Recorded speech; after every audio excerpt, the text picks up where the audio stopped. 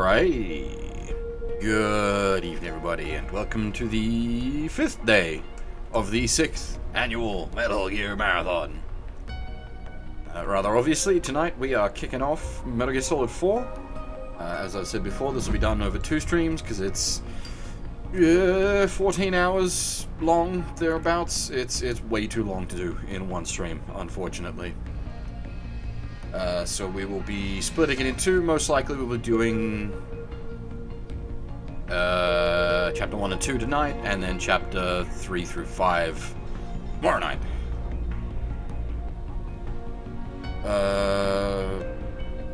Hey Fab, how's it going? That's a lot of bear.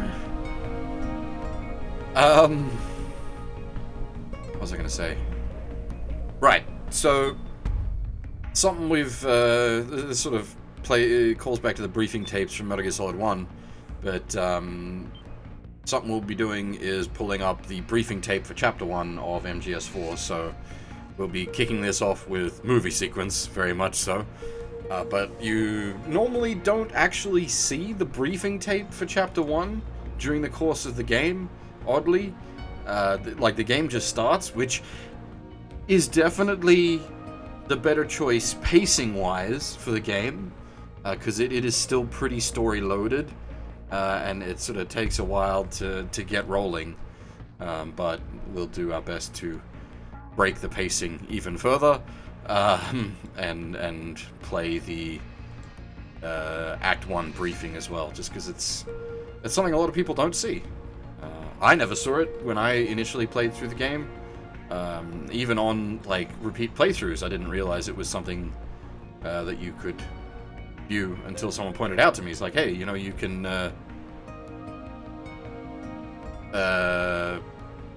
pull up the Act 1 briefing, right, with a save game. I was like, huh.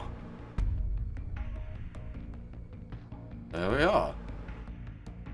I think it was a marathon that I learnt that in. Anyway. This is very much a get your popcorn. This is, like, the other games are pretty movie sequence heavy. This is... oh boy. Well, Chapter 1 and 2 aren't too bad. But man, this is a movie. Oh. Yeah. Get your popcorn and get comfy. We're gonna be here a while, folks.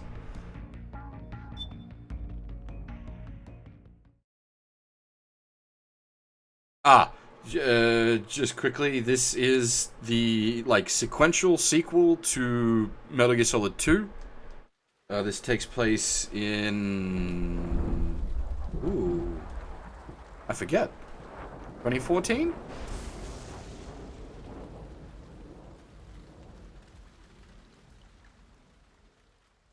I think 2014. Only 2 eggs today? Solidus must have taken the day off. 7, 8, 9, 2, 5, 9, 0, 3, 6, 0, 1, 3, 3, 0, 5, 3, 0, 5, 4, 8, 8, 2, 4, 4, 6, 6, 5, 2.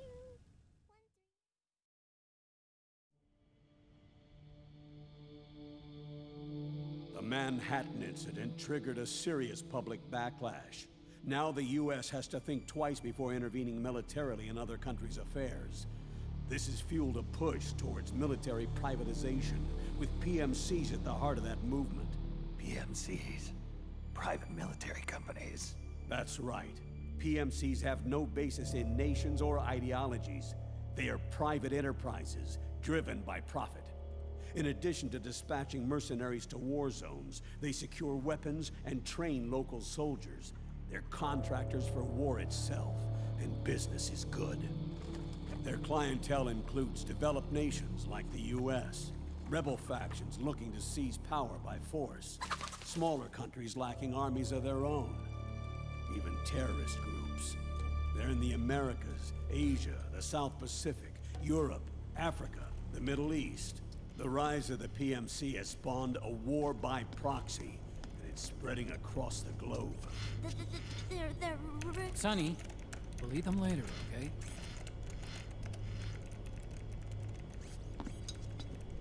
Every age has its mercenary. These PMCs are nothing new. We've been dealing with them since before the turn of the century. No, Snake. They're nothing like the mercenaries of the past. They're ready. Sorry, I'm a little busy right now.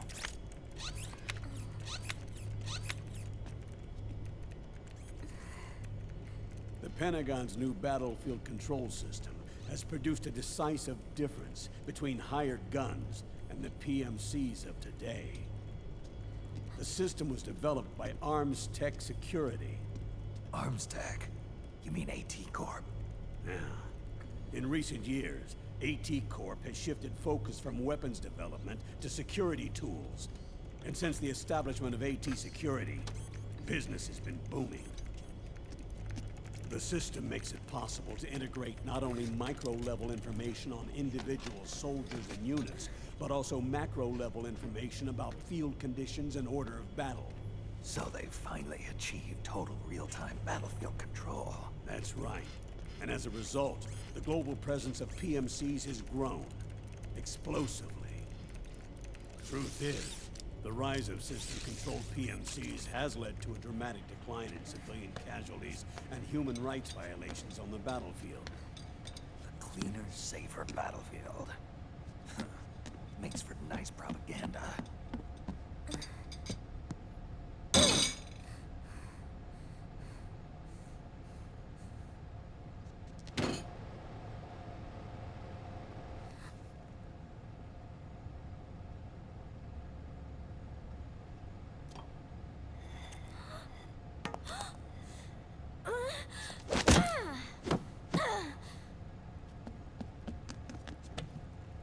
Snake!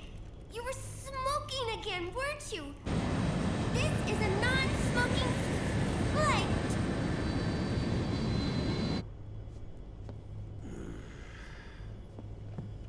There's more. State governments and rebel groups can't match the maintenance price of standing forces.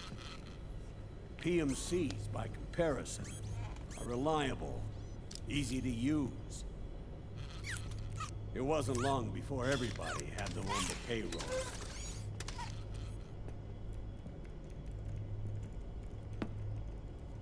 And, as a result, regular armies began to decline worldwide.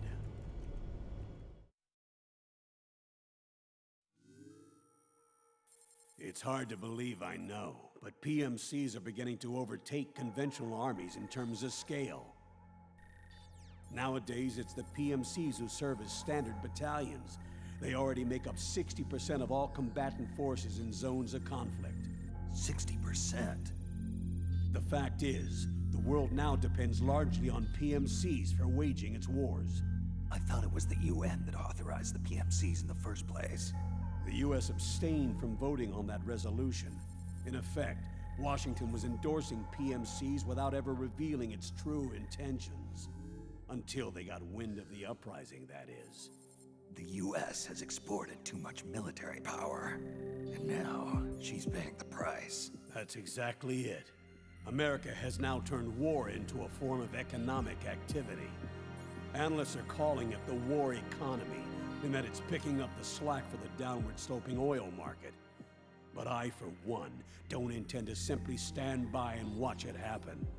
For the PMCs, market expansion entails fanning the flames of war. It means more refugees. War orphans. Child soldiers. Yes. Even as PMC soldiers get more specialized, they're also getting younger. Mercenaries spun off from state armies. Unmanned weapons. Child soldiers. Proxy battles in a new Cold War. There are hundreds of PMCs in business worldwide, and their numbers are growing. Currently, 5 of them are big enough to be labeled global powers, 2 in the US, and 1 each in the UK, France, and Russia. Reconnaissance has revealed that those 5 PMCs are run by a dummy corporation that acts as a single mother company. This mother company embodies the 5 largest PMCs. Her name is Outer Heaven. Outer Heaven? You mean? That's right. It's Liquid. Liquid? He's taken command of this immense army and is now preparing to unleash an insurrection. I watched him die. His will lives on, in the body of the man once known as Ocelot. He aims to fan the flames of war even higher, to create the perfect world once envisioned by Big Boss. The one world in which soldiers will always have a place. He must be stopped, before it's too late. Do you understand, Snake?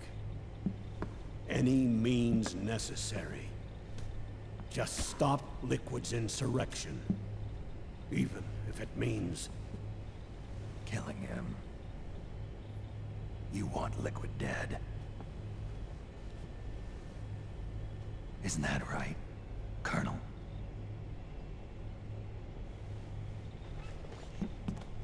I'm sorry. I know.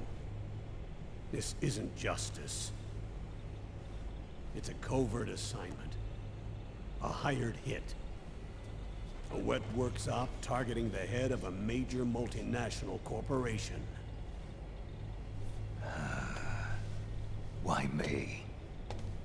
Because of the military might of the PMCs, and the effect they have on the economy. War is to the 21st century what oil was to the 20th, the pillar that supports the global economy. You'll recall a rather alarming report issued by that American think tank during the Cold War. One that described a new model for perpetual war. What we're facing now is a whole new ballgame. Iron Mountain's Delphi technique. That was fiction. It existed only on paper. The reality is far more serious. The global community is concerned, but they're all too afraid of the war economy collapsing to do anything about it. The UN, too. Sounds pretty self-serving to me. Snake. This mission isn't an order from Washington. Not like the old days. And it's not something the UN can officially sanction either. But we can't just look the other way while Liquid plots this insurrection. If we fail to act, he'll become the greatest threat the world has ever faced. Snake.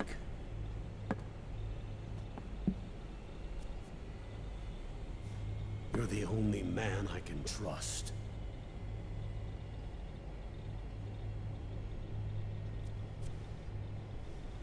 Fine. Let's hear it.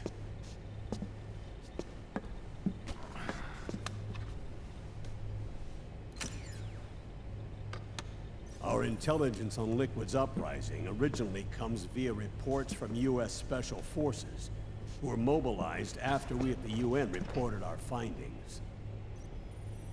They're tracking Liquid's movements. About 18 hours ago, he was spotted in the Middle East. There's a rebel army in the Middle East, made up of ethnic minorities, waging civil war against the regime in power. The core of that regime's army is provided by one of the PMCs under Liquid's control. What about the rebels? The local militias have hired small numbers of operators as trainers and field commanders. And of course, they've got help from the local PMCs. Right. A proxy war between hired guns. PMC versus PMC. A quagmire of war. All too typical victims of the new world economy. Snake, you'll be sneaking into the conflict zone via transport truck, disguised as one of the rebel army's hired operators. Your first objective is to make contact with our informants, Rat Patrol Team 01. They'll be expecting you. Rat Patrol, huh? They sound sneaky. They're a special forces team assigned to the Army's PMC Investigation Unit, CID. CID. Real rats of the Army. No. I can vouch for them personally. Friends of yours? You could say that.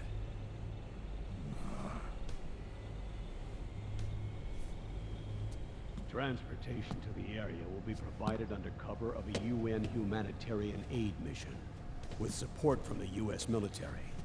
From there on, though, you'll get no protection, and no guarantees from anyone. And you must not leave behind any evidence of your involvement in the area, let alone that of the UN. If word of this ever leaked out, it would spark a global firestorm.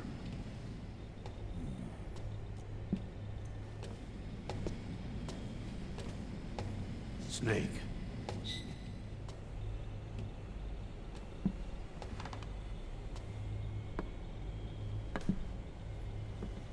Will you do this for me?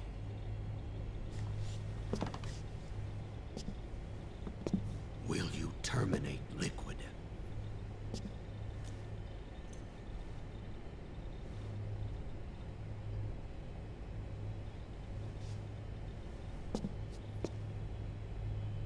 I'm not like the PMCs. I don't need your money. Thank you. But if you're going to spark something, spark this.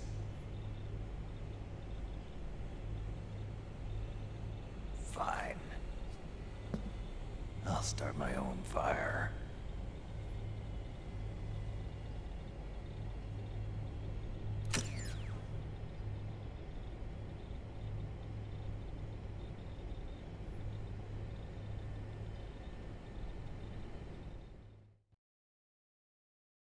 As I was saying, you don't normally see the Act 1 briefing through the course of regular play of the game. It's something extra you've got to go out of your way to see. Now, we will start the game actual, and to answer Phil's question there, is this going to be a Big Boss Extreme Clear? No, it is not. This is much like all the others. We will be playing regular difficulty. Again, just for the sake of keeping the stream moving.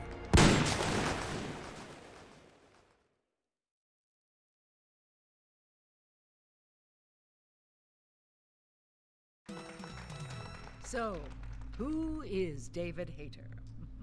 I'm... Accomplished actor, screenwriter, voice of a generation. Well, Citizen of the world. yeah, well, I never... Ripped from the comfortable childhood in Canada. Thrown into the turbulent waters of adolescence in Kobe, Japan. How did you stay afloat? You mean in high school? Well, my dad got transferred overseas, and it was a really excellent experience, actually. I was really grateful for it. Grateful. What is your biggest secret, David? Pardon me? You can tell us. Oh, well, it's not much of a secret, but I have a tattoo of Kobe behind my ear. Tattoo, splendid. Yeah, it's not terribly big. What are you wearing? What do you mean? Why are you here? Oh, well, I was hoping to promote my new movie. I'm just coming off of the set. No, David Hayter. Why here? Wearing an eye patch. Oh, the eye patch. This is pretty cool, actually. Gives me real-time information and you know, weather, traffic reports. Actually watching a baseball game as we speak. Really? What drives you? What are your dreams? Well, you know, I'd have to say my dream project. Let your dreams drive you. Oh, a message of hope to today's young people from David Hayter. I never actually said that.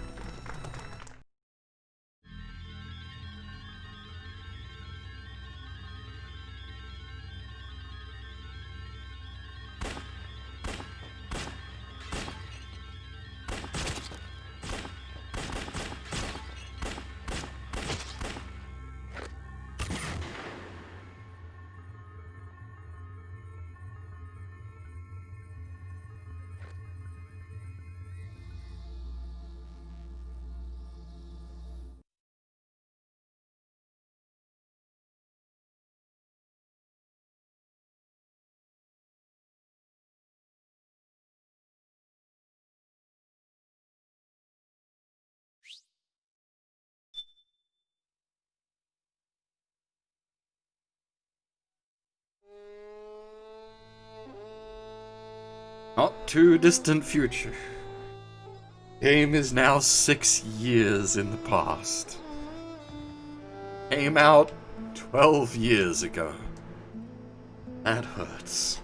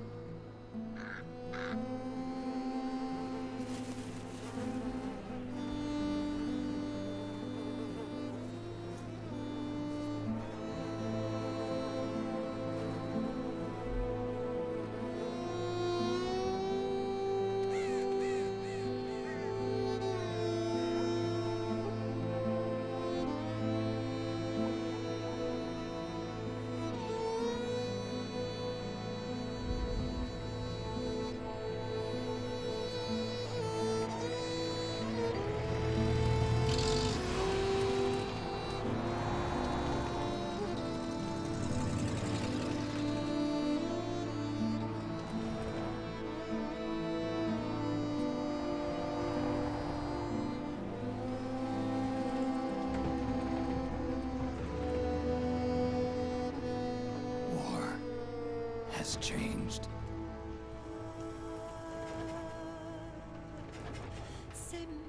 It's no longer about nations, ideologies, or ethnicity. It's an endless series of proxy battles fought by mercenaries and machines. War and its consumption of life has become a well-oiled machine. War's changed. ID tag soldiers carry ID tagged weapons, use ID tag gear. Nanomachines inside their bodies enhance and regulate their abilities. Genetic control, information control, emotion control. battlefield control. Everything is monitored and kept under control. War has changed. The age of deterrence has become the age of control. All in the name of averting catastrophe from weapons of mass destruction. And he who controls the battlefield controls history.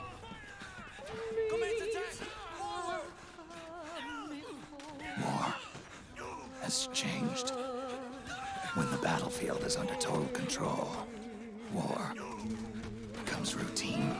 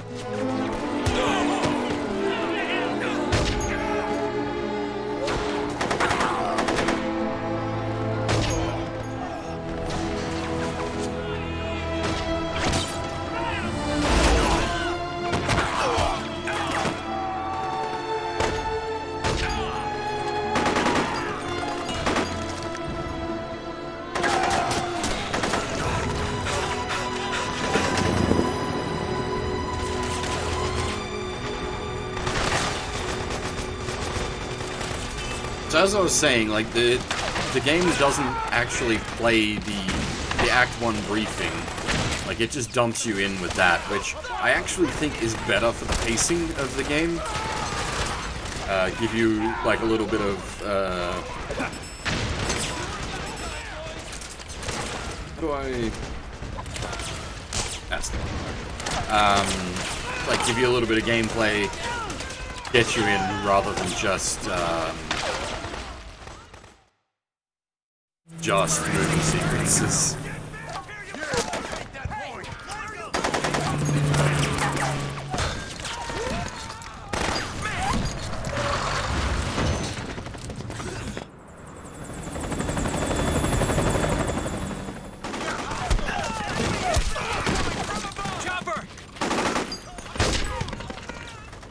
We're surrounded! Damn it, they've got us surrounded! We're being followed! Use the RPGs! Everyone, keep cool! Get a hold of him!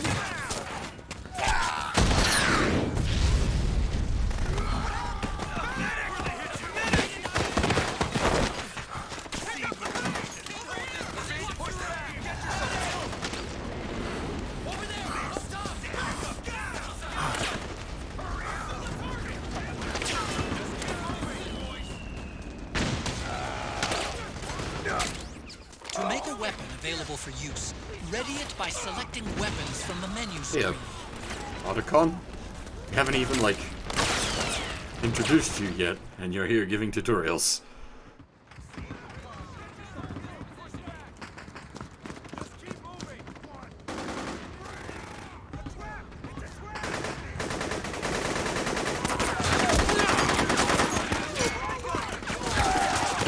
Stay on the offensive!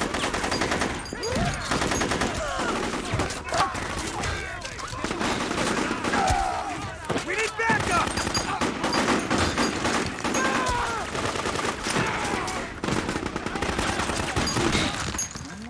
Hit him hard!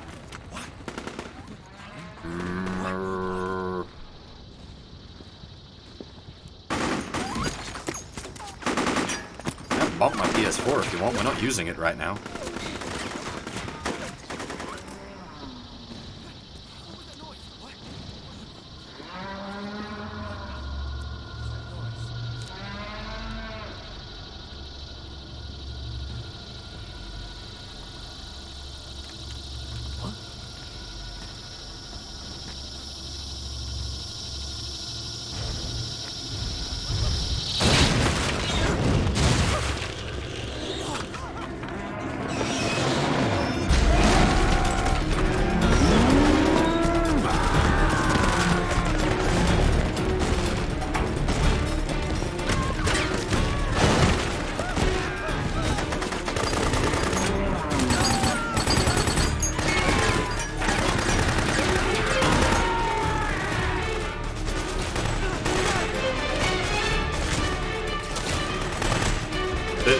moo is a real thing.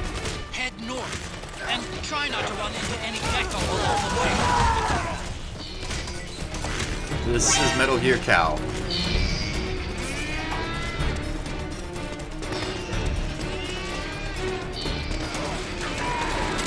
Metal Gear Fridge. That's a bit of a deep reference there, Norman. No one will want to get that.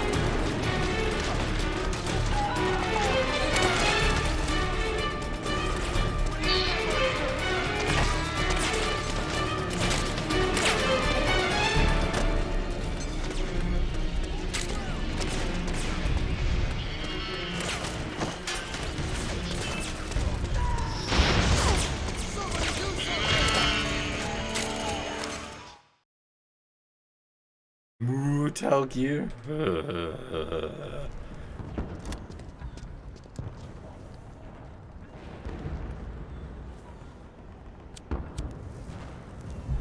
Yeah, I think the moo is just like a shock factor thing.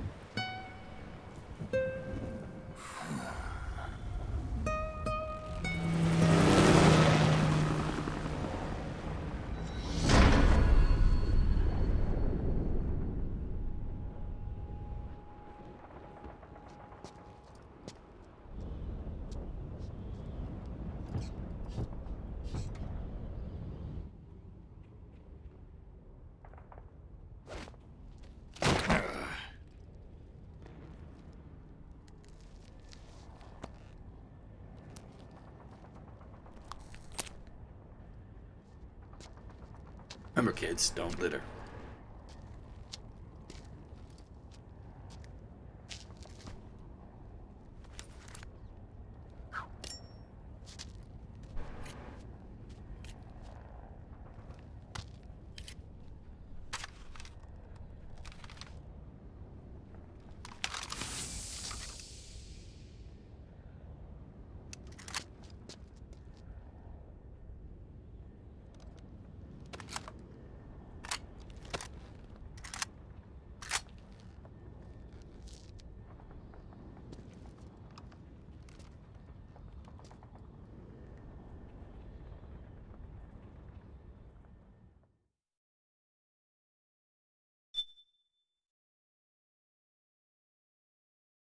God damn it, Phil.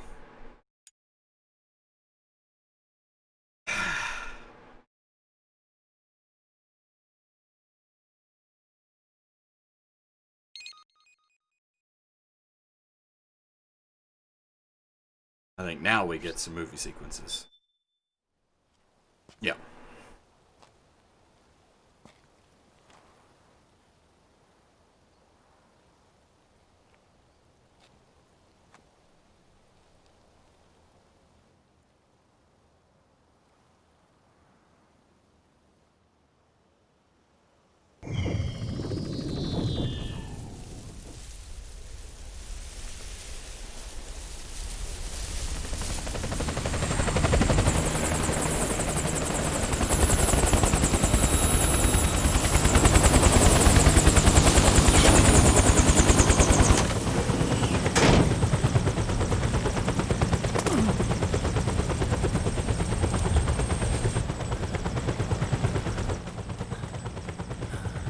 Otacon, even the dead have ears. Snake, we've got to go.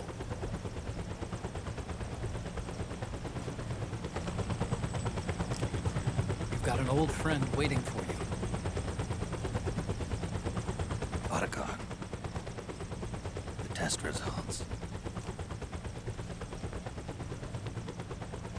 Proteome analysis was positive. But the mRNA analysis turned up negative. The wrinkled skin, the hardened arteries. Your early aging symptoms look like classic Werner syndrome. But none of the tests were able to pinpoint the cause. So,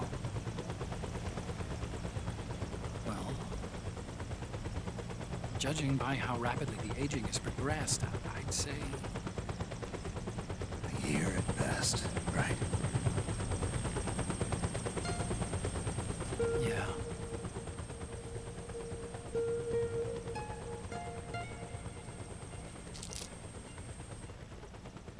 Snake, let's try another doctor. It won't make any difference. I'm not an ordinary man to begin with.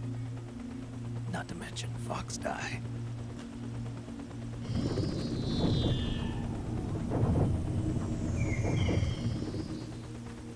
You're right.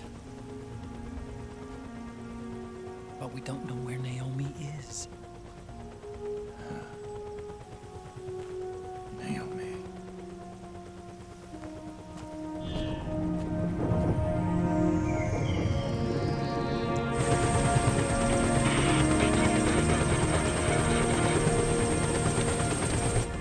Ah, Snake. Colonel. Good to see you. Well, I'm not a colonel anymore, Snake. I figured the only place I'd see you dressed like that would be at your daughter's wedding. What are you doing these days?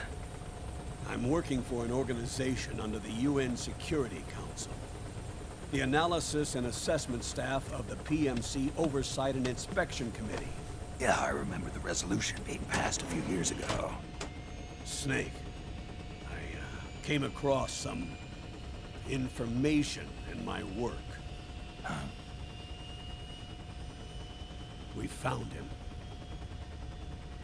In the Middle East. What?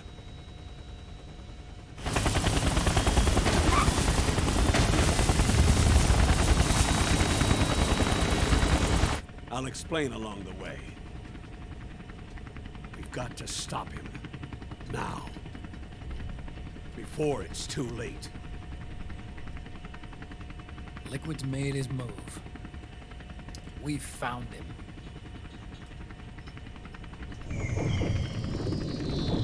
He's preparing to unleash his insurrection. Liquid is lying in wait in a Middle Eastern war zone. Track him down.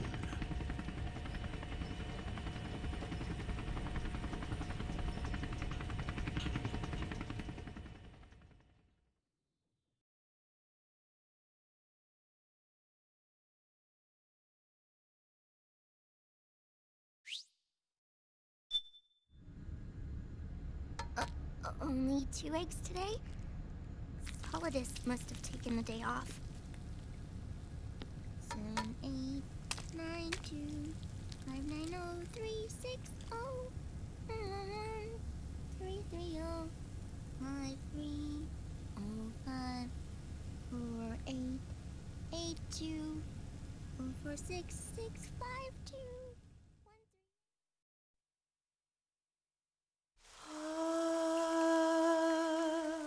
3. C'est même.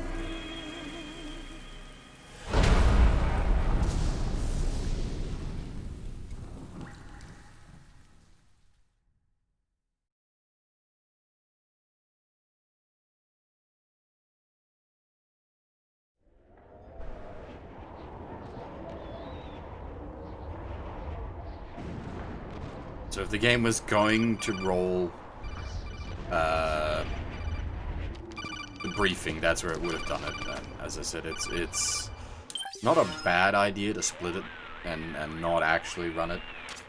This is Snake. Do you read me? What's the situation? I'm just inside the city limits. This place is crawling with lizards. AT Corps' unmanned bipedal weapons, officially designated Irving by the US military. They've spread like wildfire among the PMCs. There are more of those things now in service than tanks. They've got tough armor plating and are highly agile to boot. Your best bet is to stay out of their sights. Unmanned. Pretty soon they'll have put living, breathing soldiers out of work.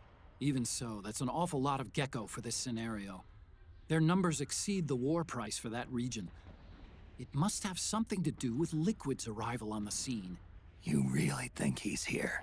You'll have to find the Army's operatives and ask them yourself. Oh, and Snake, I went ahead and used the Mark II to scout out the area before your arrival. You'll find it up ahead. Mark II? It's a remote mobile terminal. Sonny and I built it. The Mark II will provide you with a map of the area as well as any battle situation data. You should find it before you do anything else. Okay, got it. The rendezvous point is marked on your map. I'll be waiting for you there.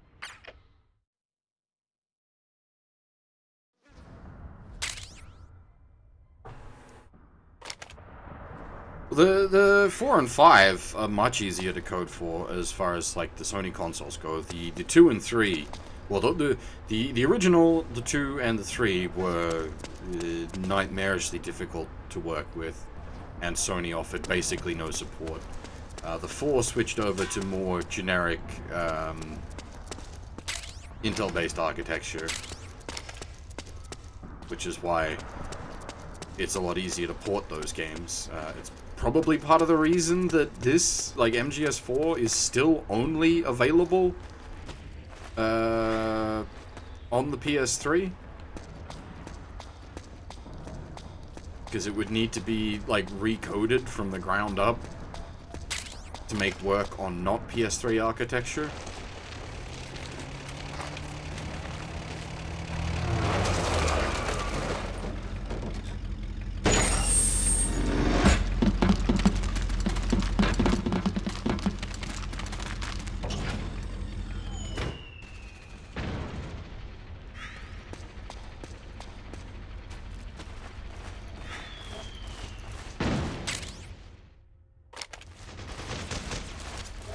Avoid unnecessary combat whenever possible. In this war, neither side is your enemy. There's no point whatsoever in you getting into a fight. Got it?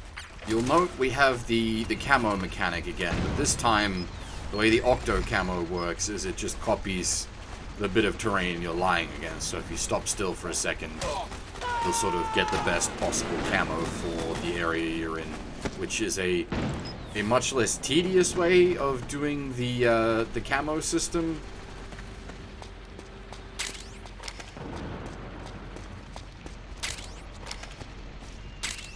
But also makes the system mildly redundant.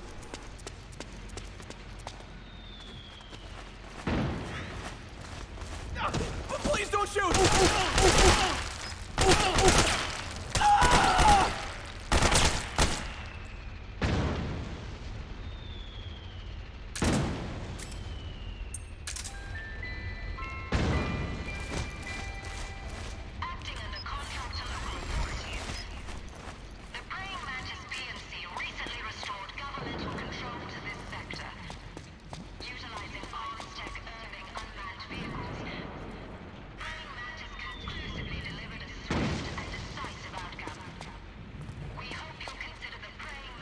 Does this still work?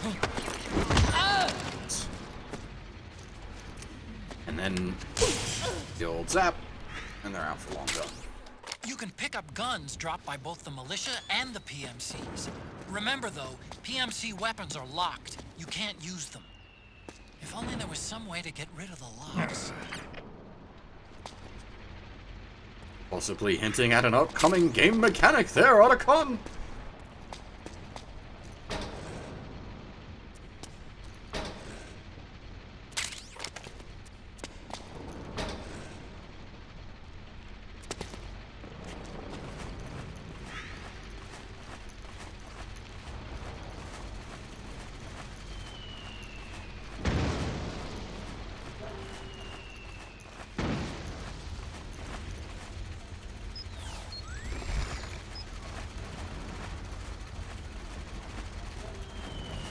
Honestly, there isn't a lot of, like, locker action in this game. We don't need to swipe posters in this one, do we? That's... B.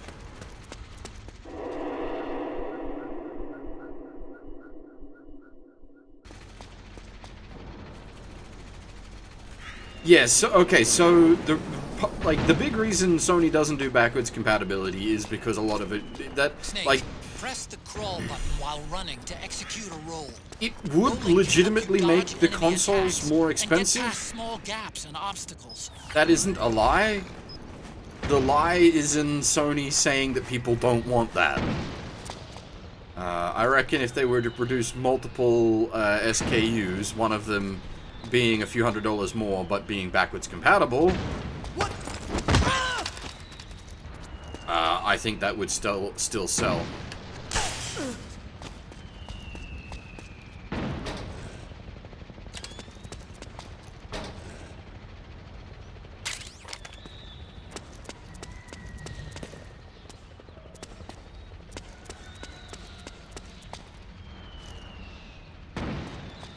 Yeah, the problem is posing as a statue almost always gets you busted.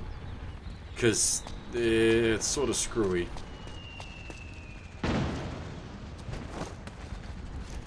It's a nice little tech demo feature. For like actual gameplay. It's almost always gets you caught.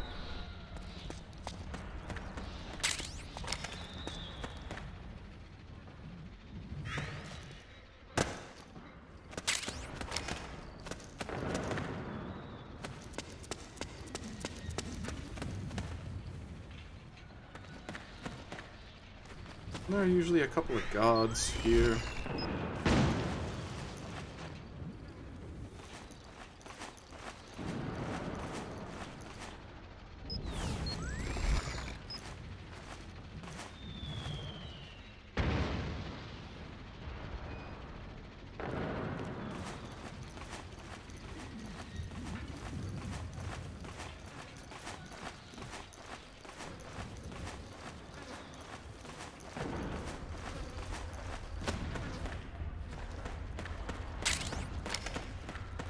And we are back to rations being healing items in this game.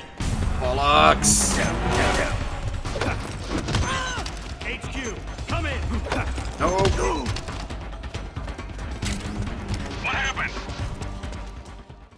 God dang it.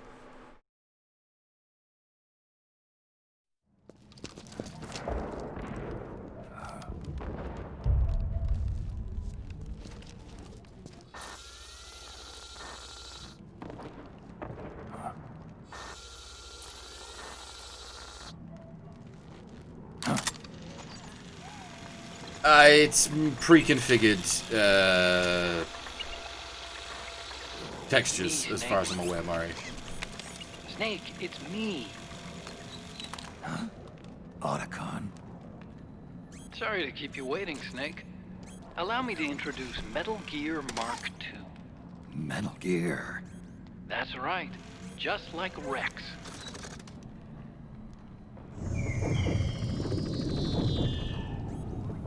But this gear's not a weapon. It's a remote mobile terminal designed to provide you with operational support. Where are you? I'm in the Nomad. Where else? I'll be watching you through the Mark II. Wish I was good with gadgets. Hey, I'll be with you in spirit. Anyway, because you had to dress up as a militiaman, I had the Mark II bring you some goodies. Starting with this. Put it on your left eye. Looks like an eye patch. I call it the Solid Eye. It's an all-purpose goggle that displays radar images and other data in 3D. You can also switch it over to light-amplifying night vision.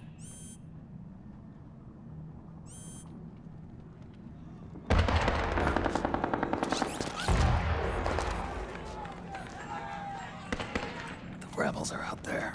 It looks like they've got the government's PMC troops beat, at least in numbers. And this is their home turf. Snake, I know this is a sneaking mission, but you'll need to protect yourself.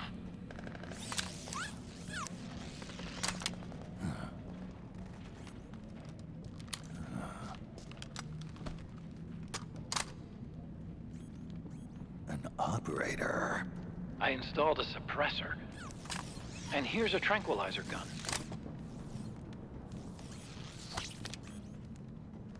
How thoughtful. It predates the implementation of the system. By some miracle, it was never recycled. It's getting tough these days finding decent guns that aren't controlled.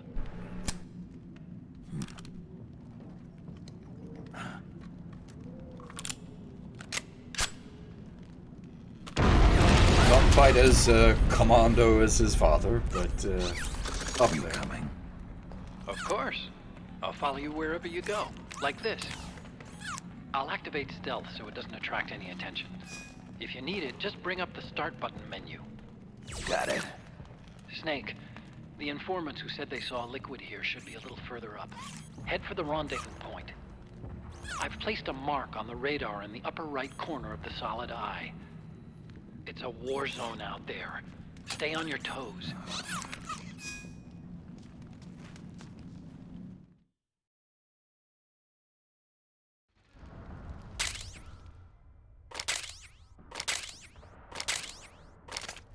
Snake, really slow it's to do kind of what? a Sorry? schlep, but I've sent you data on an alternate route.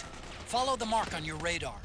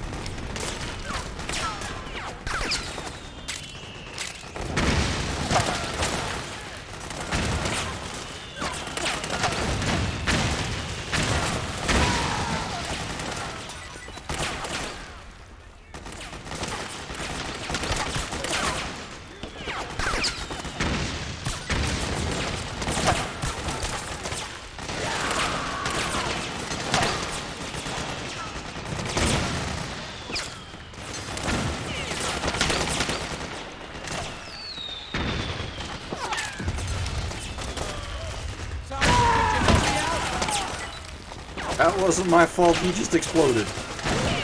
I didn't do that one. Oh shit, tank.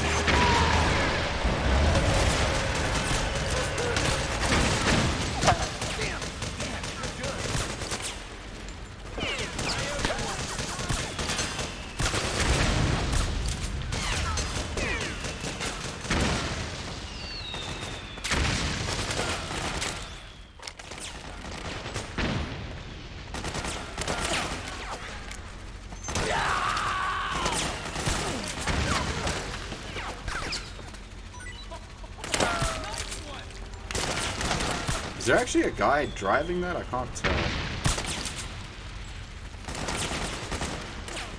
It's wasting bullets.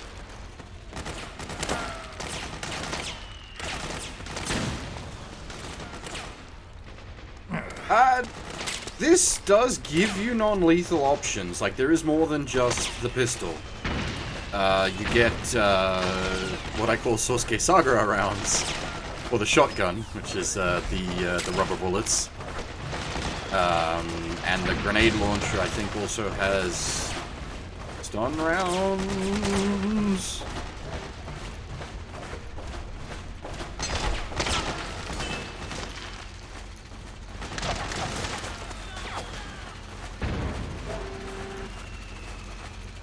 Does it count as a kill if you blow up the APC? I've never bothered before.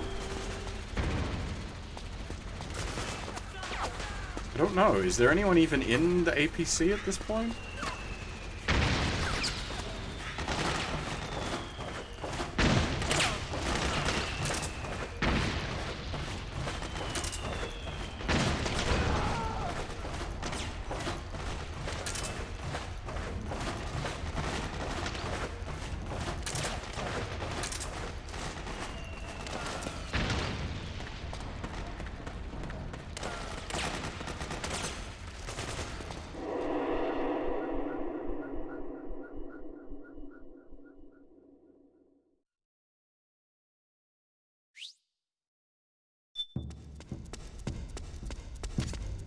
It's pretty dark in there. Switch the solid eye to night vision mode.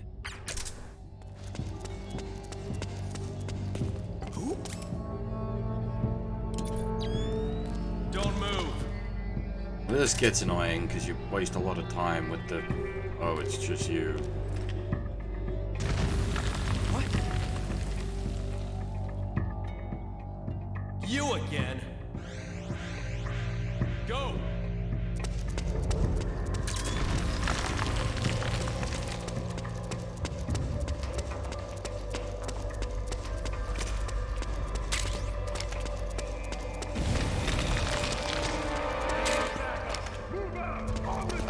Don't have the coat.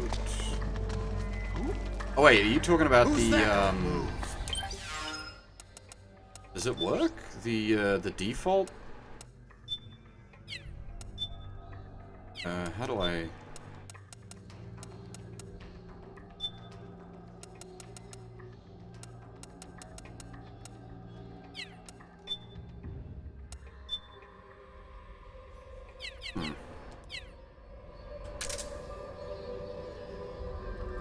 Do we have to acquire the code from someone?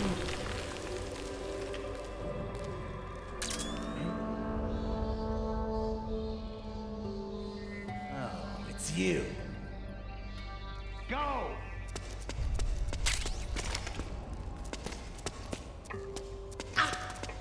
What's up with you?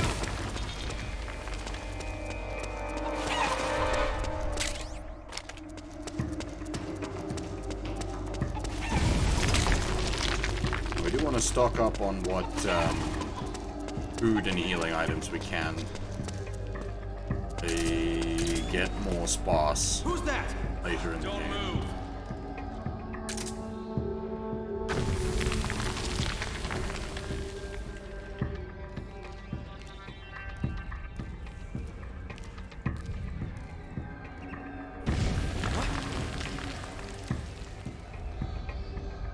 You again?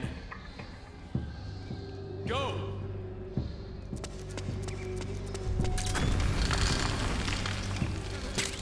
Somebody's been having fun in this room.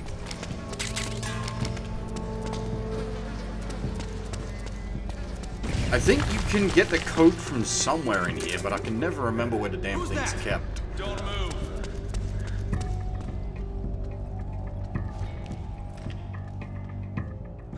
What? You again?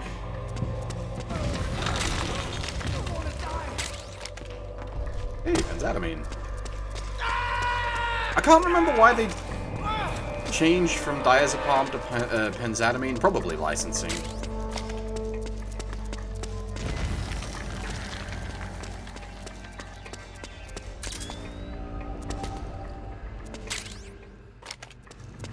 Oh, that's right, we have an iPod.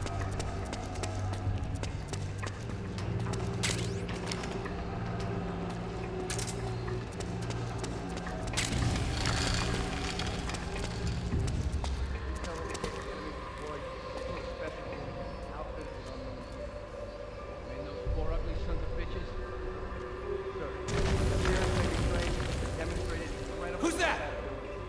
Already lost several units. They're one of them even flies. One of them does indeed. Didn't know you were here. At the same time, it also maintains control over Go. several UCAVs, increasing its air attack capability.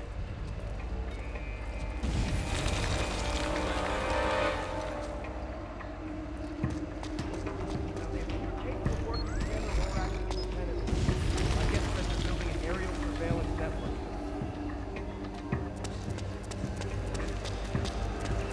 Hey, you! Come with me! Why? What's going on?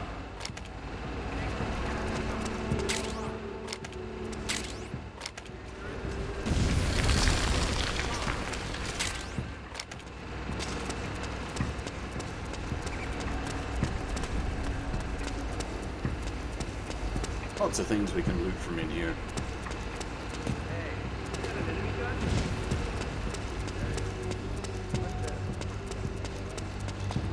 Ah, now. Is this where the, that's just a corner map. There it is.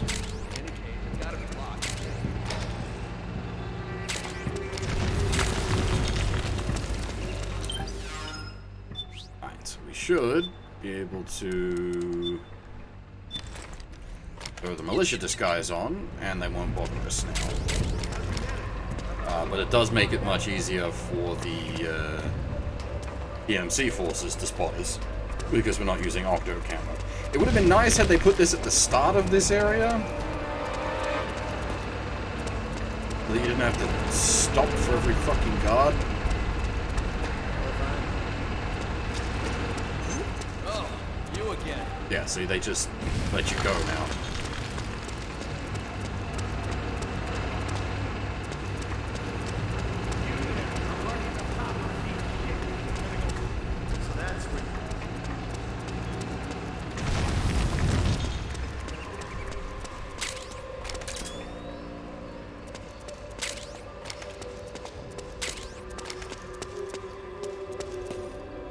That's a fair point as well, actually. I hadn't considered that. I don't normally use the disguise.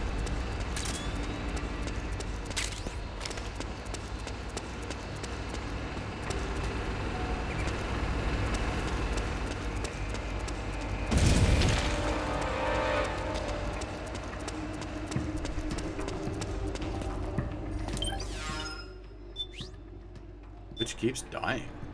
Huh. Is anyone else having trouble?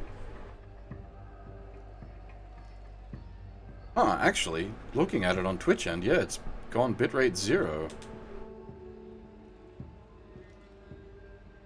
That's worrying.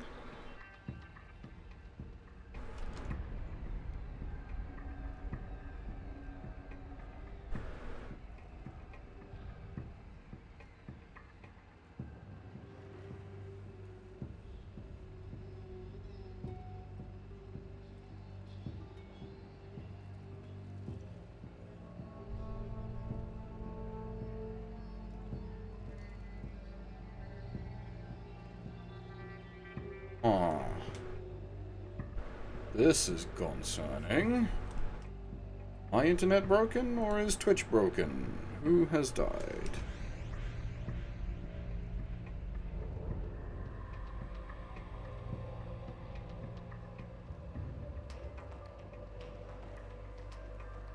Looks like it's Twitch? Interesting.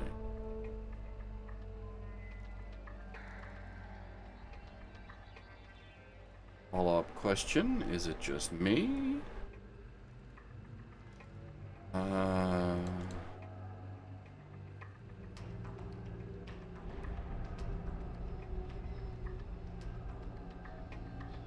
Twitter says it's not just me, people are bitching.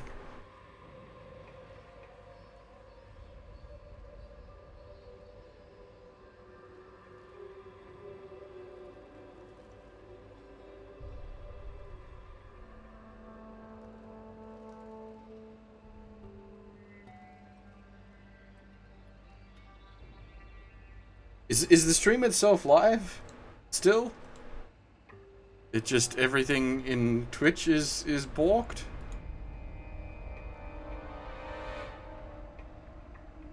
Okay, so stream is still live, chat is dead, so the people that are on the Discord are able to talk to me, which is where I'm responding to people to right now. But it seems, yeah, Twitch, something's real broken on Twitch's end.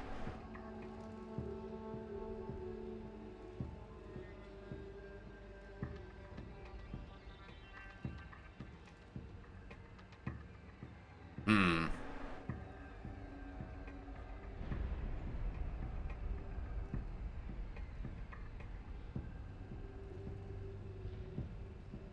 Yeah, so, okay, yeah, as I can see you guys, as I can see you guys on the Discord, the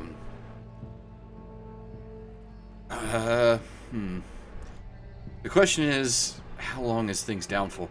Because if I just take a short break here and go make myself some popcorn, because we've got movie sequences coming up, and maybe that'll give Twitch time to get its shit back online.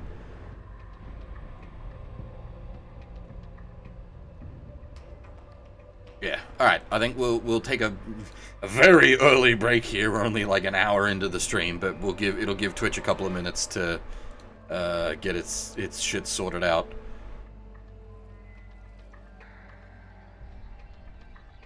So we'll bump that over to the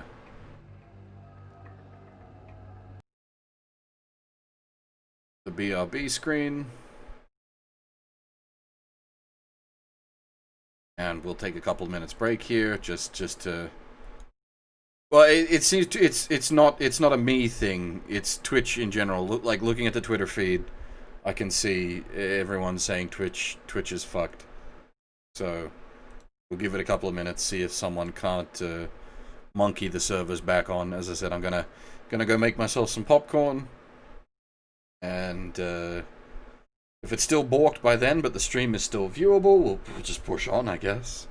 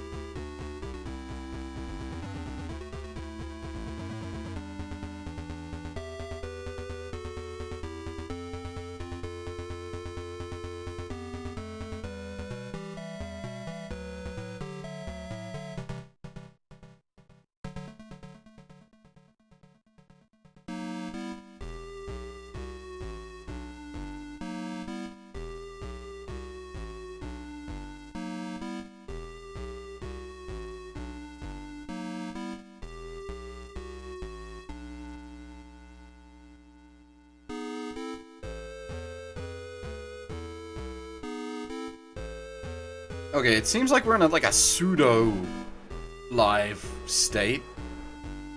The stream is still live. The chat is sort of balked.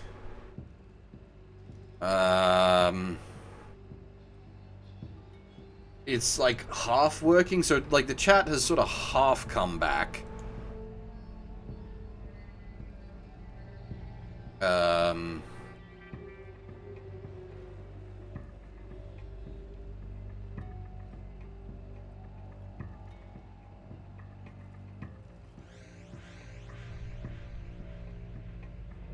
Like, so, for example, it's working on my, like, pop-out client, but it's not working in the web browser. Just for oddity.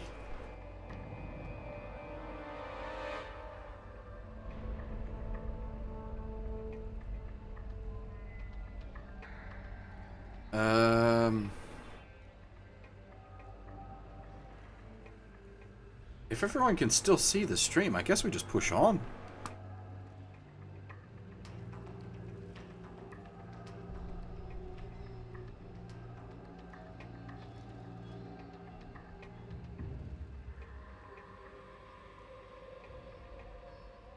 Like, are people right with me just pushing on for now?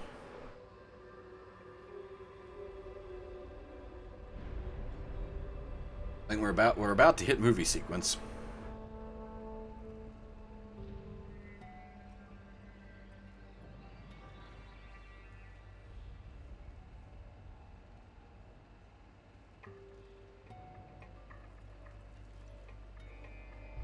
Go for it.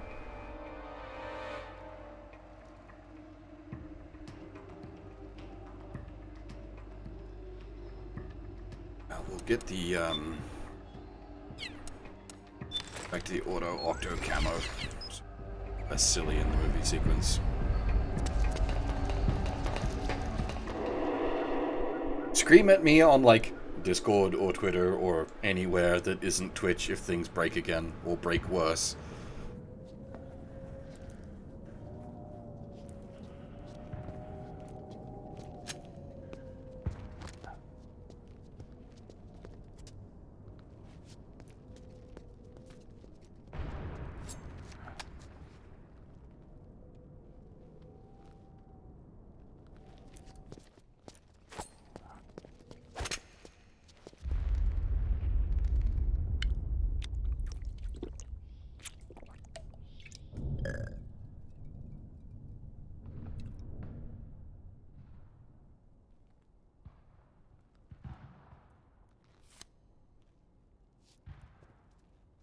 Pretty sweet, huh? Whoa, hold it. Watch where you pointing that thing.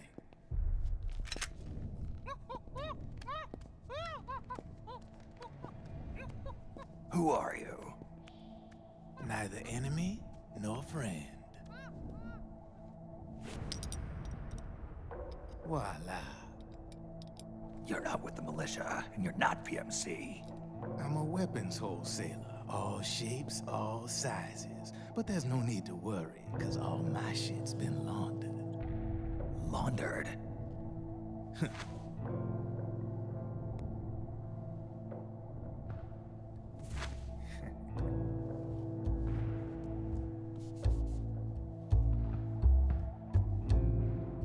You see, I take ID guns like the PMCs use and make some mods. Then you can use them without having to match IDs. In other words, I'm a gun launderer. You can call me Drebin. Drebin? Yeah, they use that for all of us. There are more of you? All over the world. Not that I ever met any of them personally. Me, I'm Drebin number 893.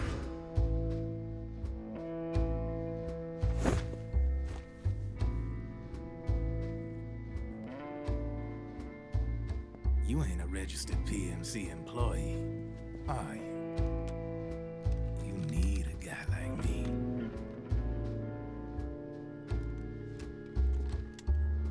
Consider it a welcome gift. Take it.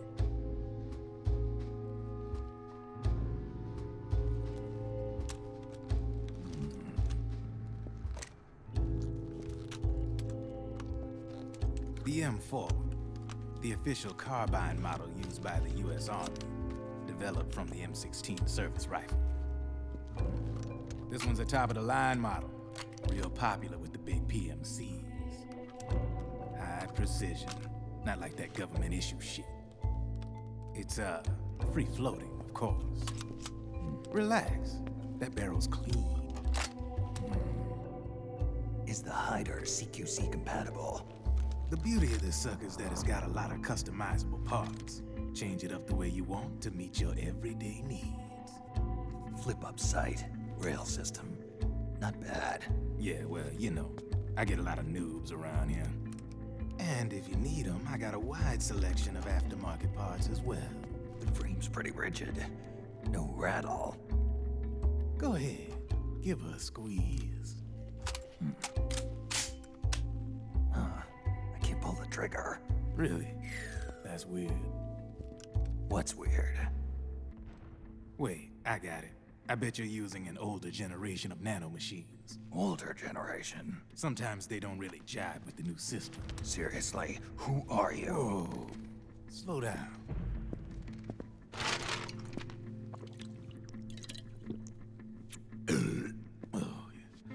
My day job's working at AT Security.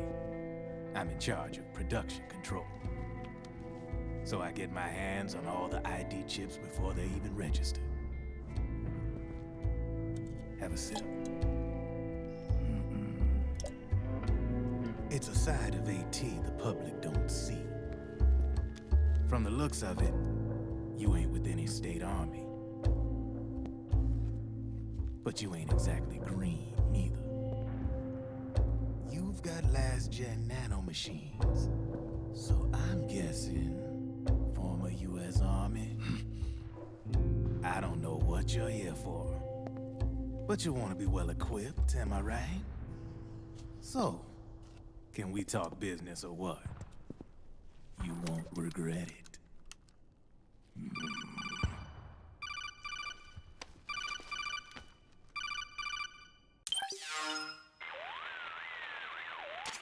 What's your take on Emoticon? I don't particularly like the guy, but it looks like we'll need his help with those ID guns. Sonny's been doing a little sleuthing for us. Drebin, a well-known gun launderer in war economy circles. He's a businessman who deals mainly in selling black market firearms to small PMCs and local militia. Somalia, the Balkans, Lebanon, Darfur, Chechnya, Timor, Peru, the Punjab, Kashmir, Colombia. This guy really gets around. How's he pull it off, anyway? You can create a non-ID gun by replacing the ID recognition chip with a counterfeit version. This enables you to bypass the ID recognition process and use the gun. The problem is that there's still a record of the chip being replaced on the system side. Drebin's an employee of AT Security. He must have connections on the inside erasing records for him. You think the Patriots are involved somehow? I'm not so sure. If the Patriots were running the system from behind the scenes, then a weasel like Drebin would be a real pain in their collective ass. Can he be trusted? Remember, Drebin's a green collar. He makes his living off the war economy. He doesn't let emotions get in the way of business, and he never gets his own hands dirty. The only thing he trusts is money. I share your concern, but what if we keep him at arm's length? Use him only to get intel and the supplies we need. Keep it strictly business. All right.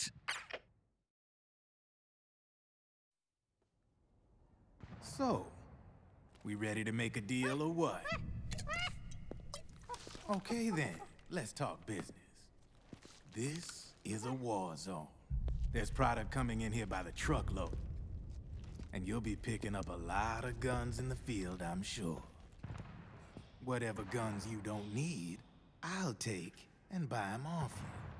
That'll earn you points you can cash in for services. Like what? I'll launder your ID guns, no more locks. And I can also sell you the guns I've got in stock. Let me show you.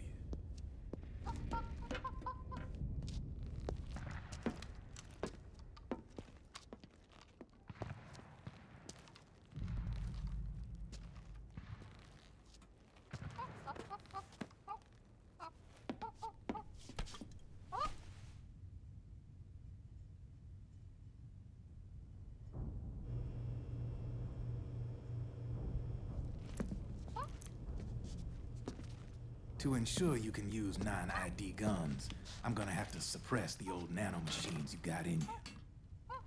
Otherwise, they'll interfere with the system. Here, stick yourself with this. It's full of suppressor nanomachines. Relax, it won't hurt.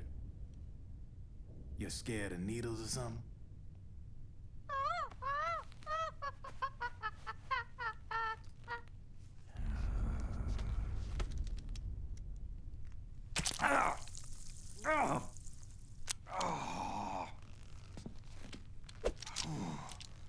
See?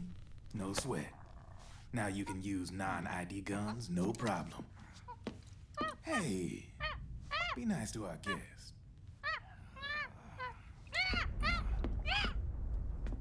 Step outside.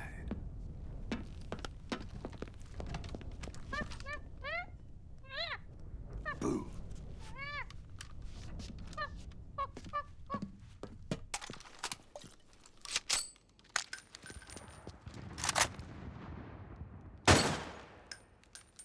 There you see? No problem. From now on, when you pick up an ID gun that says lock, you just let me know. You name it, I can launder it. Of course, it'll cost you.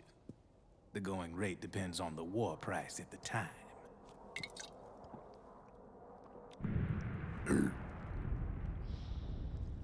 Man, I gotta give this shit a rest.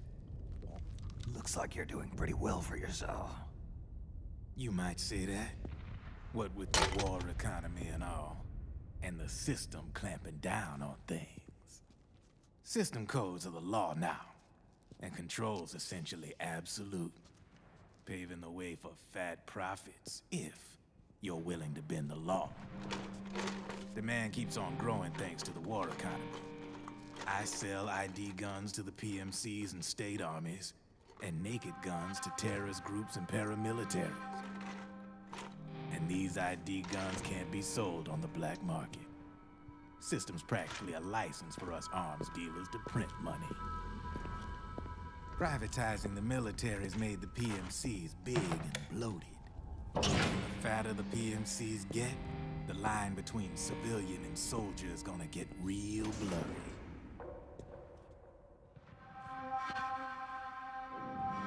Sooner or later, the whole damn human race is gonna be green collars. More like we're all gonna be fighting proxy wars. But Chat's back, lads! the war economy puts the food on my table. You're a green collar too, aren't you? Yeah, it's in your eyes. You've seen a lot of combat. What makes you think you know me? Nothing to be ashamed of. I'm the same way. I grew up here too. I got no interest in the outside world. All right then. If you need me, holla. We specialize in speedy service. Catch my drift?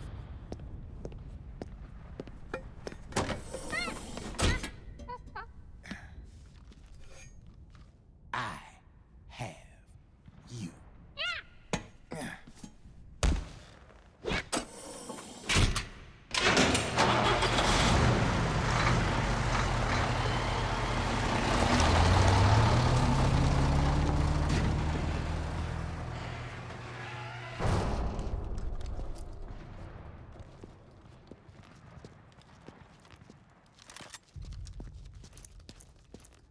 Drebin's a fun character, but he's unfortunately sort of relegated to the role of plot dump for the entire game. Yeah, it's they do their little sort of anti-Patriots propaganda. Shut it down!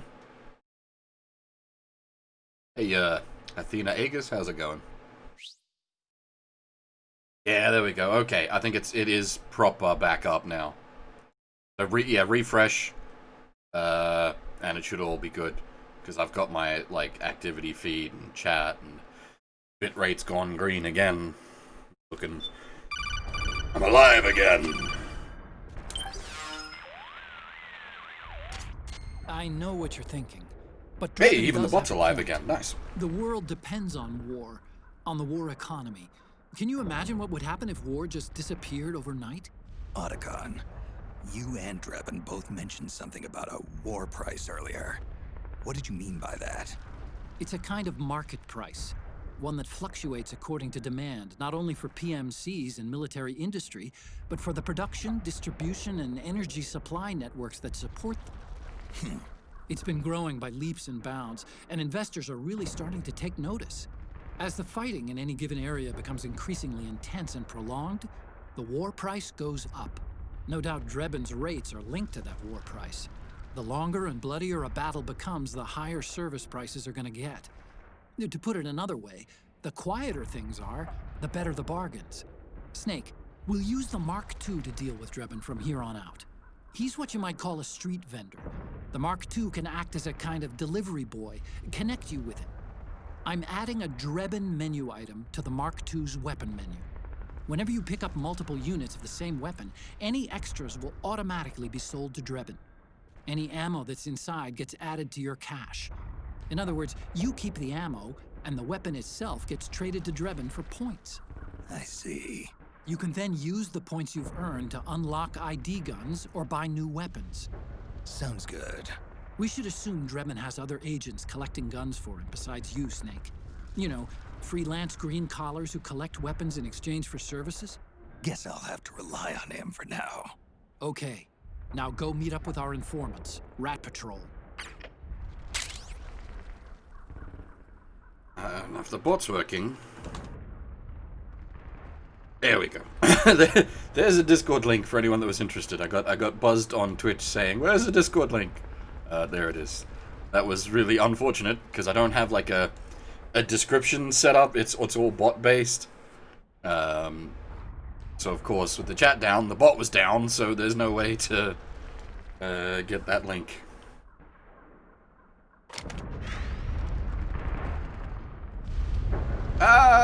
Yeah, the variable price doesn't really come into things. Snake, hurry and get to the rendezvous point with our informants. We should hit... First, you'll have to get to the other side of that collapsed building. The only way across is straight through. We should hit Chapter 5 on what'll be Sunday, Australian time. So we'll get the Sunday discount plus the Chapter 5 discount. So if we want to buy stuff in the final chapter of the game, it'll be pretty heavily discounted.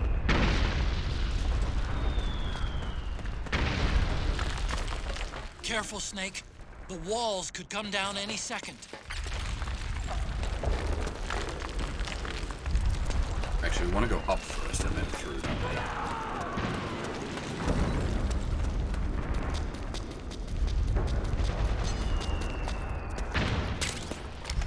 But yeah, that big old movie sequence there just establishes the way you get weapons in this game, which is via the Drebin points.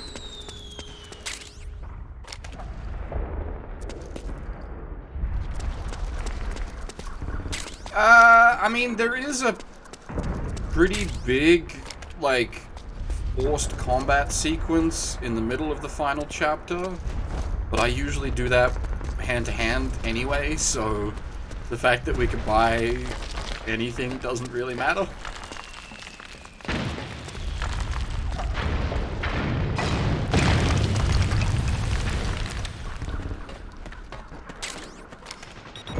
It'll just mean we don't run out of grenades for the Dwarf Gecko.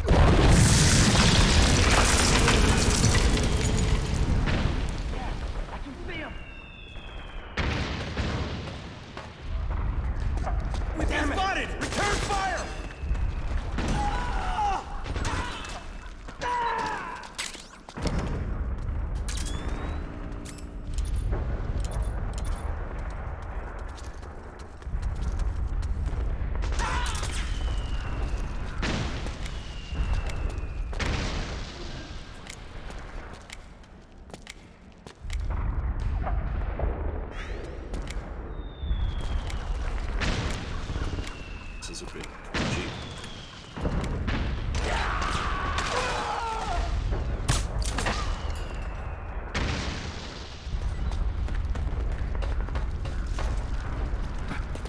but like you can use the like Chapter 5 discount plus Sunday discount if you want to get like the Banagashi match lot.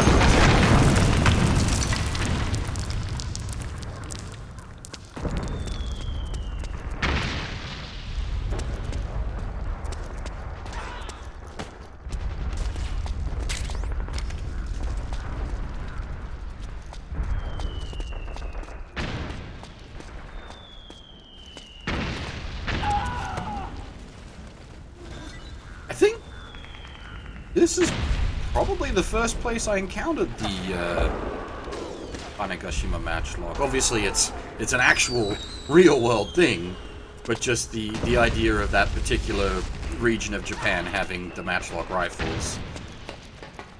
I think this would have been my first encounter with it.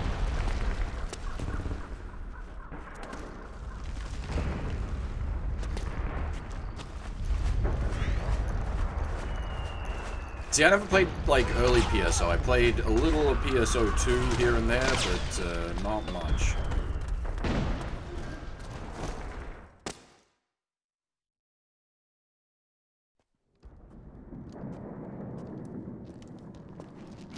And, like, actual OG Phantasy Star, I've only played 1 and some of 4.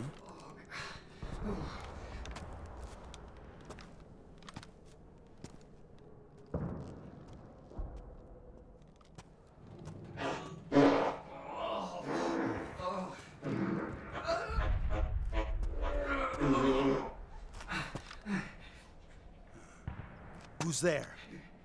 Go away! I'm not done yet!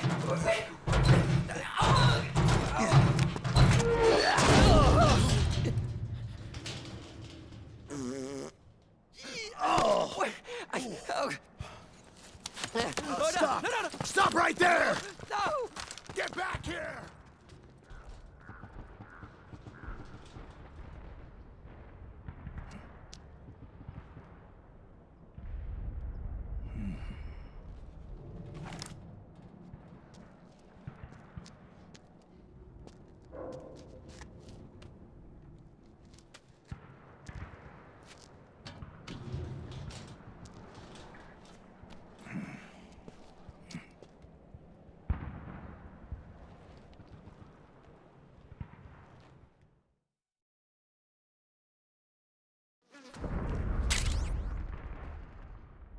Actually useful item 2 chapters from now.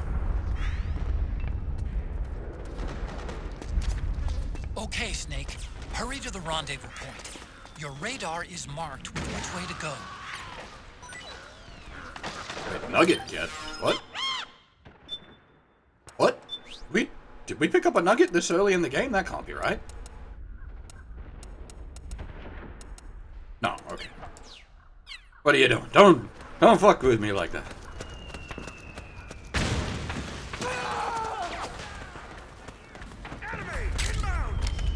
I do not remember a nugget being in chapter 1. Hey, Furball, how's it going? Okay. You hit. That's how you I do it. doubt any of these let's have a nugget.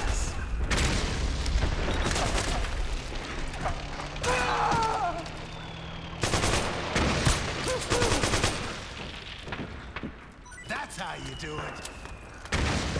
Enemy inbound, not anime inbound. I owe you one.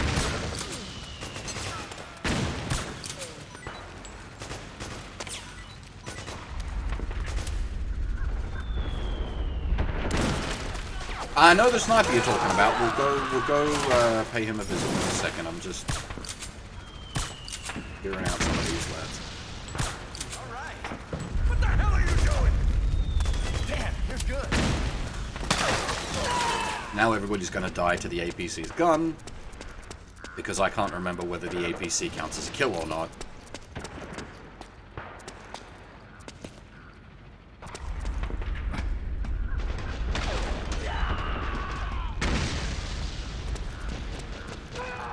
Take this.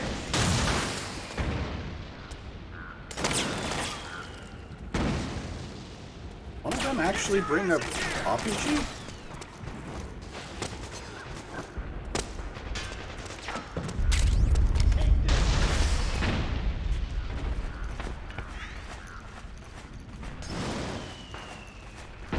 Man, I will say, I do miss Metal Gear Online 2.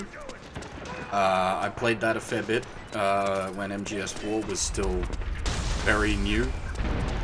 And that was a hell of a lot of fun.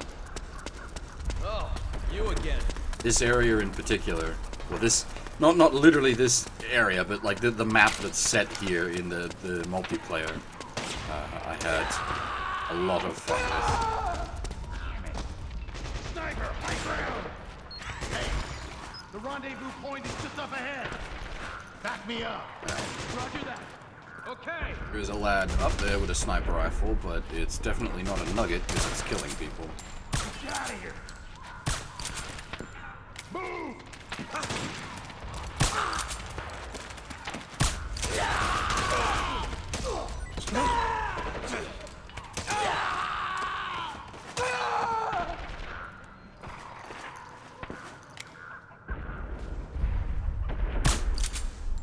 Save my ass. All right. You got my back? Lads, you're about to run into death.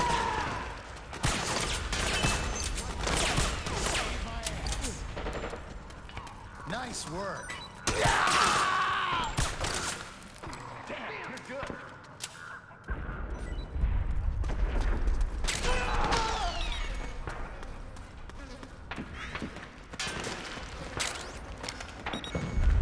Got my back?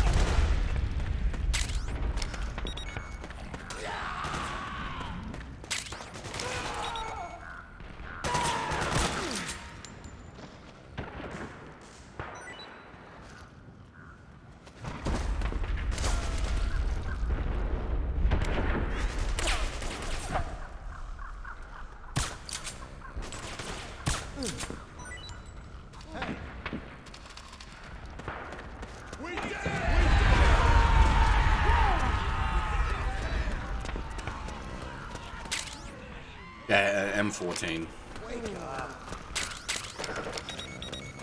Rather than Nugget.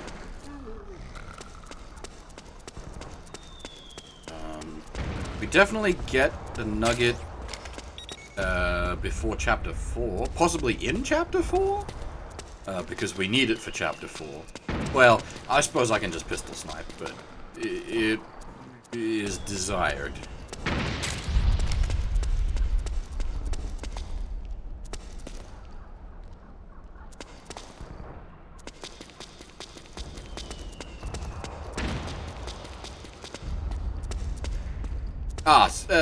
So Metal Gear Online 2 is very different from, reasonably different from Metal Gear Online 3. Which ties itself much more into the MGSV experience.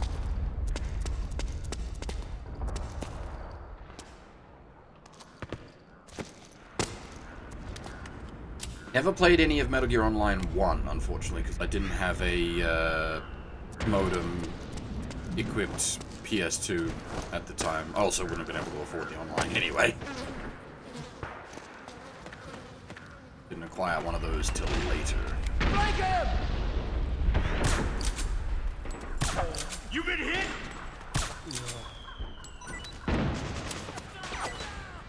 Take him out!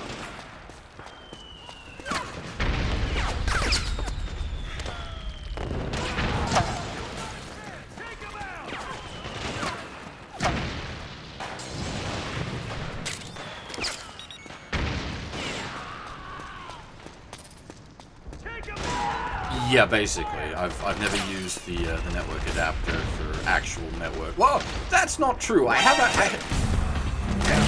used it for actual network functionality.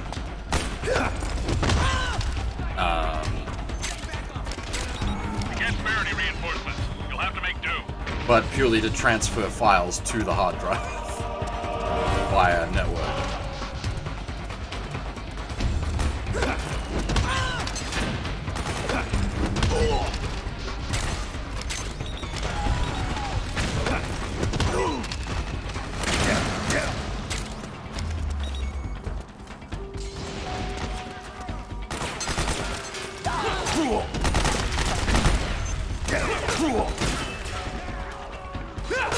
God dang it.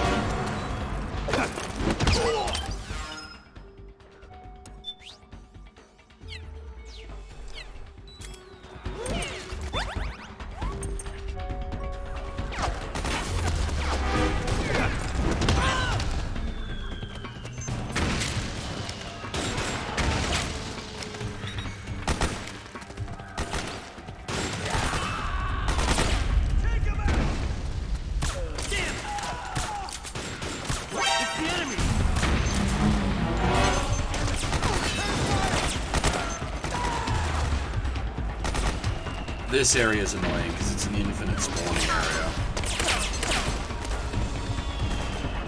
Okay, we'll just keep...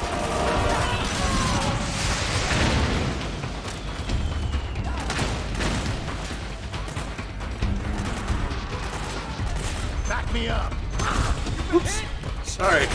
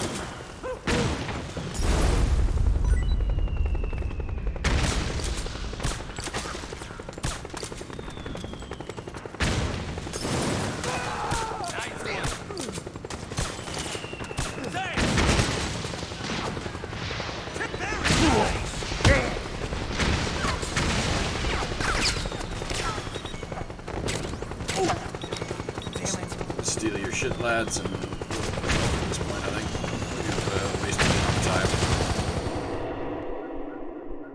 Yeah, I don't think I've ever tried to ally with the PMC.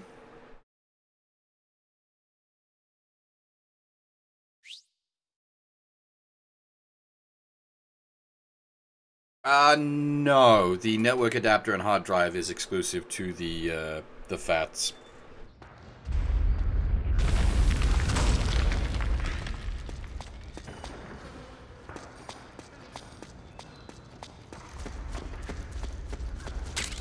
Now this place is a pain in the butt, because there's all these fucking sleep mines. And claymores, I just...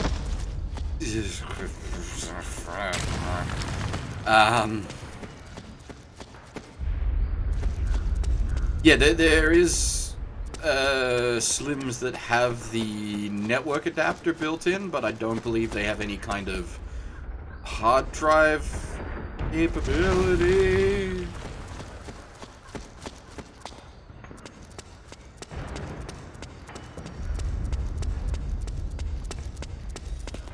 I'm more knowledgeable about PSX variants than I am about PS2 variants. I do have a Slim with a network port on the back.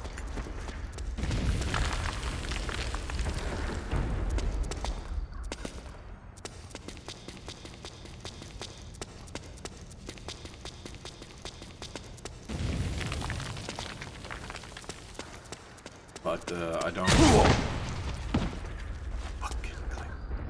I don't remember what specific model of PS2 that one is.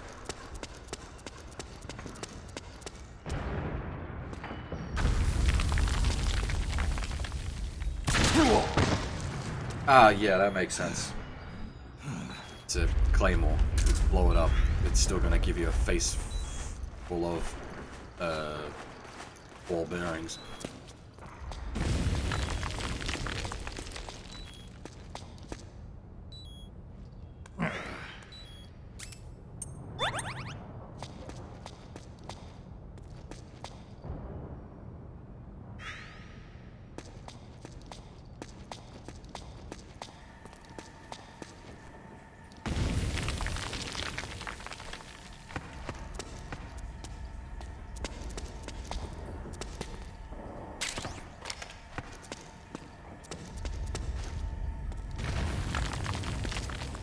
Snake, I'm detecting a trap in your vicinity. It's a bomb that uses an infrared sensor as a detonation trigger. It's a remote control device, and I'm detecting slight traces of volatile sleep gas. Trigger it, and you'll be knocked out, so be careful.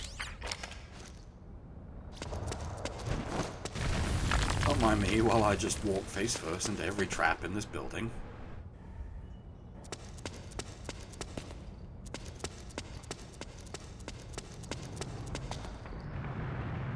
Face full of ball bearing for some cup noodles? Sure, that sounds fair.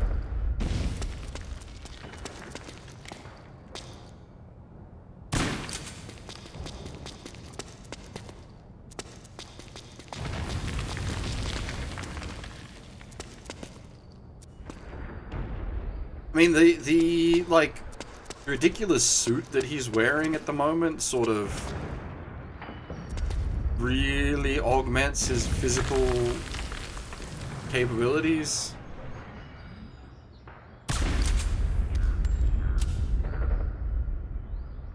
I should probably grab something that does like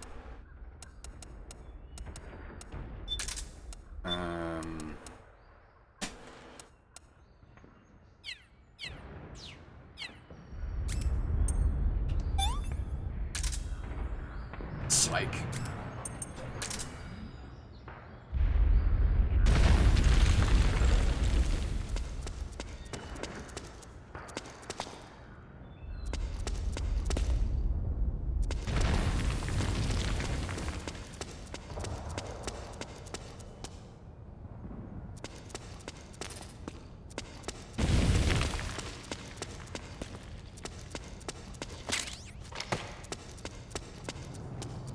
Like, it is worth looting the hell out of this place. There's a lot of good stuff to pick up in here. It's just obviously the trade-off as such is you need to be paranoid as fuck because there's traps everywhere.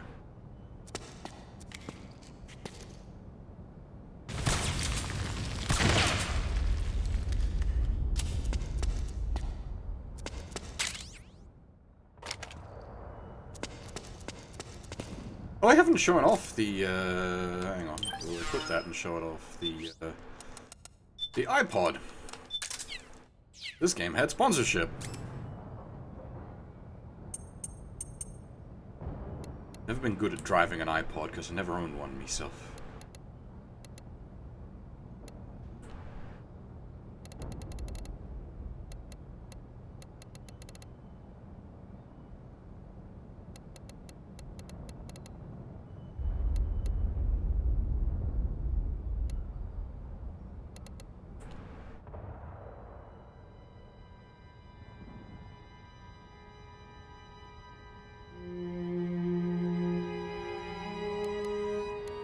I mean, we could put on the old theme of Tara and pretend it's a BRB screen.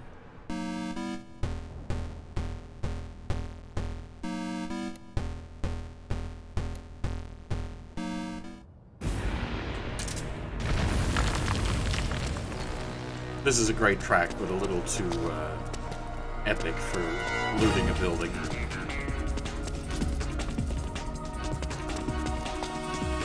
It does also restore your sight gauge.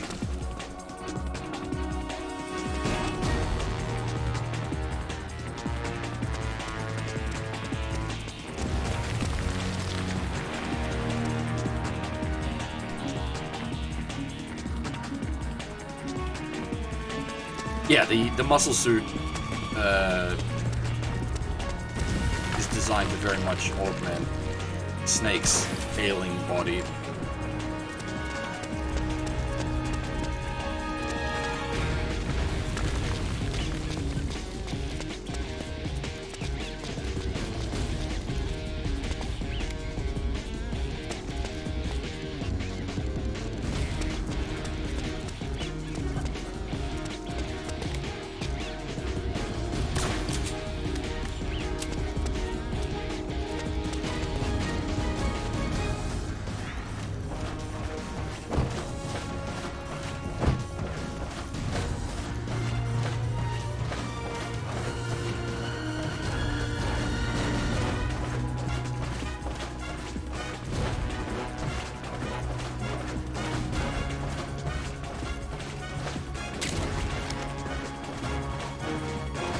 as for least favorite Metal Gear, I wouldn't say 4 is my least favorite. That would be a difficult question. As a Metal Gear experience, V is probably my least favorite.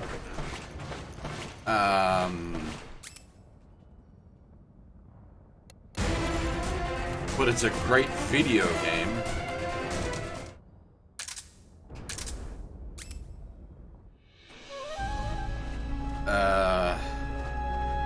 Portable Ops is probably my least favorite overall. No, I really like Metal Gear 1.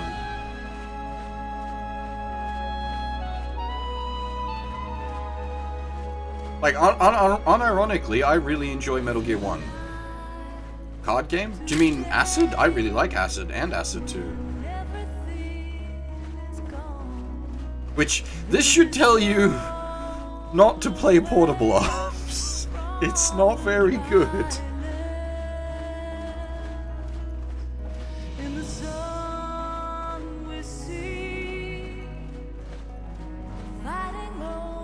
I've never played the Patchy Slot Machine.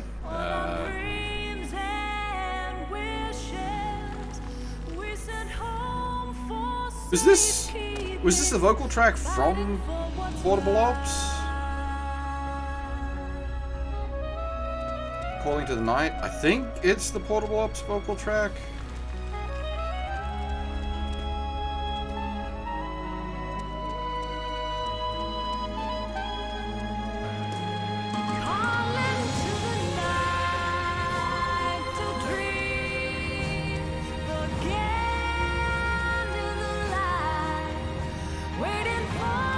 I mean, the Patchy Slot Machine, like, it's a Patchy Slot Machine. Who cares? The reason it's interesting is they redid a lot of the MGS4 sequences, no, MGS3 sequences, sorry, in the Fox engine.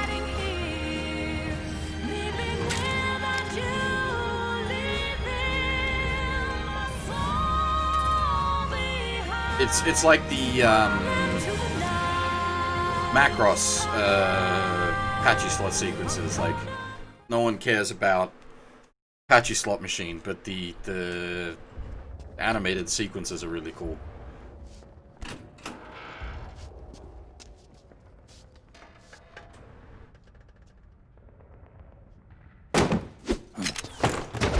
Drop your weapon!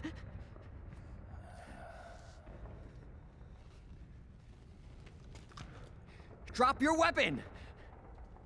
All right.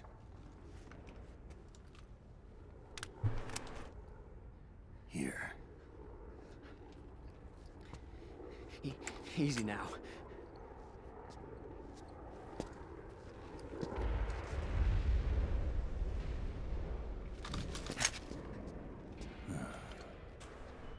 Don't move. You haven't even taken the safety off, rookie. Careful, I'm no rookie. I'm a 10-year vet.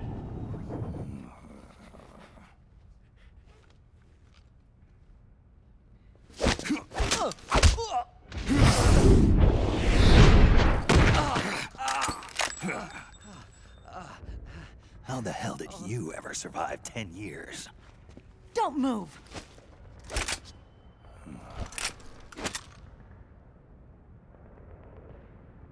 CQC, real big boss, huh?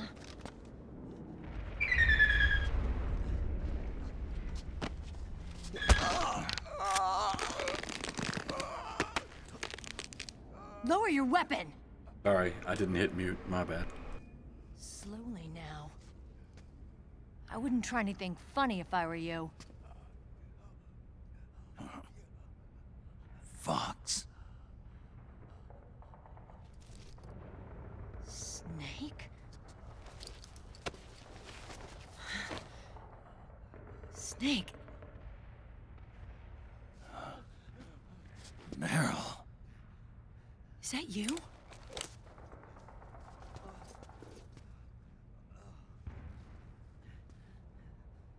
What happened to your face?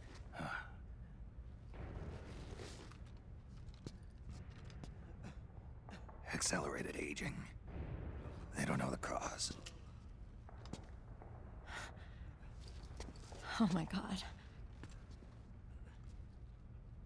Meryl, you're my informant in the U.S. military. And you must be the inspector sent by the UN.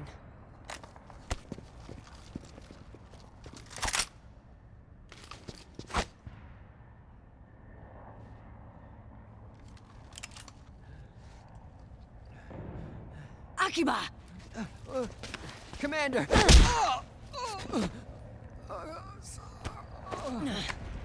Sorry. This is Rat Patrol Team 01. We're with the CID, one of the bodies investigating PMC activity. First hounds, now rats. Here, you can have this back.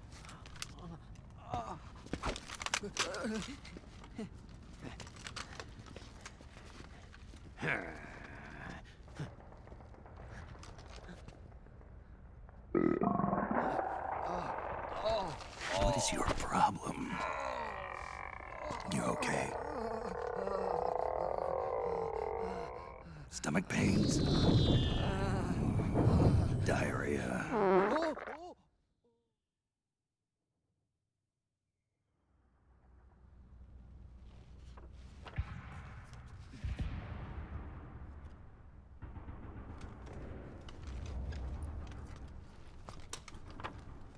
It's been 4 days since Liquid arrived in the area.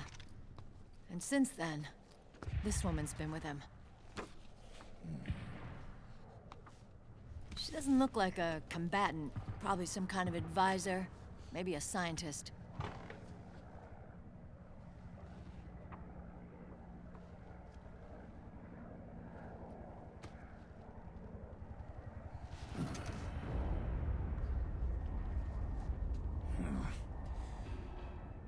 So, you're the commander of this 01 unit?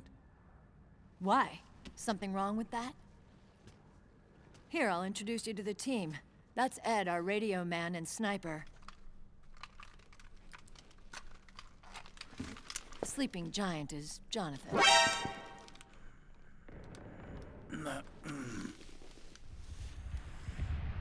Don't stand behind him. He hates it when people go around his back. And finally... Johnny. Everybody just calls him Akiba.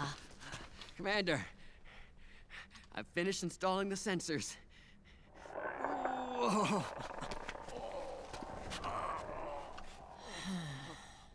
Okay, Akiba. Anyway. You're all grown up.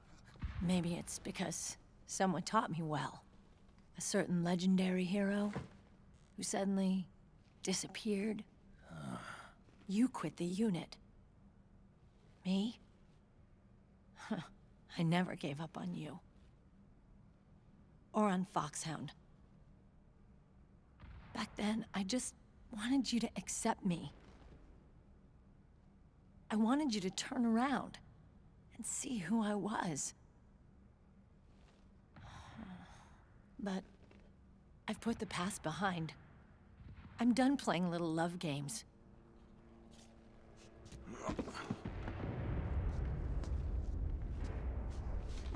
So, what are you here for? Threat assessment. The PMCs. Really? Because I heard a rumor there's an assassin out there targeting their leader. Well, that's some rumor. I'm only here because the UN wants me to assess the impact and effects of PMCs on their refugee protection efforts. That's all? More than enough for a retired vet like me. I know he's plotting an insurrection.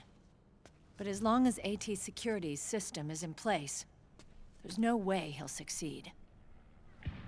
How can you be so sure?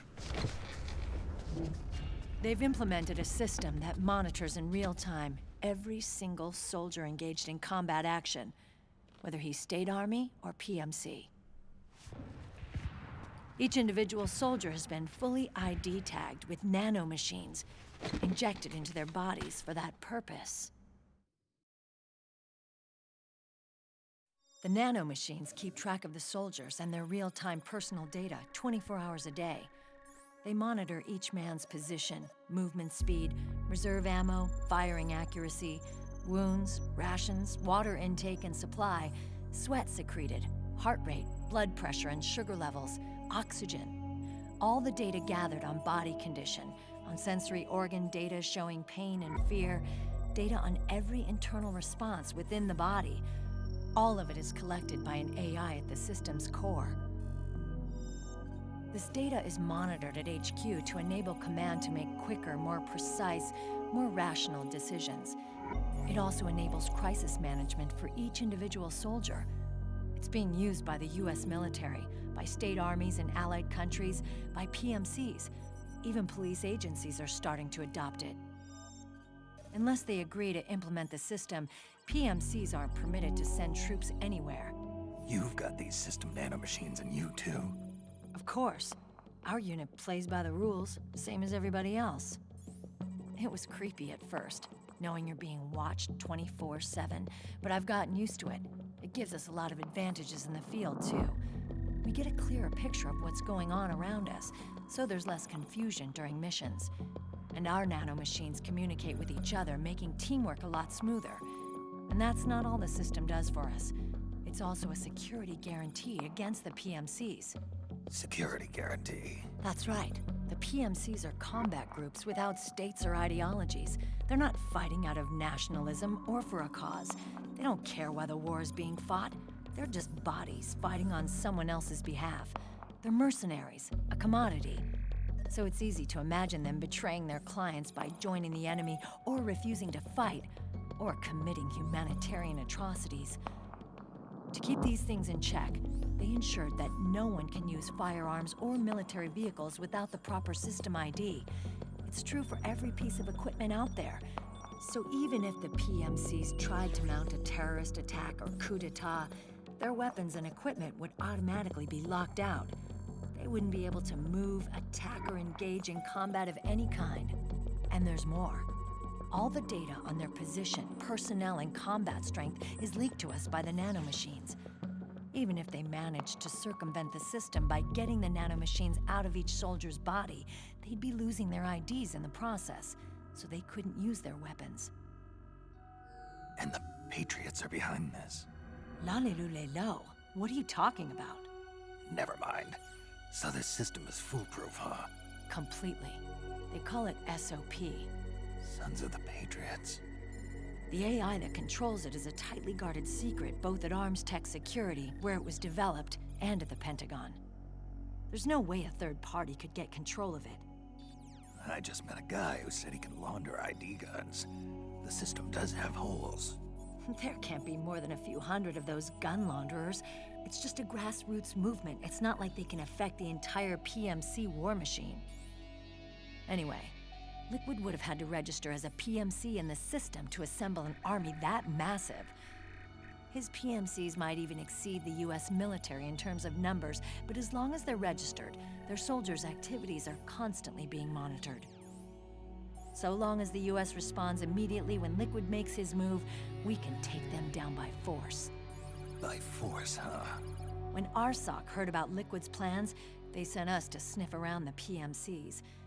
Even with this SOP keeping an eye on things, there are always trouble spots to deal with in the field. Disorderly conduct, disobeying orders, contract violations. We act as backup for the system by monitoring the soldiers. PMC inspections are always carried out on the battlefield. That's why we're authorized to carry and use weapons. We've lost 5 inspection teams in the past few months alone. They were all undercover inside Liquid's PMCs. Then, if you got caught... we'd be exterminated like rats. But we're smarter than that. We've been mingling with the PMCs, and after 3 months of searching God knows how many battlefields, we finally tracked him down.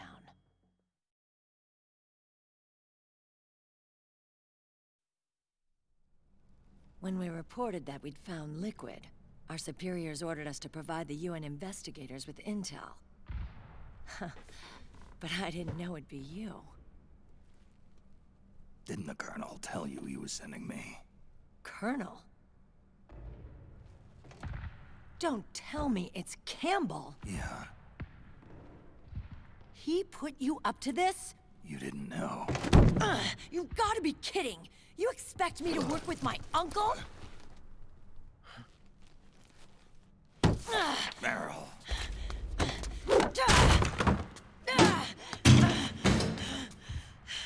This is bullshit. He's not my father.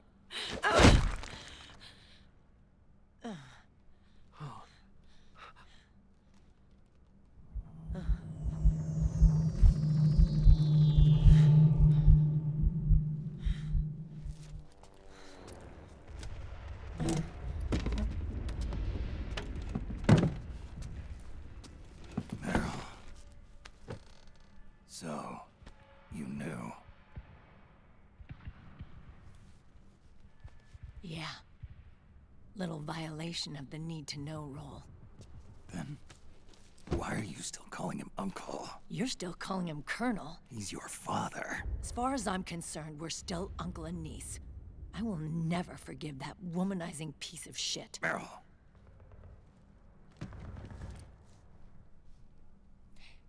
He, remarried. Really? His new wife's about my age. I hear she's even got a kid.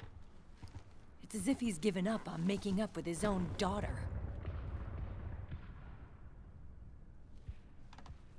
Men.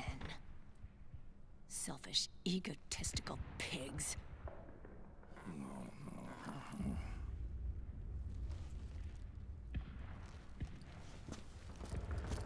Commander. What is it?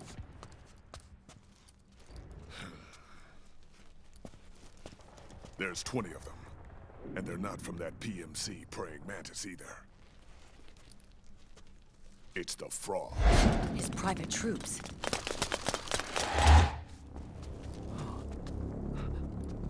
Oh, crap.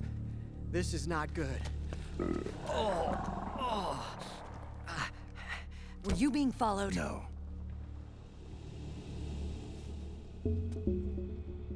Akiba! They might have seen the reflection off my scope lens. Whoa, wait. Hang on. You guys think it was my fault?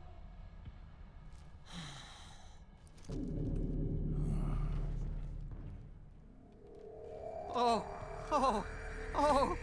no. Oh, it wasn't my fault, I swear! It wasn't my fault! Oh, man. Oh, look, Dumbass! We're moving out. Meryl, where's Liquid? At a camp up ahead. I'll fill you in later. If we're still alive.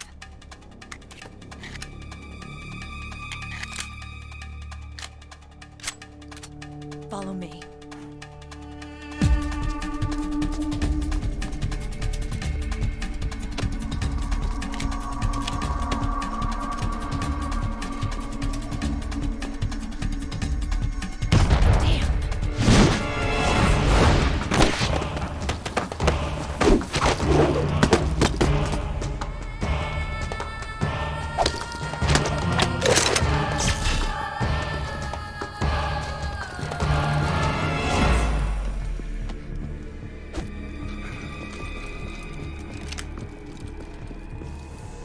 Eye contact. These guys are with Liquid's private army. Shoot first, think later. We'll use the stairs and get out through the back door on the first floor. We'll change the route as necessary. I'm on point. Stay close. Got it? Got it. Akiba, breathe deep. got it. We've got a real live legendary hero with us. Try not to choke. Move! The fucking iPod kicking back in. God damn.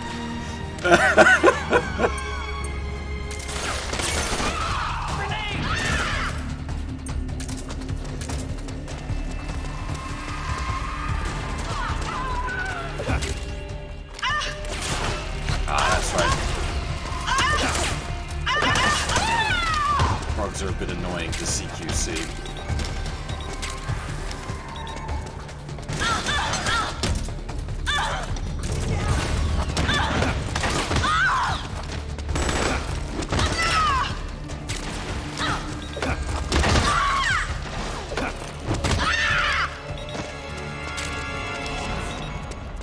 It's just P90s. Feed them to me. Akiva!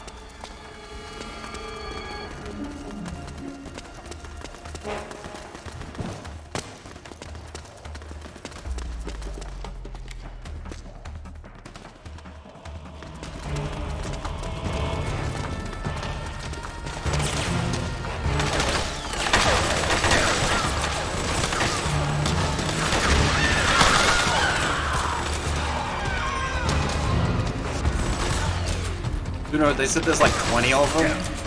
There is a fuckload more than 20 of them.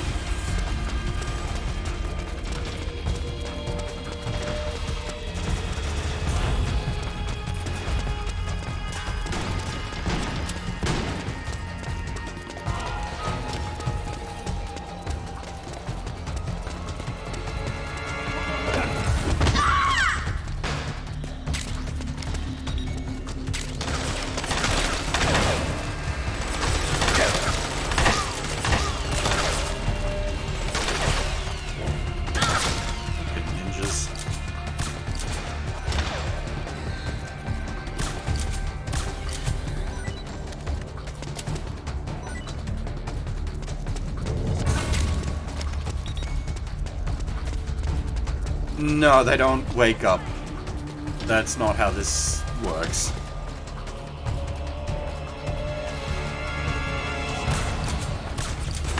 It's like the shootout sequence in Metal Gear Solid 2.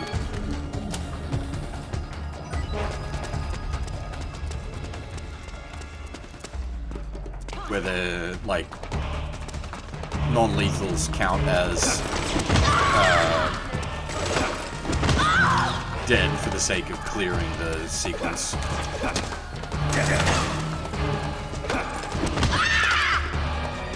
Here to join us, lady?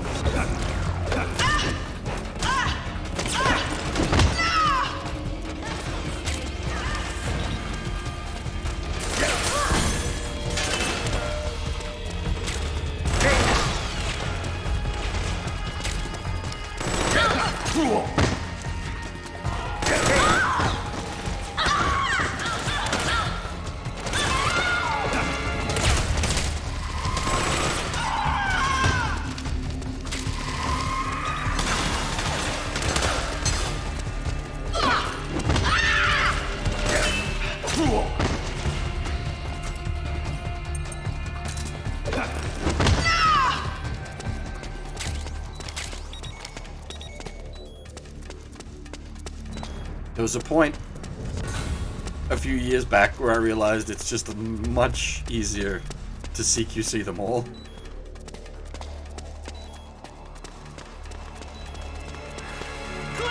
Used to be all tactical and shit with the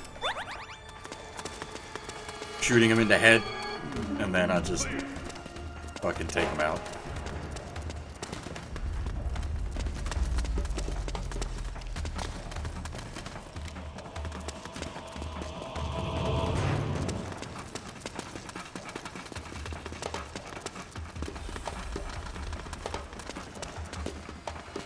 Fists don't need to reload.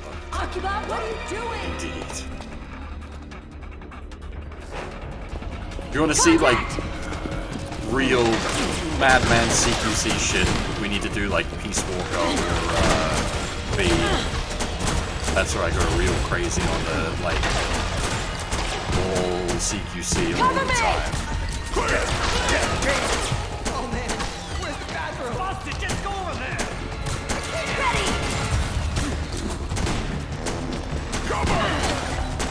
Clear! Start praying!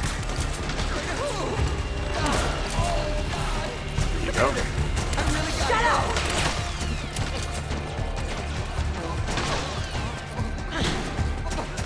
But I can't hold it! Get out of the way!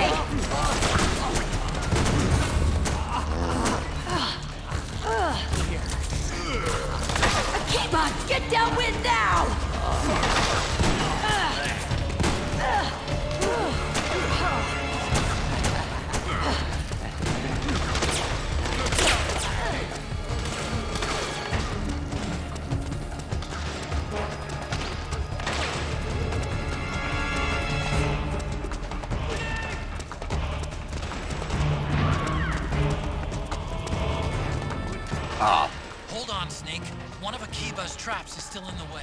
We can't. It's set too deep in the wall for the Mark II to get at it. You'll have to wait until Akiba gets there to disarm it.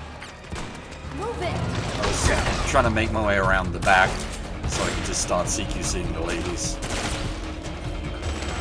Gotta give all the frogs tactical hugs.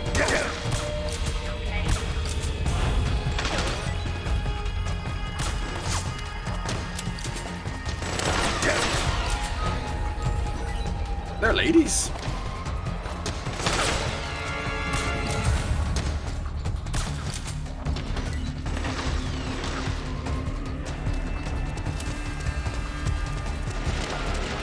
They also have, you know, the lady bits.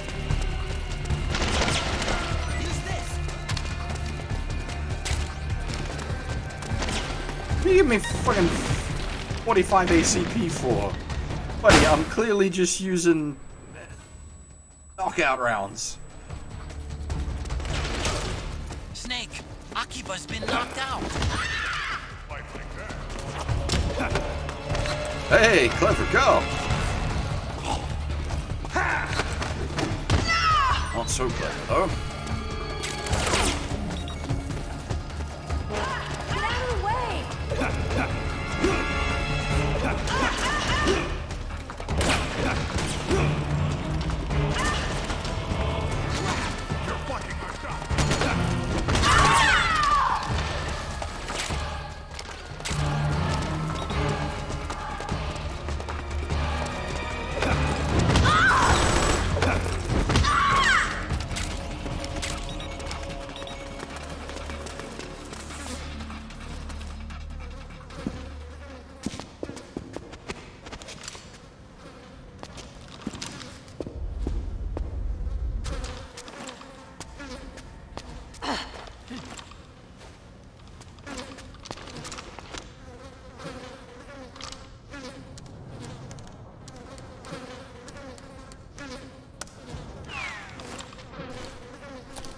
Some of you familiar with the intricacies of how certain systems work in this game may be able to work out why I'm doing some of what I'm doing.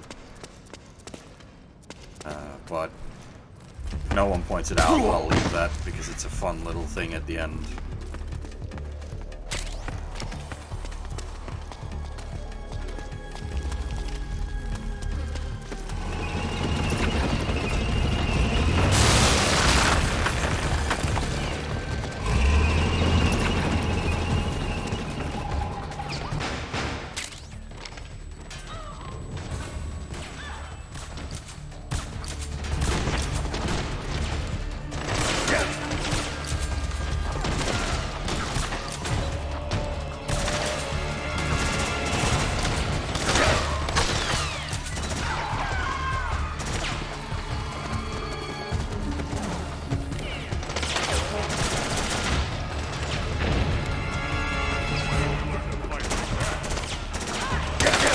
Thank you.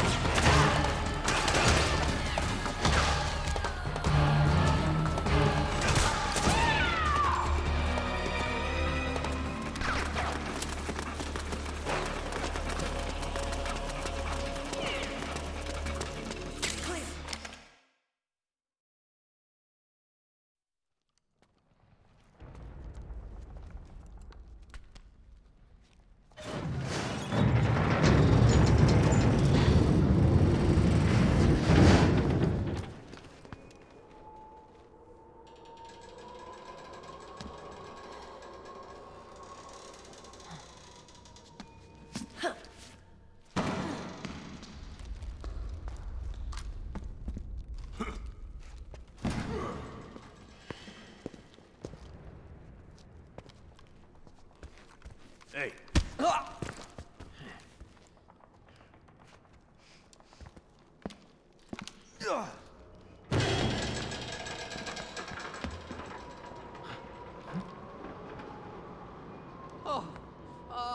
Jump already!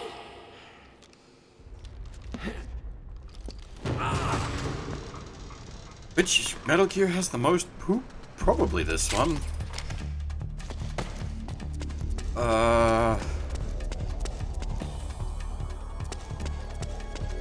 Whoa, I don't know.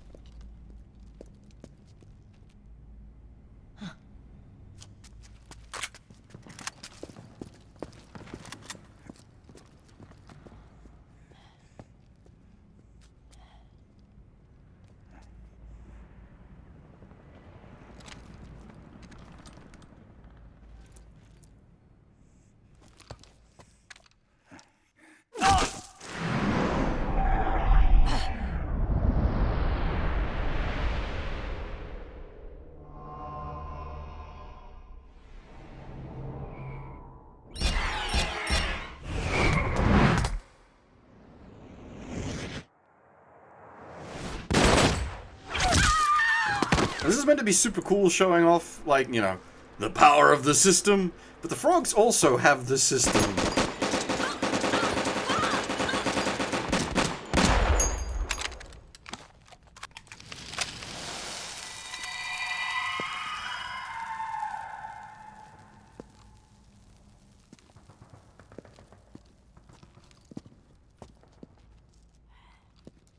The nanomachine network inside each unit member's body lets us share each other's senses. They can see what I see. And it helps control pain. Is that part of the system, too? With SOP, my team can literally operate as one. Well, except for a certain someone who's not much of a team player. So, what do you think? Is your age of heroes finally over? I'm no hero. Never was. Never will be. You haven't changed at all, Snake. But... your body... are you gonna be alright? This getup doubles as a muscle suit. I can still get around. The old Snake theme is so good. Liquid's camp is up ahead. I'll mark it on your map. Thanks.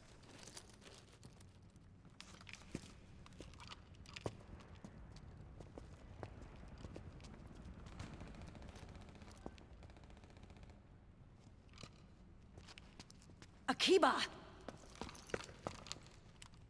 One man's blunder can compromise the whole team. I'm sorry, Commander.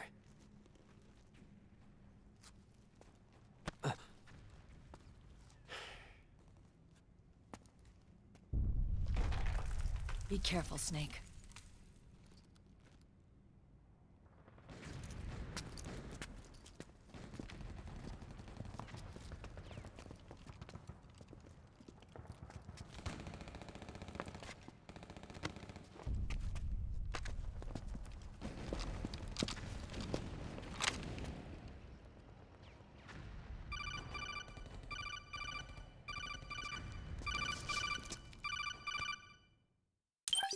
He's 42 in this, but he looks Otacon, ancient due to I know where Liquid is. issues. Yeah, I'm confirming the location.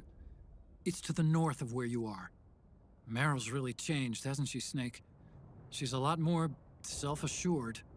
I wonder how much of that has to do with the system. The senses you used to develop through extended training and experience can now be obtained without even working for them. Seems once you're under the system's control, you don't even need experience at all. It even beats that VR training that was all the rage a few years back. Yeah. The growing need for PMCs has led to the creation of a more reliable, cost-effective supply of elite soldiers. It's also made the child soldier phenomenon more problematic than ever. Can the nanomachines do anything to counteract post-traumatic stress disorder? Good question. They might provide a degree of psychological stability. You'd think so? That geek kid, Akiba, he was really starting to lose it. And technologically, the system should be able to optimize each soldier's personality traits.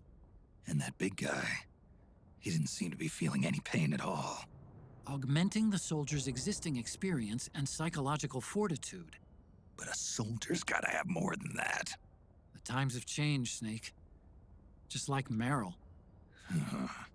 Snake, hurry to the PMC camp. Based on what Meryl told us, Liquid should be there.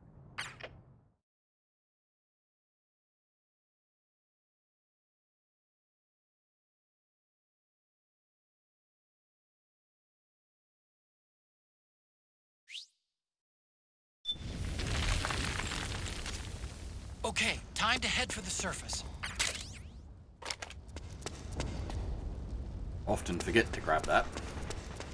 And it's a nice touch that the P90s is still here for you to grab.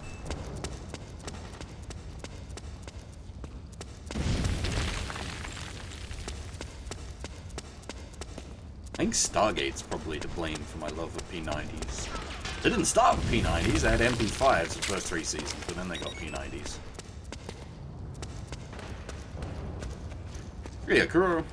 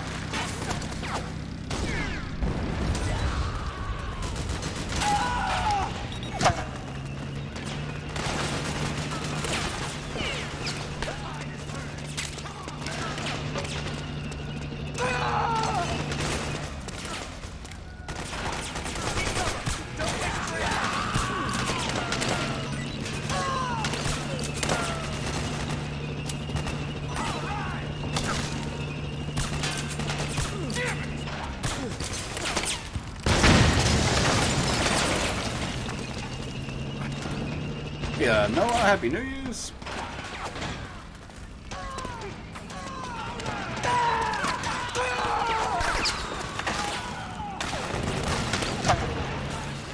Oh, that's not what I meant to do.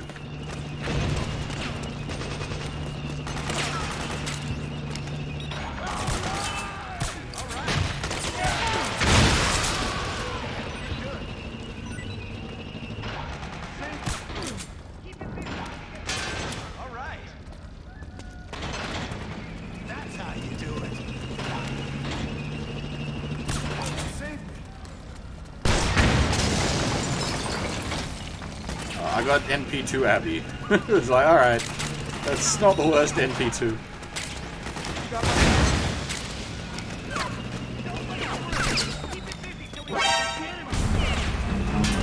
Seriously, there's a fucking armored attack vehicle in front of you. You're getting your panties in a twist about me.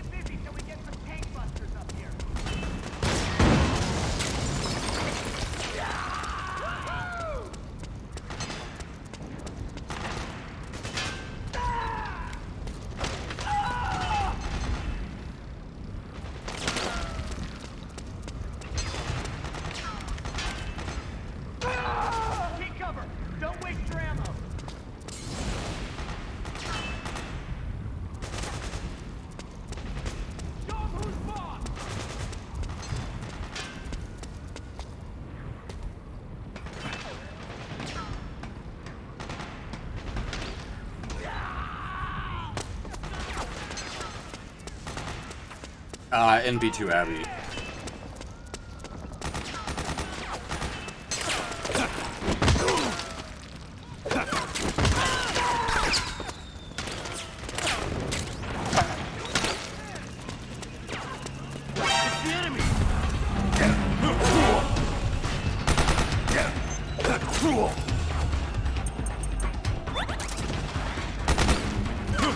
God damn it. Assholes.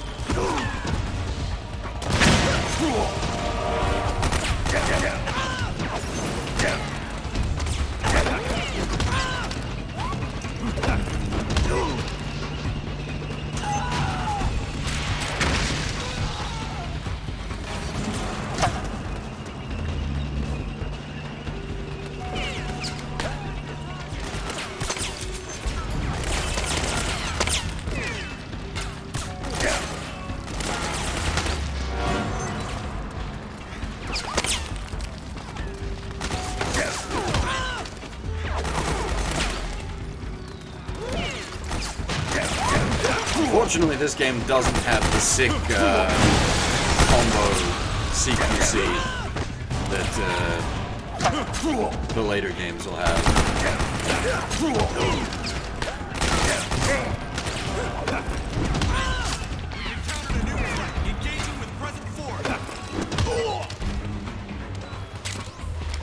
What happened?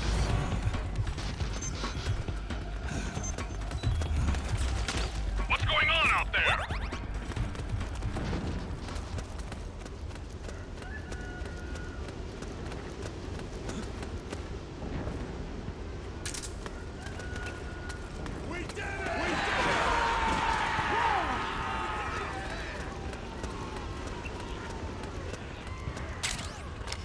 I don't normally bother to escort the thing all the way down.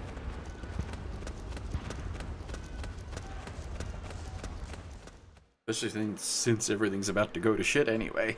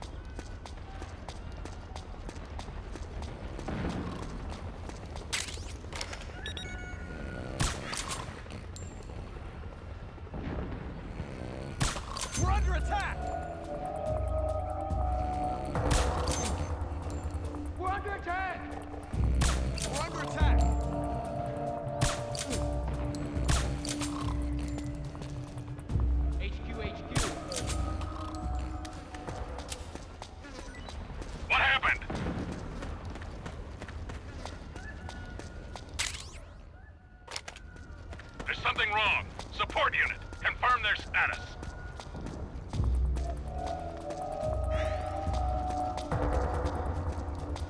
Where's the enemy?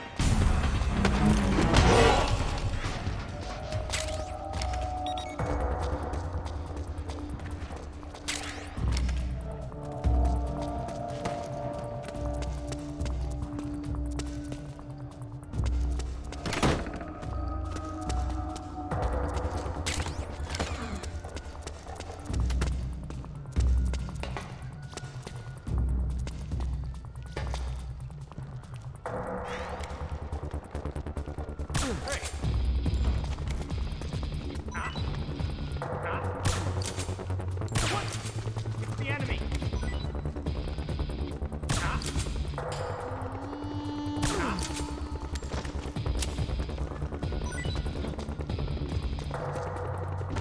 Come on, wake up! Hey! Hey! What?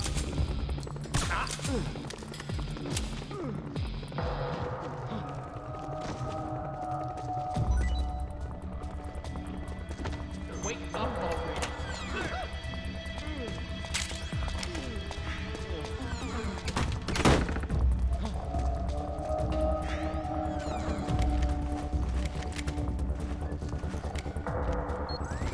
Wake up already! What?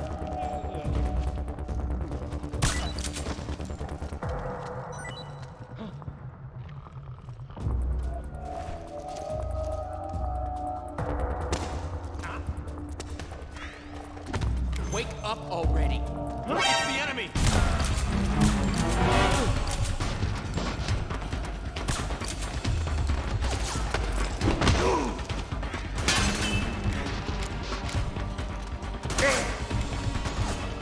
HQ, do you read? This is HQ. I've encountered the enemy. Send some backup. What happened? There's something wrong. Support unit, confirm their status.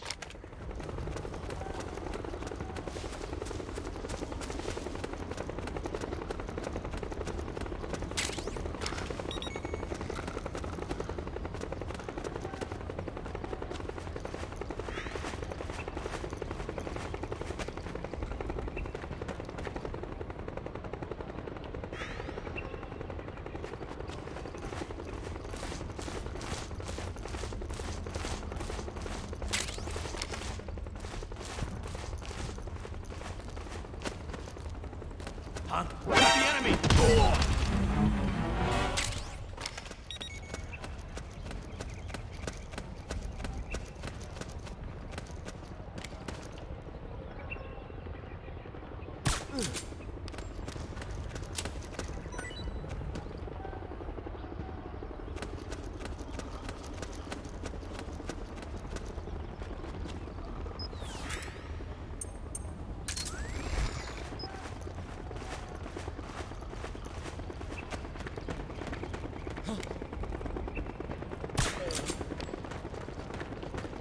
What?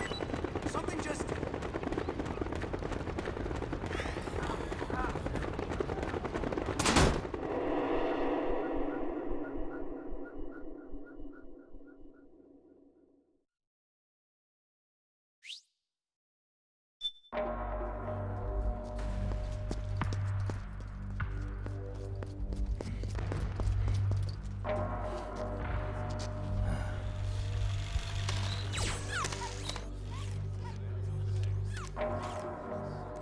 Wait.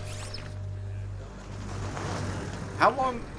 I didn't realize. How was I muted for a long time there? Hey you, get over here. Yes?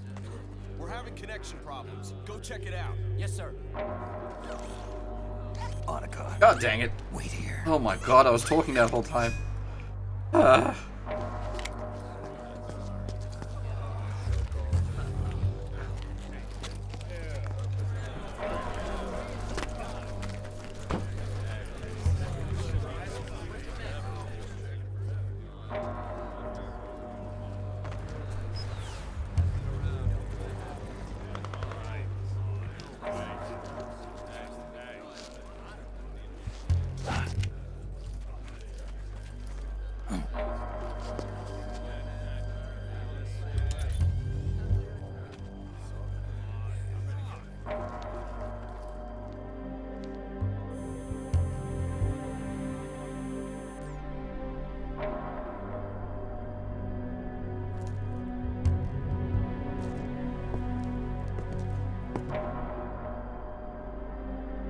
Did you catch my whole... Like, I did a whole thing about... Liquid. This being the game that makes the most sense to have psychic soldiers because of SOP, but... The guards aren't actually psychic in this one.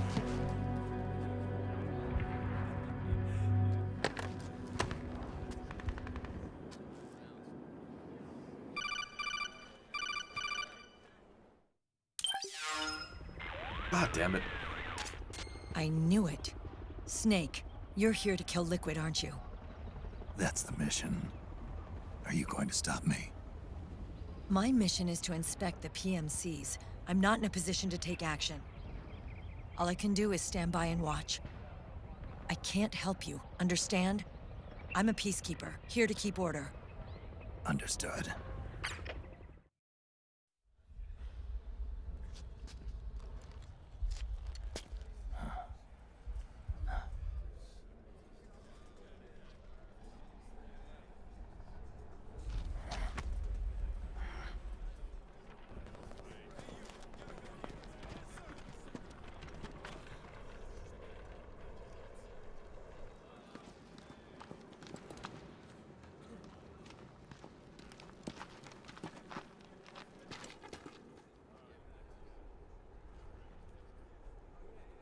Activate it.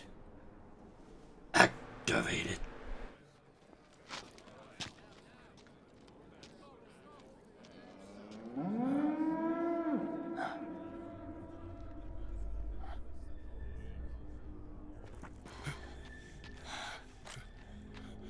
What? What? What?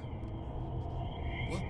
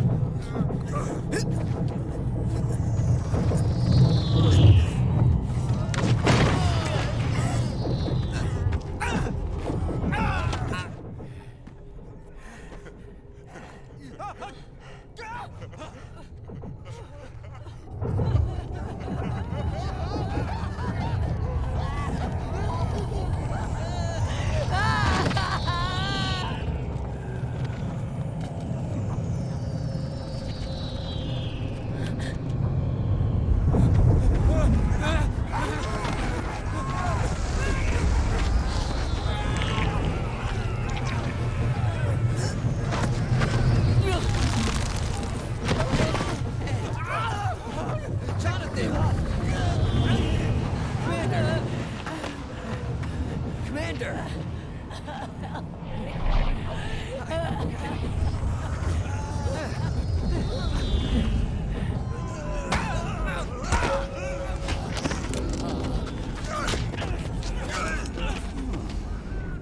I never thought it would be so easy. But these results... refreshing. Don't you think?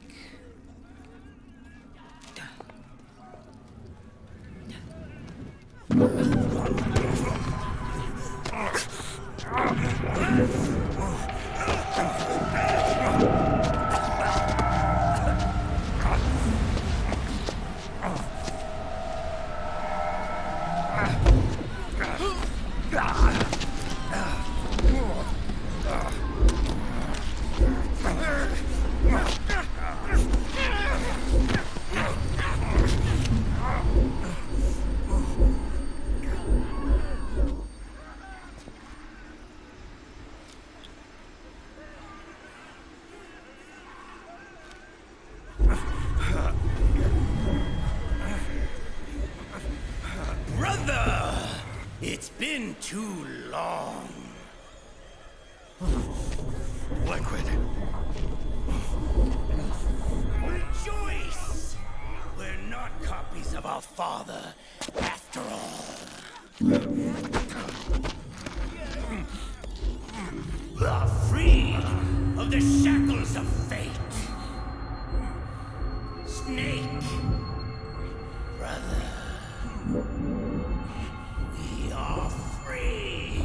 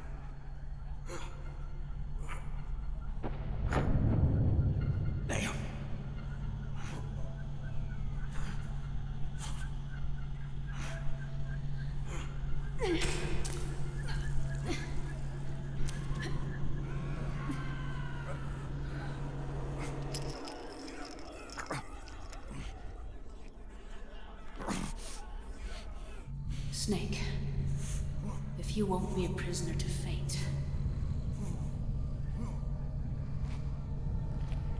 then go. Fulfill your destiny.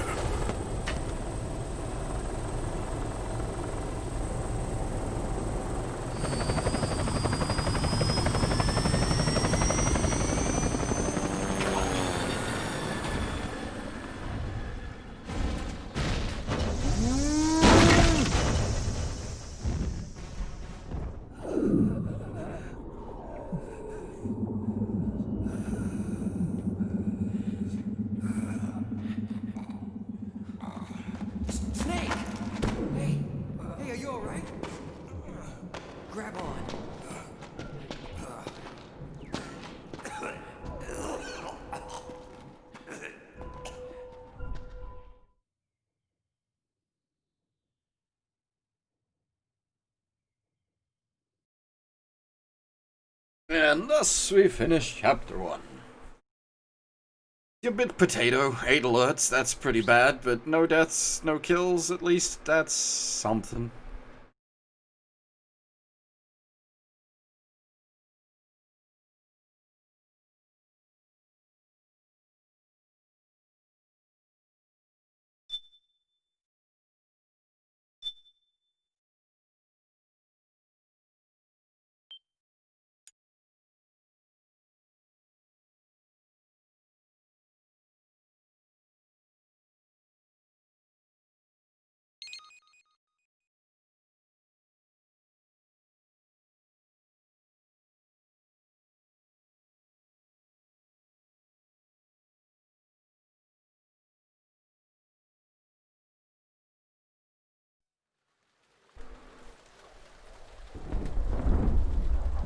Now, we could take a break here, but I think I'll just go make myself a drink during the movie sequence.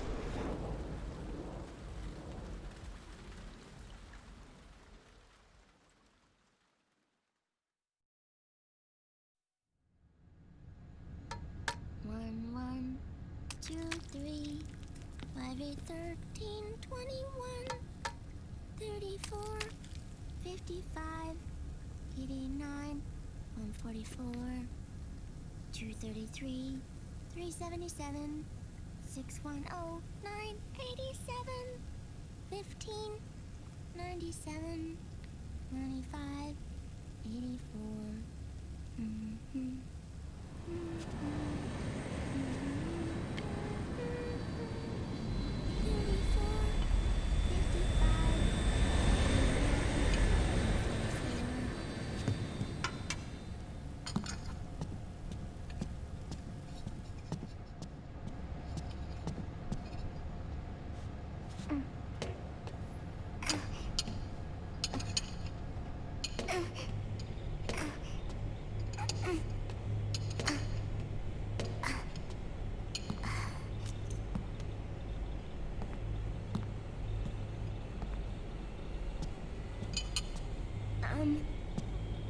Uncle Hal?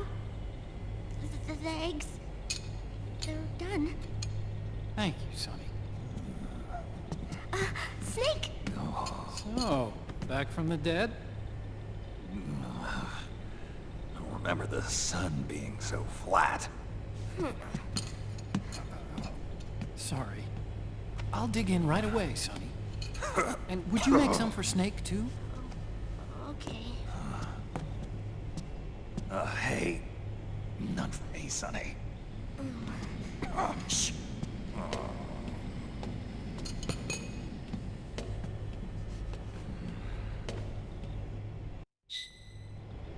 How long was I out? A whole day. Someone saved my life. Yeah. It could have been Meryl and her boys. Don't worry. They're doing fine. Liquid got away. Are you okay? My body just seized up all of a sudden. This is normal. It's not my joints or muscles. It looked like the PMC soldiers all went haywire en masse, too. I thought it might be a form of ADS, but I didn't detect any aberrations in the EM field. You were lucky. Some of those guys' hearts simply stopped.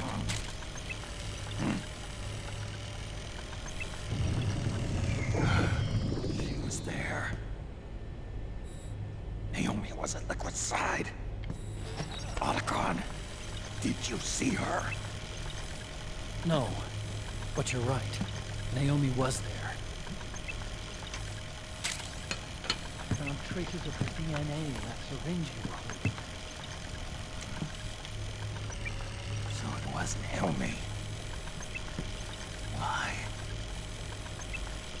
Here, let me show you something.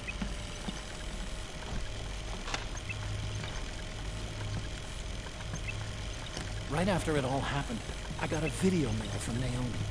It was sent to my old address.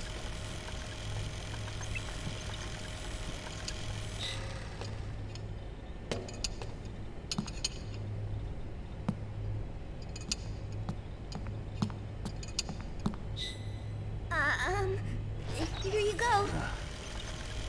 Thanks, Sonny. They're delicious.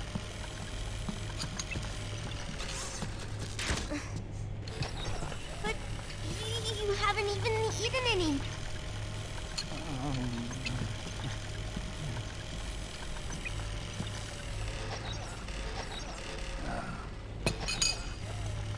Grown-ups have to watch our caloric intake, you know. Oh, but thank you. I was looking for this.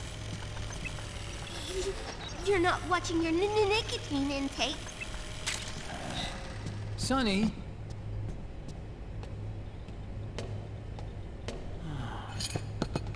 You really hurt her feelings. Yeah. Why don't you teach her how to cook eggs then? Oh, like I know how to cook. Hey, check this out.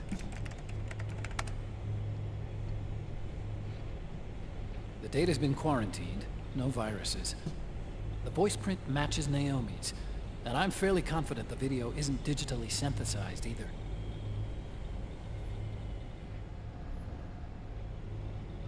Snake, I'll make this quick. I'm in South America. I've been captured and forced to do research. It's Liquid. Liquid's goal is to seize control of SOP, the sons of the Patriot system that controls the soldiers. To do that, he needs to analyze the nanomachine structure and find out how they communicate with one another. The nanomachines currently in use by militaries and PMCs are third generation. But their design is derived from that of the first generation. And the basic technology is still the same. First generation? I was the one who created the first generation. A nanomachine colony, part of which was Foxdie. 9 years ago, at Shadow Moses, I injected it into your body, Snake. The technology used in Foxdie was incorporated, inherited really, by SOP. That's why Liquid has me helping him hijack the system, because I know how Foxdie works.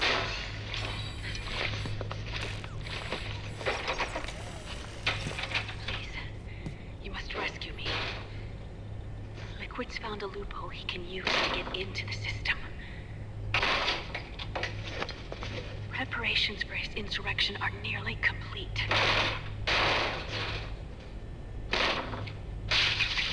There's no time to waste. Snake, hurry!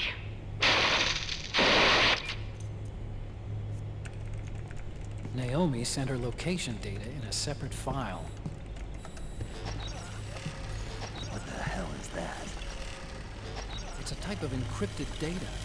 Sonny decoded it for us. Remember now? This is data from the Soliton radar you used at Shadow Moses. I'm guessing Naomi wants us to know the message truly is from her. Sending the map data in Soliton radar format. Pretty clever. And Mei Ling's helping us out from Hawaii.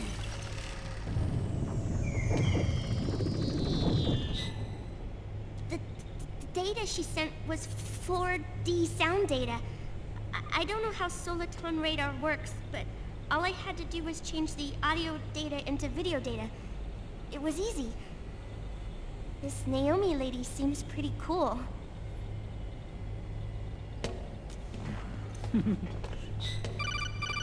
It's Campbell.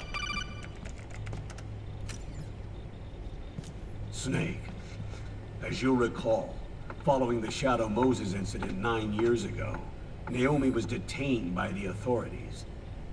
But someone arranged for her escape. Yeah, I hear they added that to my rap sheet too. I suspect it was actually Liquid. He must have taken her prisoner himself and forced her to do research at his facility in South America. Chances are, the location Naomi gave us is the site of Liquid's main base. But there's no actual proof. There's an ongoing skirmish between the new regime put into power by PMCs and a rebel army formed by remnants of the old one.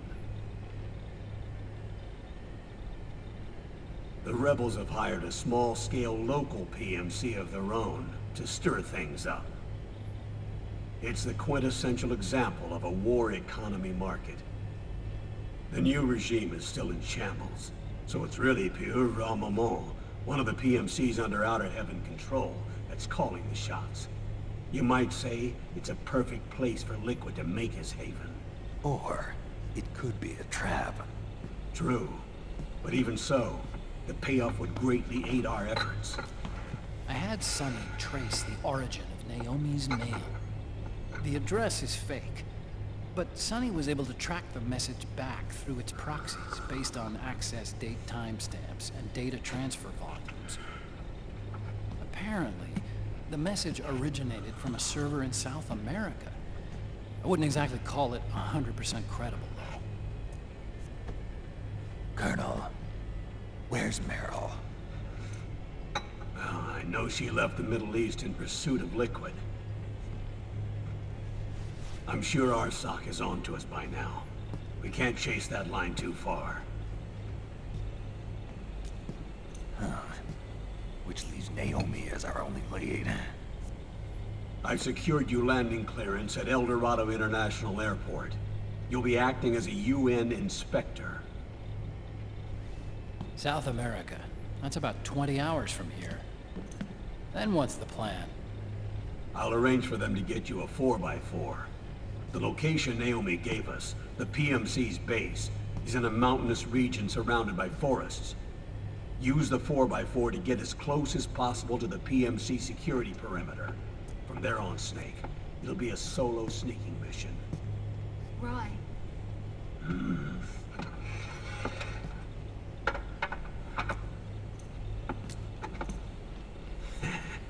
Thanks.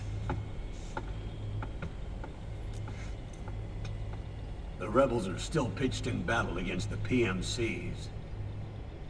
The commotion should help you slip into the facility unnoticed. 20 hours until we land. Got it. I'll have a look at the documents. Maybe I'll even have a smoke while I still can.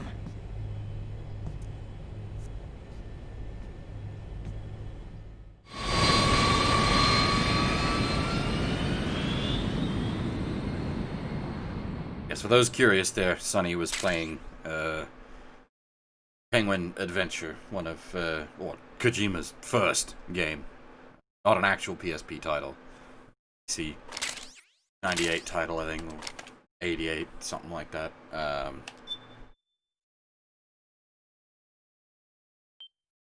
Yeah, first game Kojima was involved with.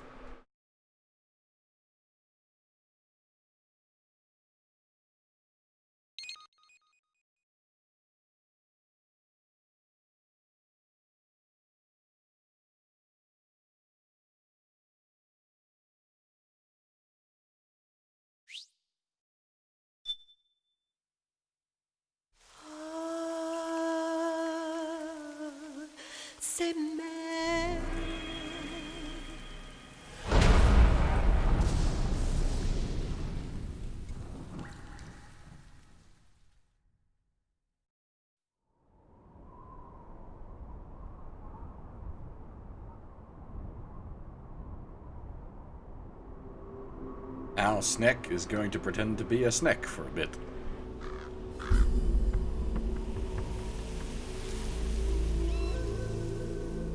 Colonel, how deeply are they involved in all of this? The Patriots, you mean? The data we got from Arsenal Gear was a load of crap. 12 founders who have all been dead for 100 years. Give me a break.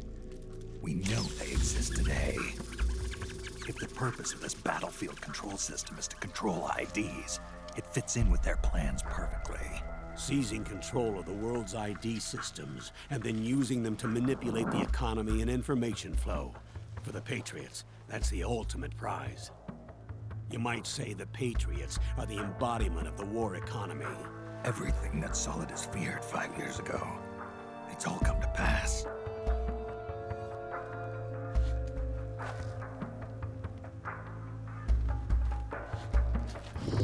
The Patriots are trying to protect their power, their own interests, by controlling the digital Solidus did nothing wrong. Global opinion under complete control. Just wanted to set us free. Not even the UN can stand up to them. Then Liquid's insurrection is against them. Exactly. It would seem as though Liquid has taken up Big Boss's cause. An age of persistent universal warfare. A world where mercenaries are free from domination. In a sense, the Outer Heaven Big Boss envisioned is already a living reality. You mean the PMCs and their war business? Right now, Liquid is a slave to the Patriots, forced to fight their proxy wars for them. He must be dying to break free of their spell. Beneath the surface, a new Cold War is brewing between Liquid and the Patriots over who will survive. And no matter who wins, the world has no future. Until we stop Liquid and destroy the system, we'll never be free. Snake, what we call peace is an equilibrium kept in check by the war economy. Destroying the system means wiping out the information society, the end of modern civilization. Like it or not, we may have no choice but to protract the system.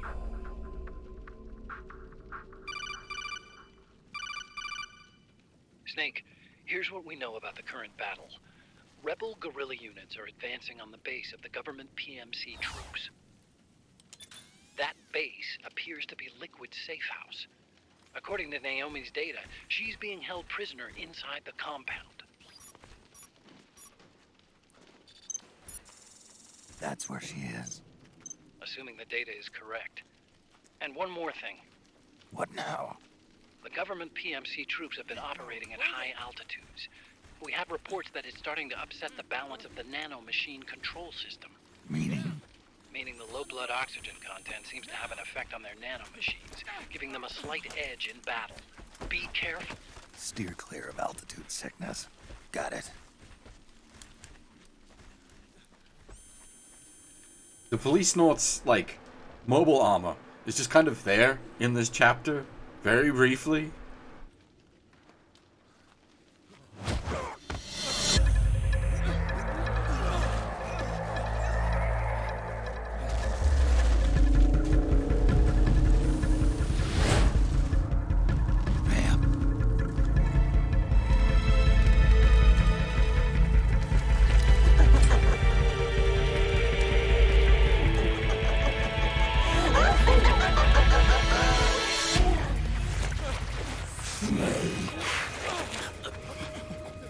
Isn't here.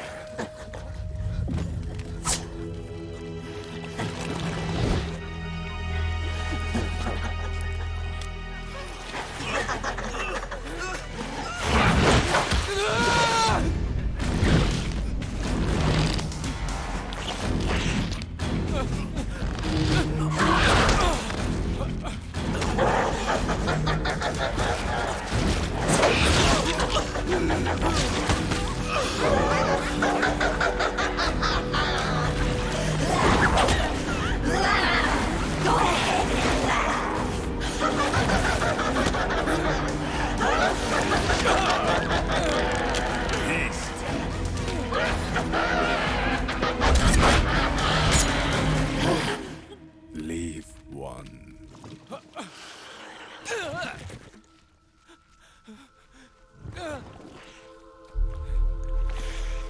Don't forget this face. This is the face of the bastard who killed your comrades.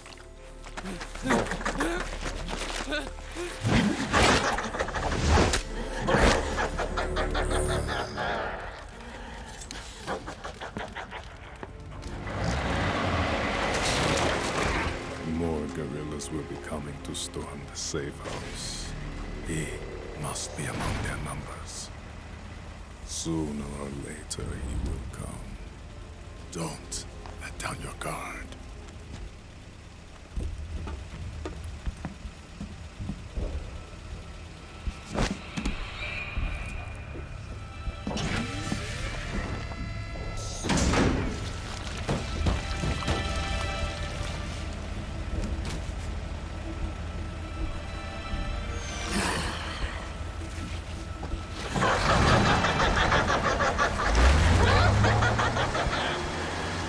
We might get the nugget in this chapter.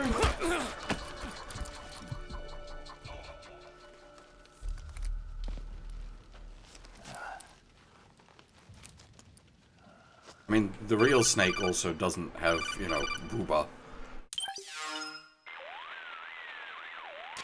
Otacon, what the hell? That was Vamp. I'm sure of it. I'll never forget that face. Those were PMC soldiers with him. Is he involved in Liquid's plan? We watched him die in Manhattan. Damn it, he won't leave us alone. Snake, could Vamp be immortal? Not a chance. This is the real world, not some fantasy game. I swear, the next time he shows up... Not now, Otacon. Right. I know. Snake, according to satellite imagery procured by Mei Ling, the facility where Naomi's being held is to the north, along a mountain road. I'm sending the location to your map. Mei Ling? What's she up to these days? Taking command of the Missouri, apparently. The Missouri? That's a World War II battleship. The museum contract in Hawaii expired some time ago. I hear it's now being used as a virtual training vessel. No kidding. Not for actual combat training, of course, but rather to get sailors used to seamanship on an analog vessel. Or so I hear. After the mess at Shadow Moses, Mei Ling kinda got put out to pasture. Even so, making captain at her age, that's pretty impressive. Rumor has it she caught the eye of some lecherous old admiral who got her promoted. She always did have a thing for older men. Maybe it's too early to retire after all. Thinking of taking a little training on an analog vessel, Snake? No. At this point, I've got no need for any more training. Fair enough. Listen, Snake. When you get there, remember, the conflict between the PMCs and the rebels has nothing to do with your mission. There's no reason for you to get involved or take sides. That said, creating some sort of impact on the battlefield could produce better conditions for sneaking. The rebels are targeting the facility being used by the PMCs as a base. This is more or less the same spot where Naomi's being held. If you aid the rebels, they might get rid of some of the PMCs and help carve a path for you to sneak in. That freak I just saw, with the tentacles. Was it using the same octo camo system as my suit? Yeah? I thought that technology was of your own design. Actually, I kind of based it on some designs Sonny snagged off the net. And the data came from? DARPA. So in other words, we're on equal ground technologically. Sorry.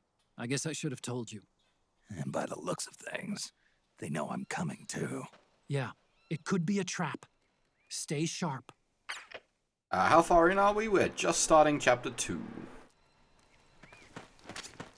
Head for the research lab where Naomi's being held. It's to the north. Hey. Stand up. Hey.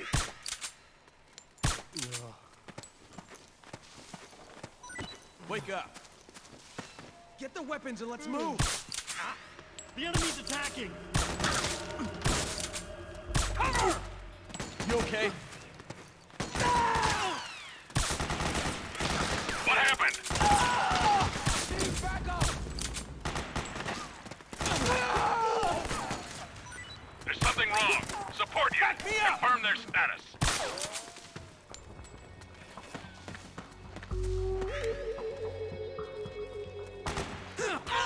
Get out of here. Split up.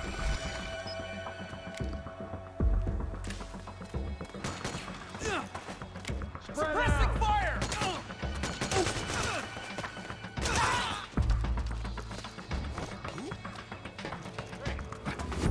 Is anybody there? What's going on? Back me up!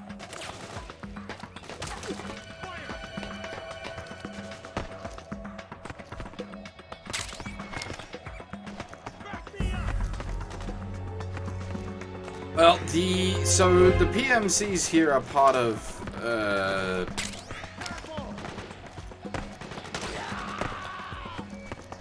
Liquid's crew, so there is every possibility that they're also using dodgy weapons. HQ! HQ! This is HQ. All clear.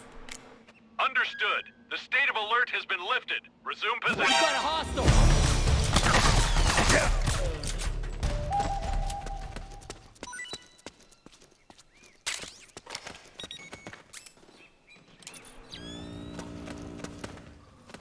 There's a fair bit of, like, exploring you can do around here to find bits and bobs.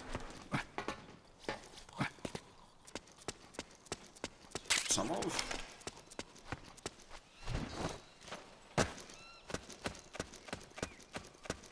Now good.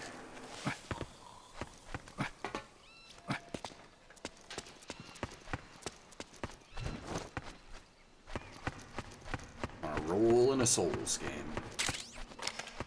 Be no insta-death.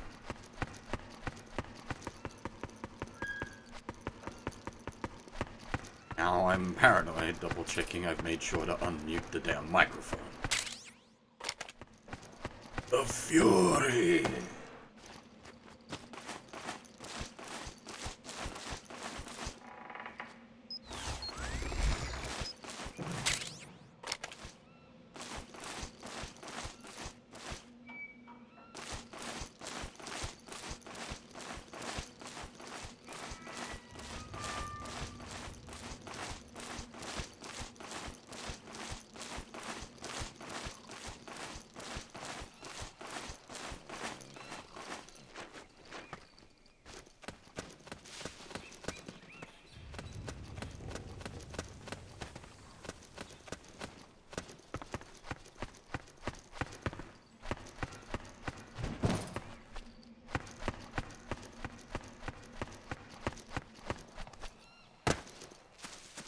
Turn the NVGs off once we get out of here. Sniff out any little extras we can find. Grab what we can while we can. Give them nothing, but take from them everything. swear the trailer to that was better than the actual movie. That's like one of the best trailers of all time.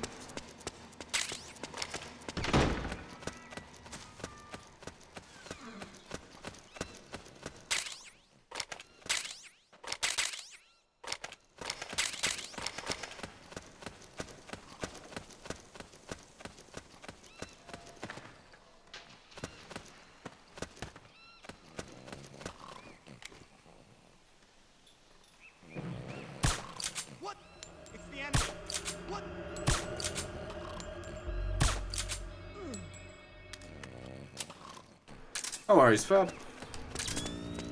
Hey, kid, easy. If you can, try to catch the second half tomorrow night of the MGS4. That's sort of the big one, as far as plot and shenanigans are concerned. There will be some important details later in this chapter. But, yeah, chapters 3, 4, and 5 are where it,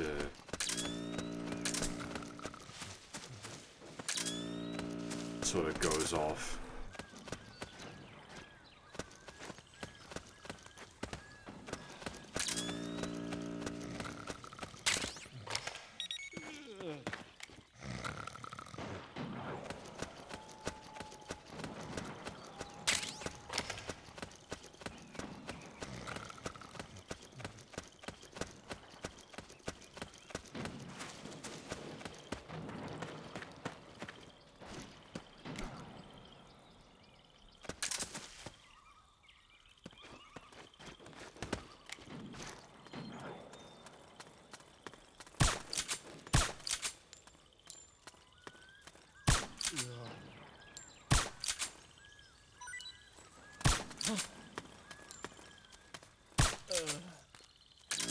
What? Oh, it's you again. The NVGs are effectively your cheaty goggles for this game.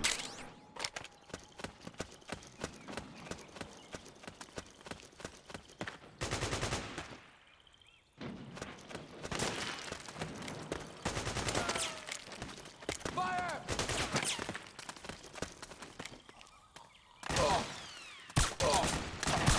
We've got company.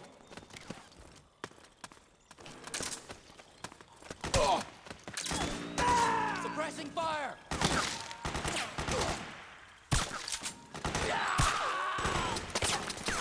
Click! Oh my, click doesn't normally happen.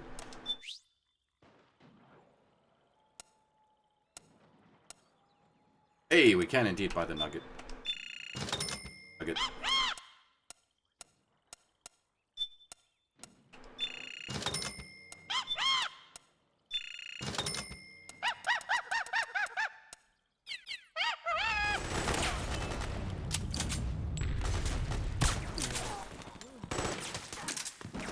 Cover!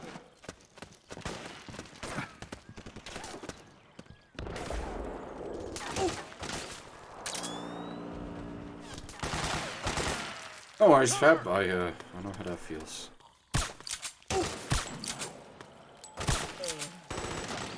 We got company!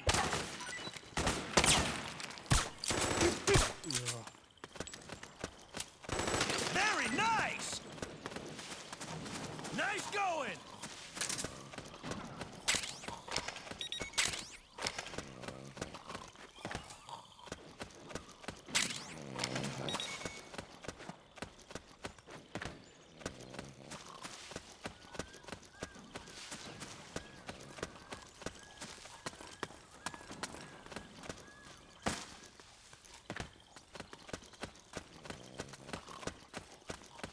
I don't normally keep one alive from this pack.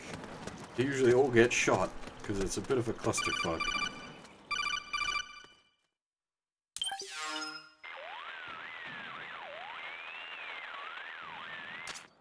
Snake, there's someone I'd like you to meet. A member of the mission staff. A psychological counselor. Psychological counselor? A lot of soldiers can't handle the stress of battle, end up panicking. She'll be useful in helping you understand the mindset of both the PMC and rebel soldiers. She? Rosemary.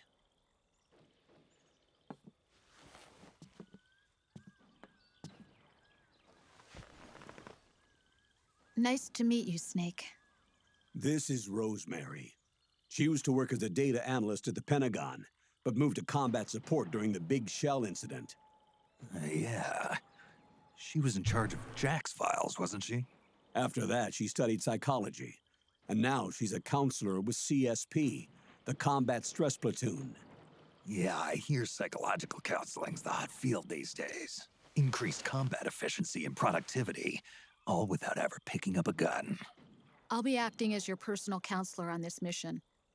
Since the passing of the new millennium, one of the most important issues facing today's military is the mental care of its soldiers.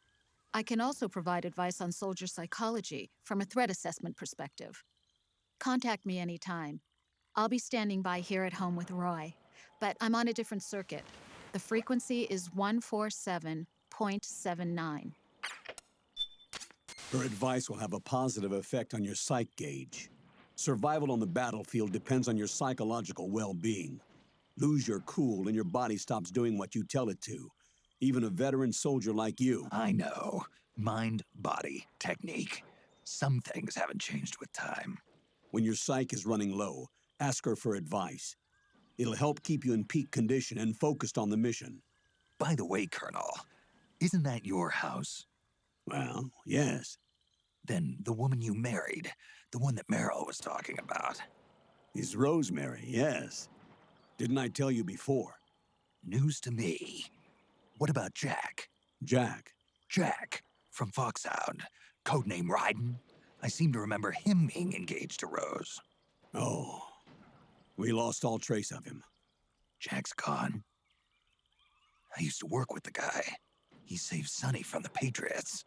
He disappeared soon after that. What about you? Jack disappeared and you just moved in on Rose? I was consoling her over her loss, and one thing just led to another. She's young enough to be your daughter. Yeah, lucky me, huh? Now I see why Meryl was so disgusted. Meryl said something about me. Yeah, I believe her words were, "I'll never forgive that womanizing piece of shit." I see. Colonel, you knew she was our informant in the Middle East, didn't you? Was it you who put her up to it? Yes.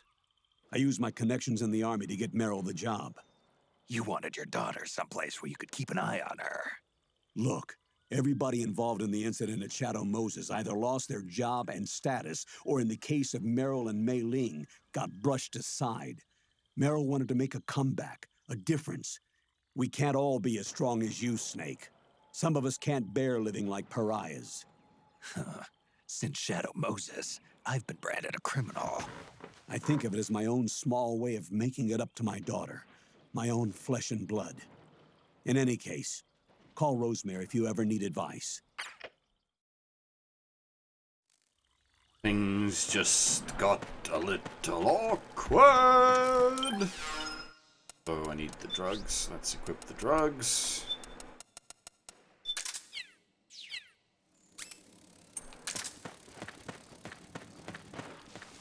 So, there's a really interesting mechanic here. You'll note our stress level slowly goes up when we're pottering about, but if we hang out in the shade, it goes down. It's because it's so fucking hot here. What? It's a nice touch. Oh, it's you. What? Hey, what? We've got her attack! Oh, you again.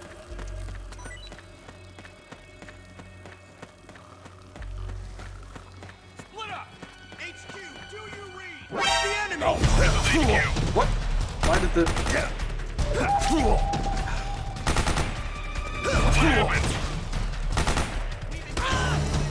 Send reinforcements! Back me up! Understood. Stand by. Sending reinforcements now.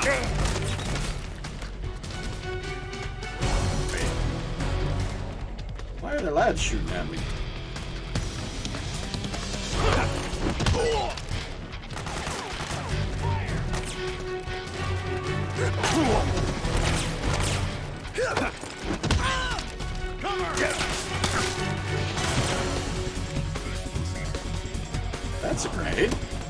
Oh, thank you. Need backup!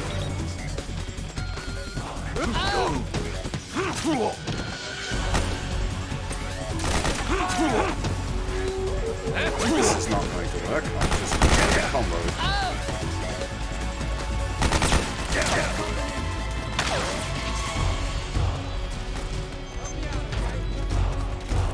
We got company!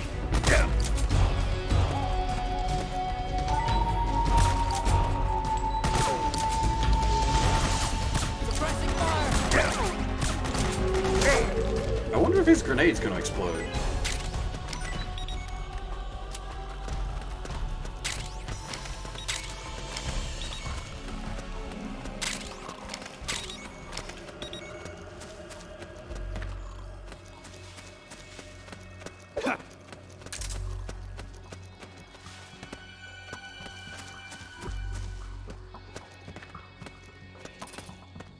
I am, for various reasons, attempting to CQC a lot.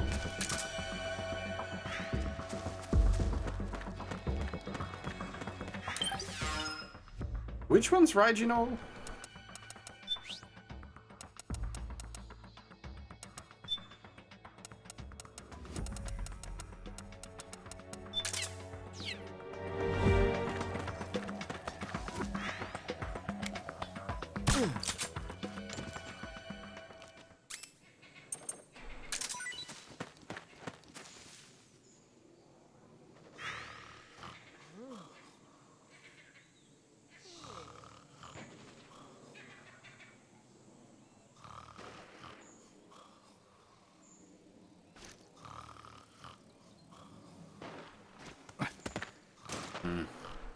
The name sounds familiar, but honestly, I'm mostly drawing a blank.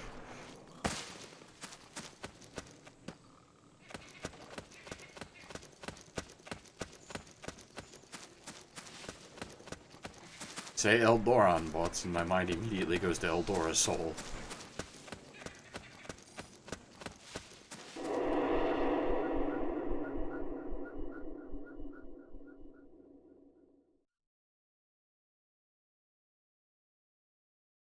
Oh, worry not, I'm the same.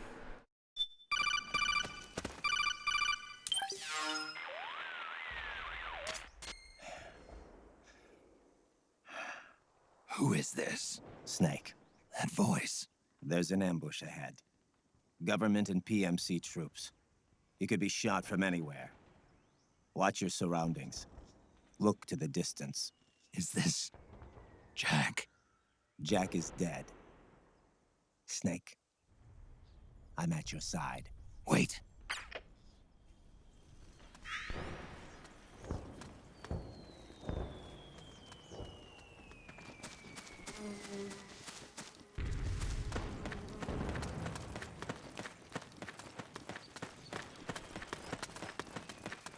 Careful! Careful! What's going on?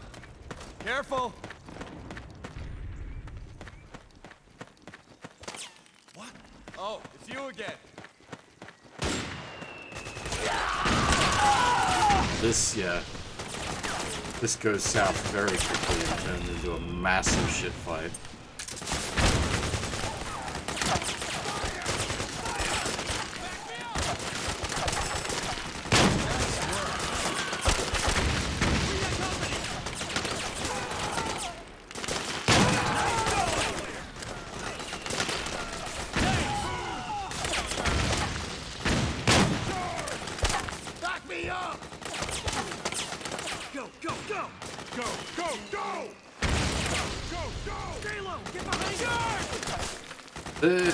Twitch was having issues earlier. Lots of parts of it broke.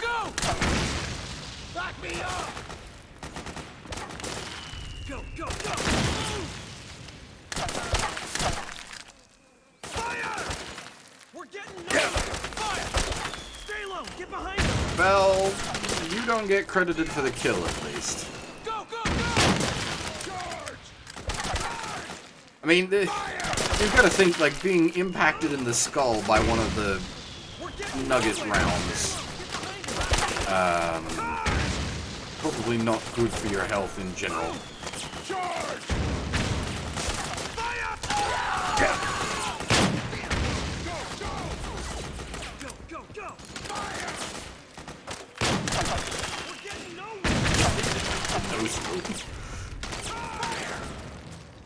Back me up! Stay low! Get behind him! Go! Go! Charge! Go! Back me up! Charge! Back me up! Suppressing fire! Hostile! Back me up!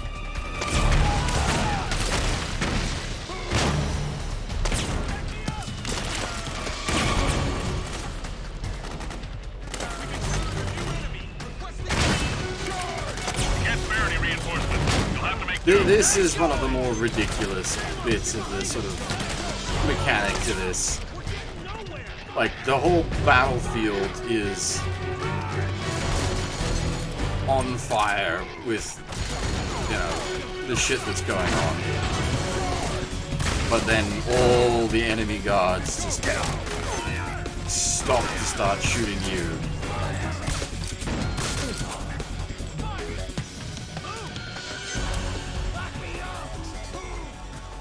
Yeah, the stress is because of the heat.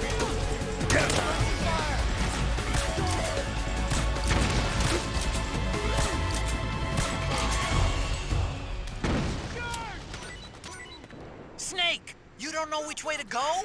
Check your radar. It'll tell you where to go.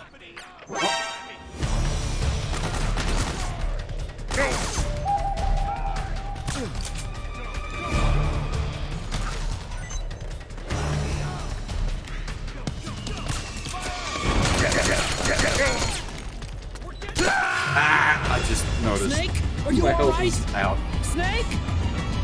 Snake!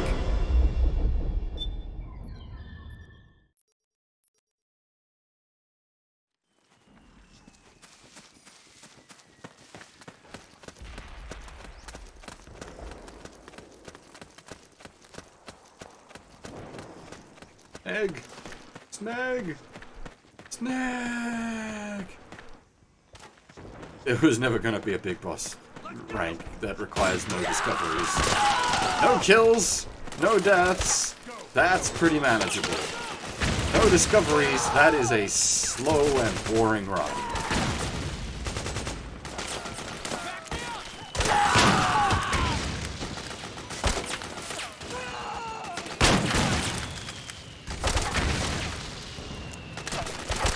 Back me up!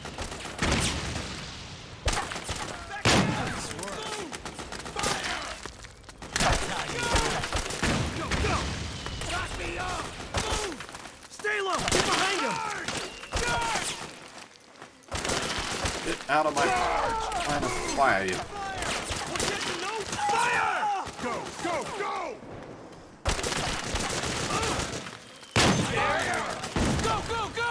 Stay low! Get behind him! Back me up! Fire! Move! Go! Go! Go! Back me up! Charge! Back me up! Go! Oh, I keep thinking someone's in a freaking MG, but it's actually one of these idiots carrying a fucking LMG. Fire! Back me up!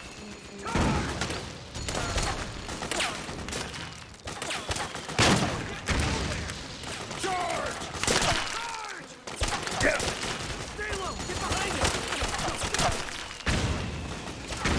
Back me up! Move! That's how. Back me up! Fire! Go! You say it. Move! Charge! Fire! Fire!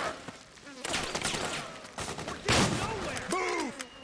Stay low! Get behind him! Fire! Go! Go! Go! Back me up! That's how you do it. Back me up! Fire! Charge! Go! Go! Go! Go! Go! Go!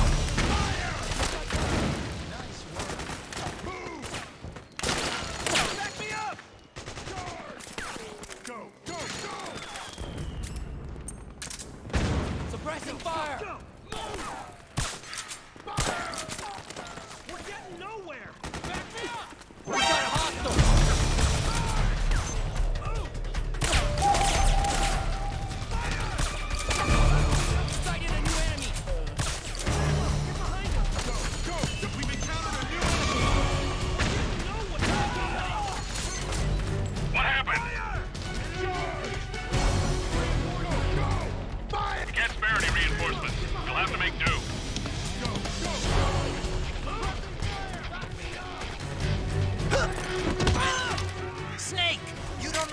go? Check your radar. It'll tell you where to go.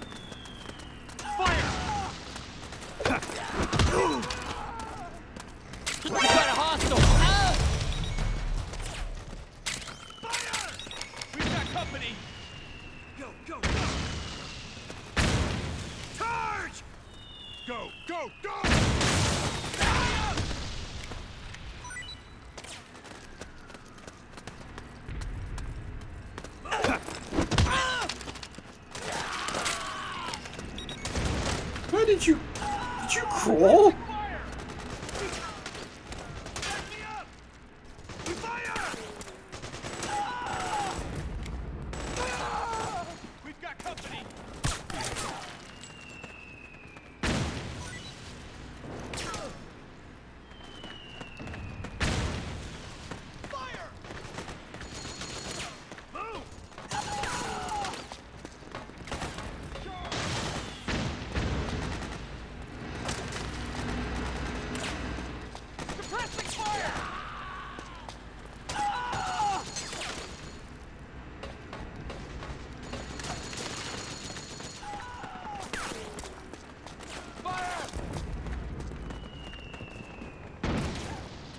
What are you lads still shooting at?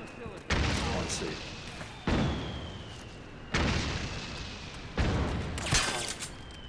We've got company!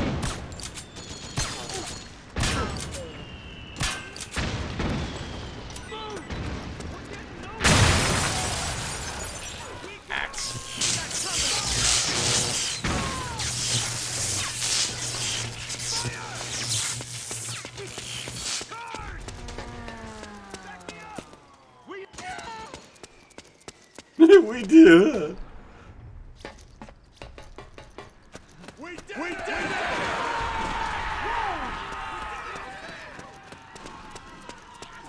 So that's where you were.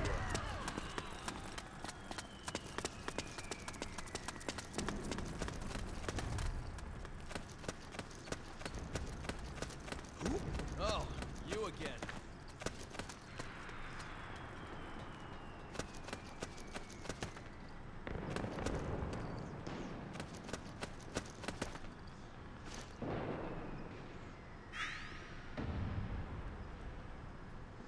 Oh, hang on. We need a uniform.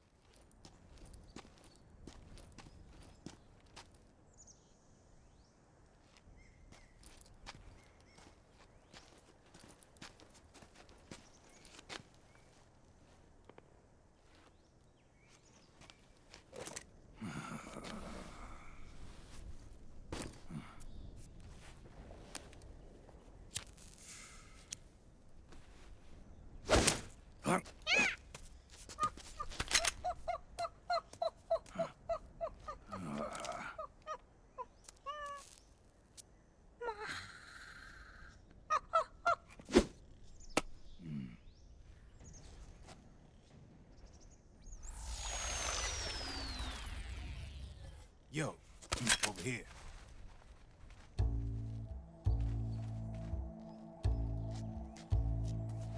You.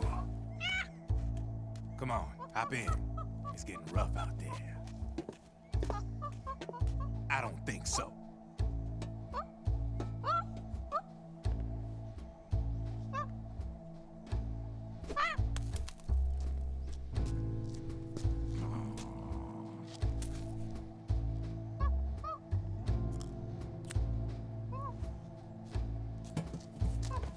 We meet again.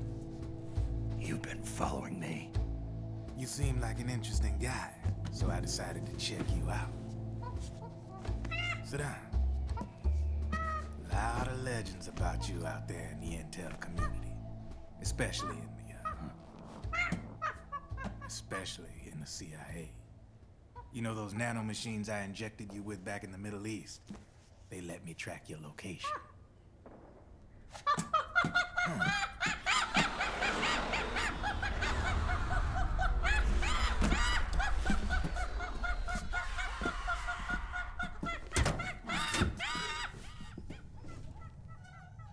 Figures. The B&Bs are here. Things are about to get hairy. B&Bs? You never heard of them? They're Beauty and the Beast. Together they're called the B&B Corps. They're a squad of enhanced female soldiers, belong to the PMCs. Anytime there's a mess that needs cleaning up, they're on the scene leading the elites.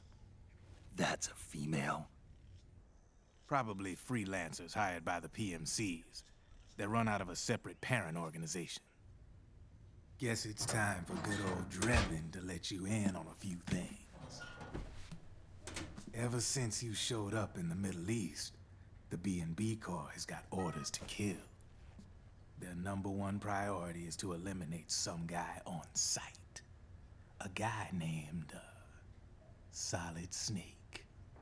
But from where I'm sitting, Old Snake seems a little more appropriate. Old, huh? Cheer up. That's the bad news.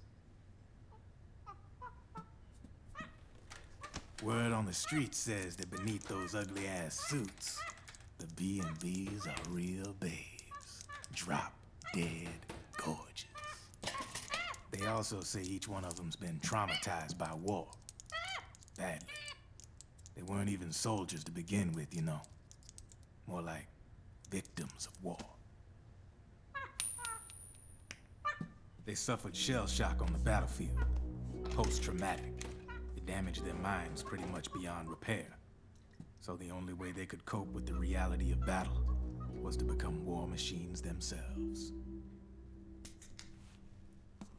The remnants of their human side are buried deep within. The beast, that's what you see on the outside. War transforms a snake into beasts.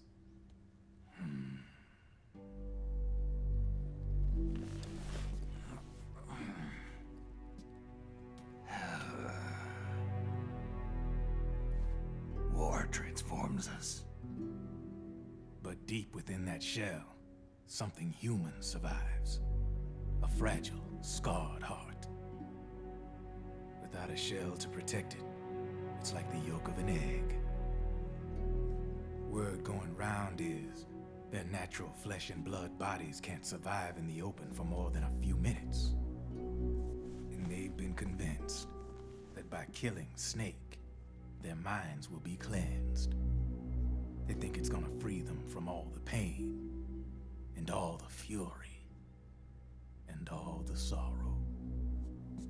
Which makes these babes pretty much obsessed with killing you. 4 B&Bs have been identified so far. The one you just saw was Raging Raven. There's also Laughing Octopus, the master of mimicry, and Crying Wolf. She runs on 4 legs. And finally, the mistress of mind control, Screaming Mantis. Mantis? Yeah. There used to be a guy by that name in the US military. A Russian psychic. He could control people's minds. I guess she inherited the title. She keeps the other B&B's minds in check with her powers. Octopus, Raven, Wolf, Mantis. You got it. They're the Snakehound unit, and they've got you in their sights. Shit. I'd hate to be in your shoes. Drebin. I thought no one was supposed to be able to hack into the system. Are you with the Patriots? No, sir. I ain't no lale-lule. I mean, I'm no Patriot. You can say Patriot. I guess that means you're clean, right? The nanomachines I got in me are different from the military kind. No speech restrictions for me. What the hell are these Patriots? Are they human? Not anymore, they ain't.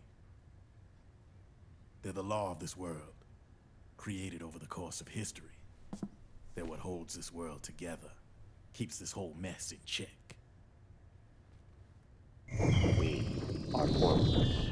We are the very discipline and law that Americans invoke so often. The Patriots are America, the world's greatest military power.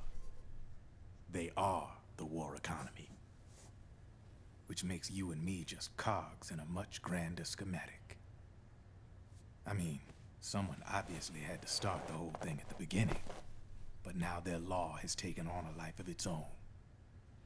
A life of its own? Yep. The country, the war economy, it ain't run by people.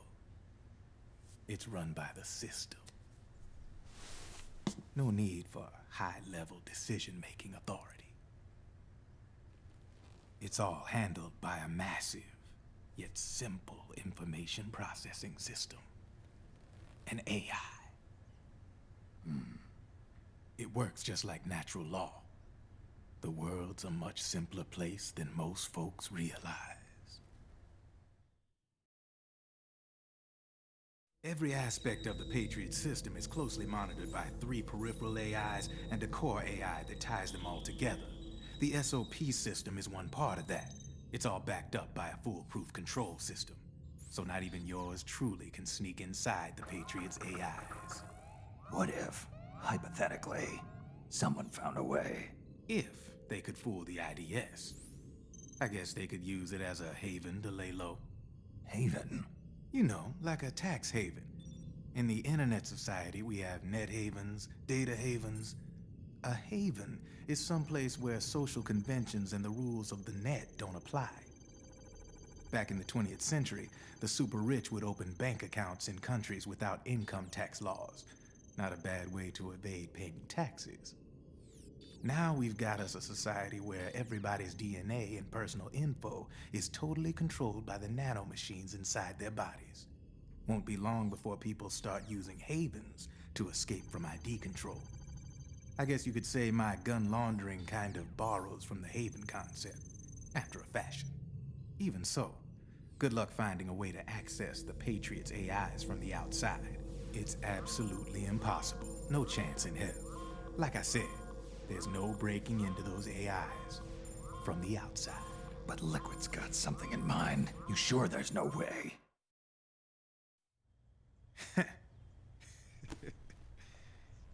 I'm just a gun launderer. Only reason I'm interested in you is because you start a lot of fires.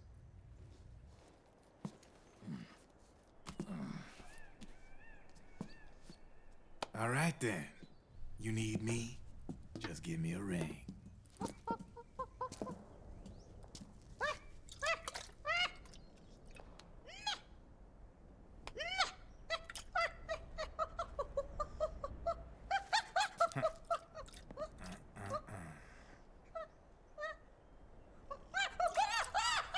Go on. Get your ass back inside. Now! I have you.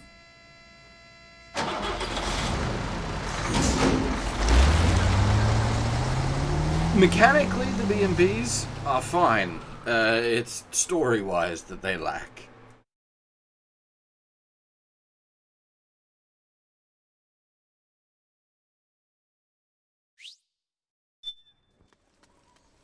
They don't have anywhere near the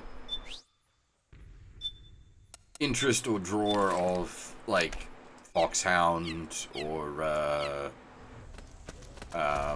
Dead Cell. Even the Cobras. Cobras are pretty sort of weak because the main focus there is the boss. But even the Cobras are, I find, more interesting than B&B. basically just... Like, they're just plot dumped at you is the problem. Like, it's just... Tragic backstory plot dump.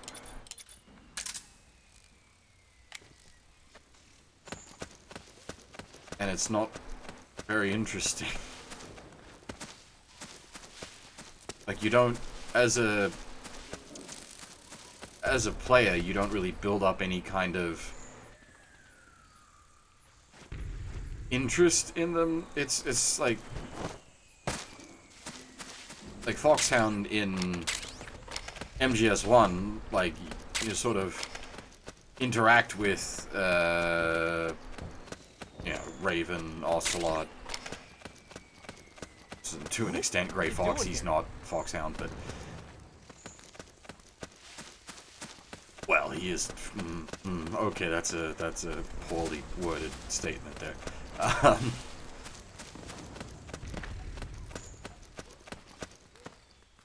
What?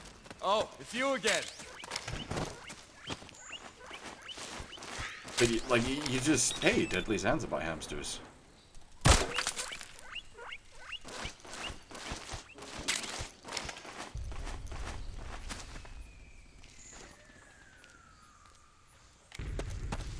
Yeah, you can sort of, like, in-universe justify them being What happened? not very interesting characters, but that doesn't make a good video game.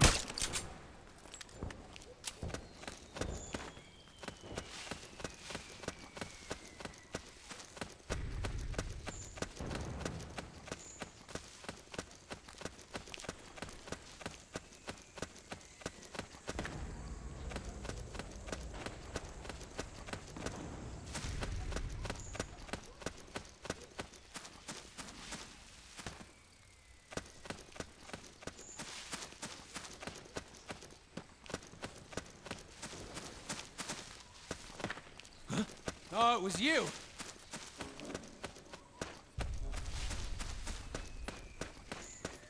Justified, uninteresting characters are still uninteresting characters.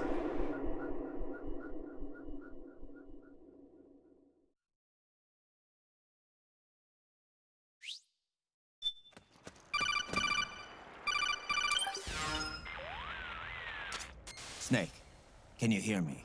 This is Jack, isn't it? I am Raiden. Jack is no more. Where are you now? I'm right beside you. Raiden, where have you been all this time? What have you been doing? On a mission.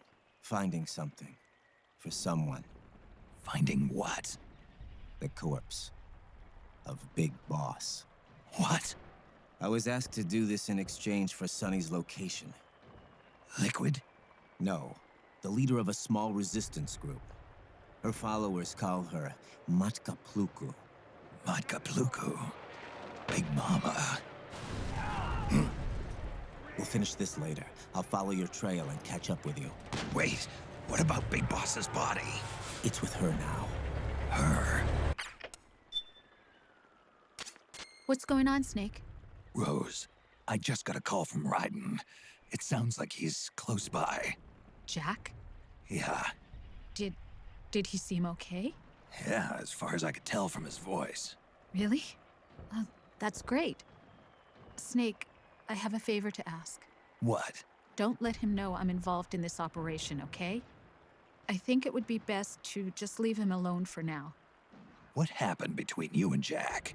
After the Big Shell incident, he became unstable. Memories began to resurface from his childhood when he fought for Solidus in the Liberian Civil War. And in the midst of all of that, the baby we had together, it hadn't even been born yet. Jack slowly stopped coming home.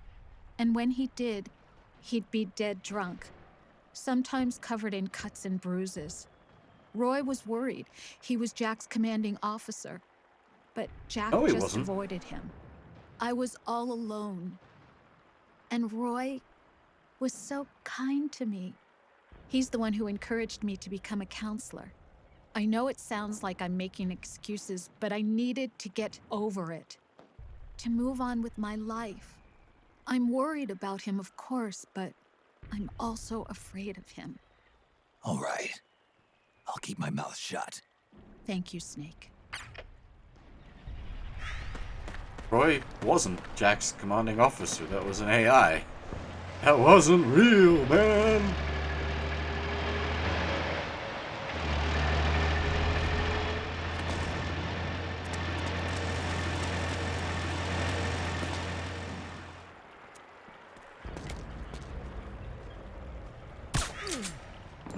No, not really retcon, because that wouldn't make any sense. There's no way to retcon that.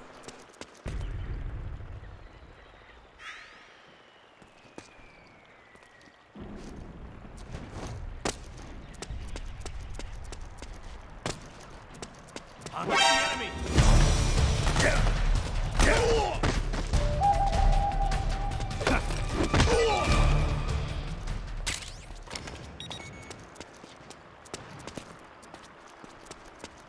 I suppose that's possible. It depends on... Because, like, Snake explicitly says he used to work with Jack, but then there's no way Roy could be his commanding officer under those circumstances, because Snake and Otacon are, at best, a non-profit NGO, at worst, globally wanted criminals.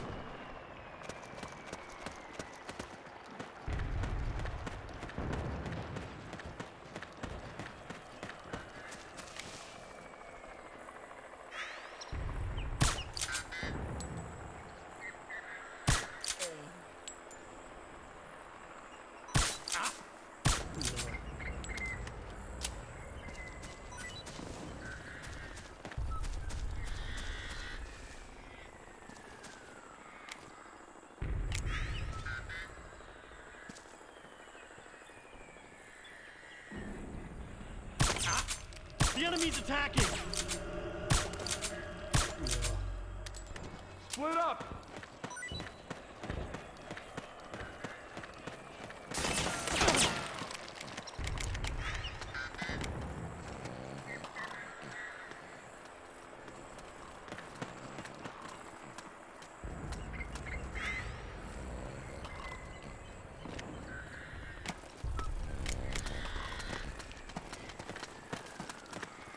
You got my back? Where's the enemy?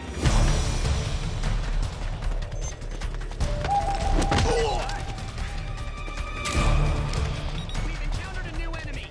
Reinforcement. This, like, really shouldn't happen while you're wearing, like, the enemy uniform. We've encountered a new enemy. He's wearing the exact same uniform as all the other guys. How did we know he was a new enemy?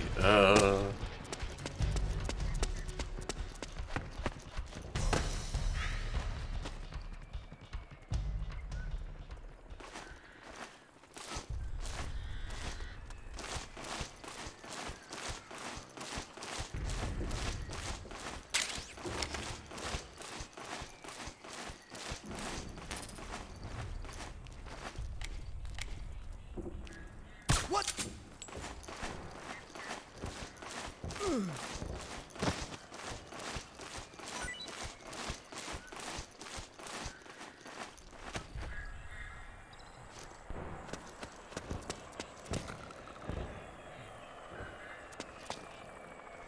I've actually had pretty good experience with the Twitch phone app.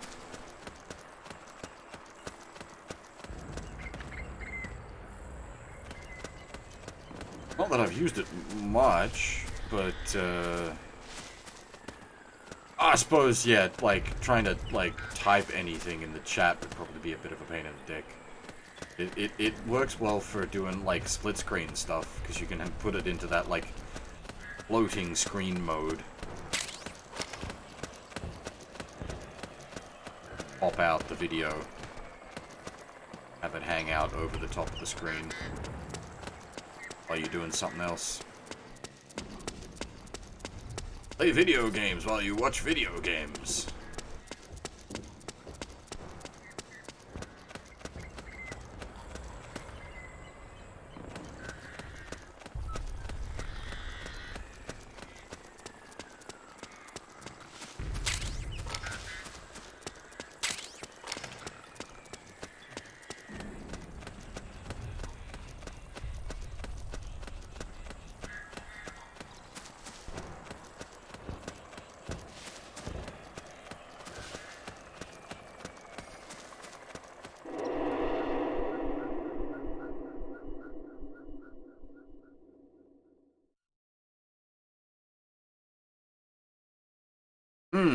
Okay.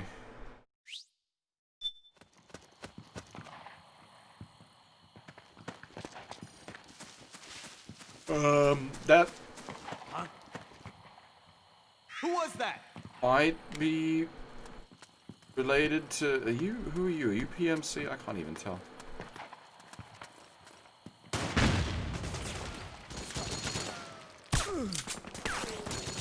Cover! Move! Move! Back me up! Suppressing fire! Hey! Charge! Back me up! Please back up! Charge! Go! Go! Go! Fire! That may... Yeah, the chat breaking may be related to the problems that were happening earlier tonight, where Twitch sort of walked across the board for a while.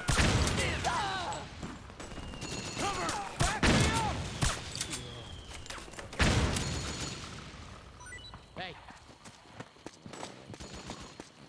We've got company!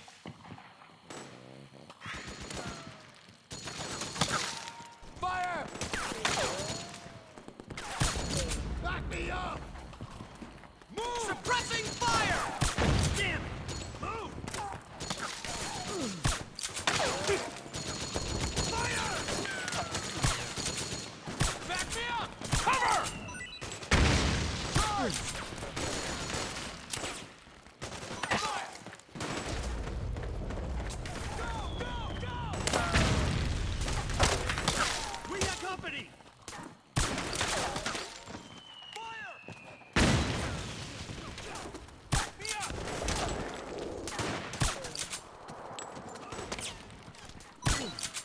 I don't know if this is an infinite spawner.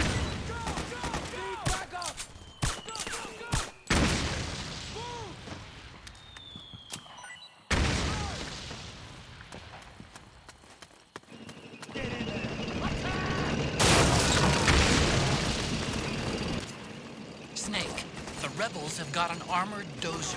They're probably going to use it to bust their way into the mansion. Where the fuck did all these Give it lads some come cover and from? it might get you inside the compound.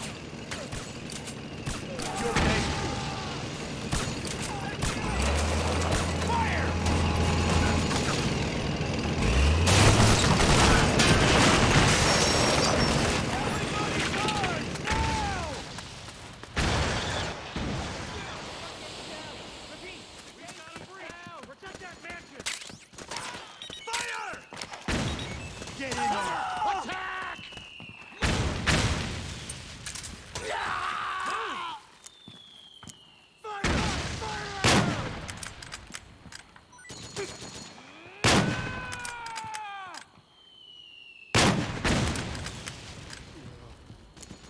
Back me up!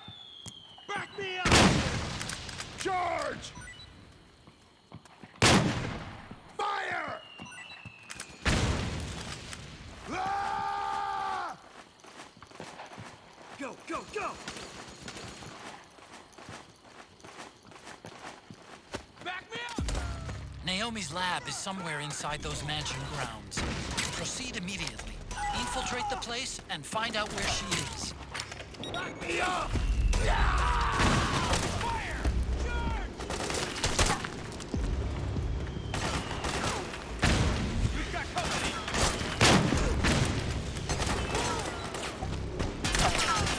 We got company!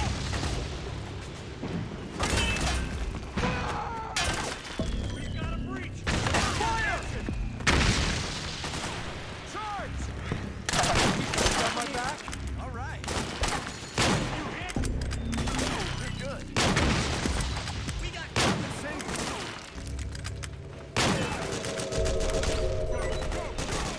Need backup! Go, go, go! Pressing fire! Fire!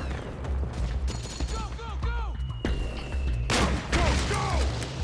Back me up! Is he there? Charge! Charge! Back me up! I run around casually no-scoping with the nugget.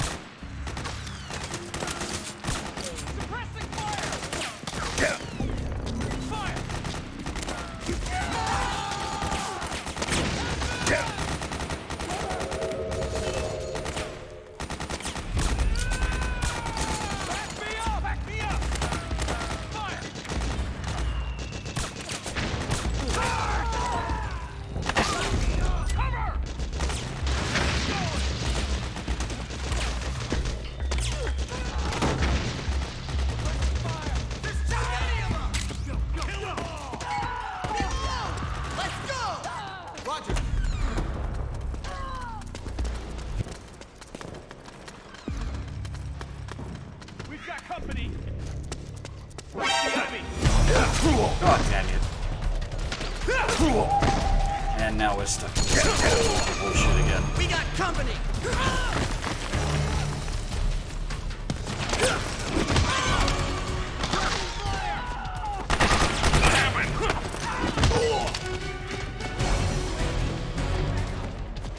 Understood.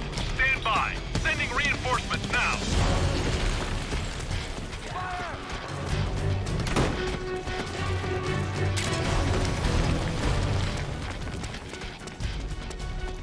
Suppressing fire!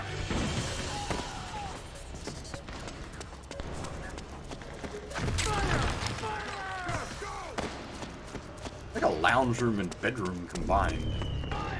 Sure, why not?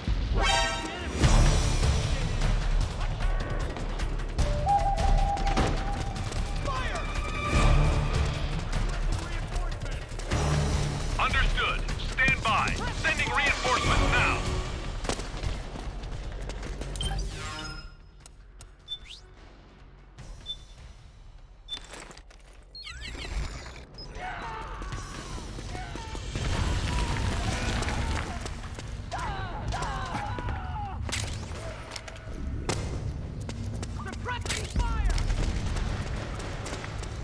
Oh, hang on. Now, can we, Drebin?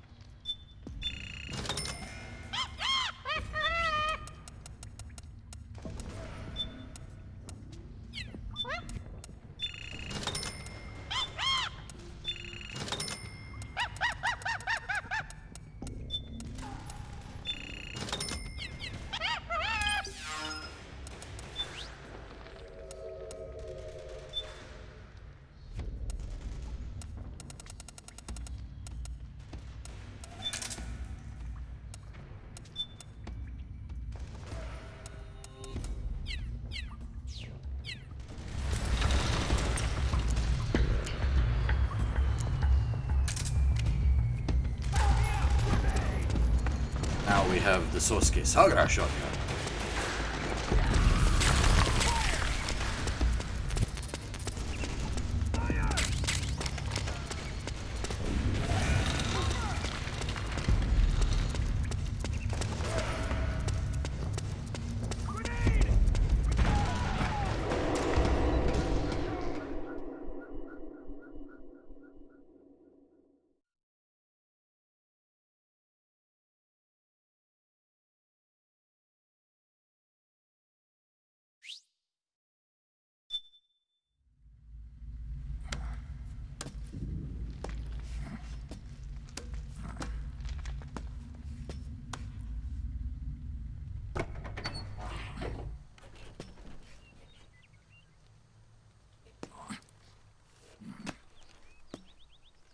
No, this is his human level shotgun rather than the M9. Then we'll have to make a lot of changes. Yes, that's right.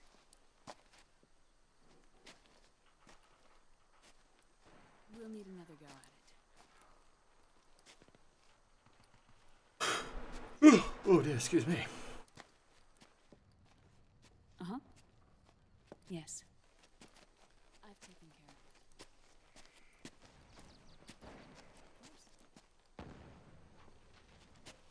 Yes, I understand, but... That's the one. AO shotgun.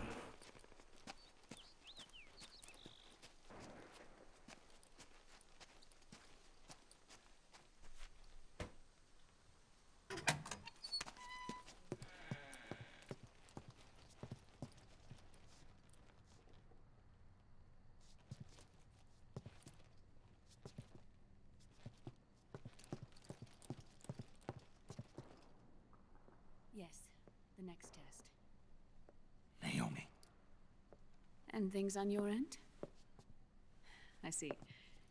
We're on schedule. Ah, if you're wondering about old Snake, this is the time to pay attention. I know. Me too. This is going to be Until then. important.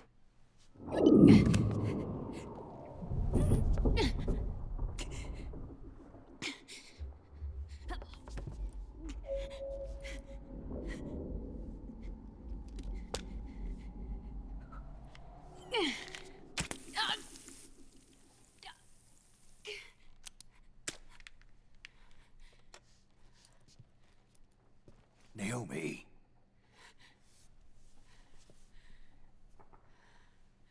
Snake. I knew you'd come.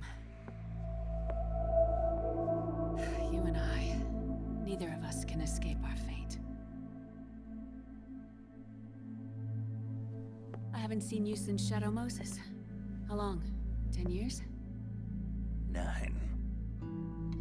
And Dr. Emmerich, is he with you? Why? I thought he'd be the only one able to open the mail I sent. Not many people could recognize 4D sound data in a soliton. See, KR Blade? How is the good doctor? Otacon's fine. He's the same as ever. Otacon? I see. Who were you just talking to? Liquid. Although I suppose he's really Ocelot, from a medical standpoint. I thought he was here. He's not, at the moment.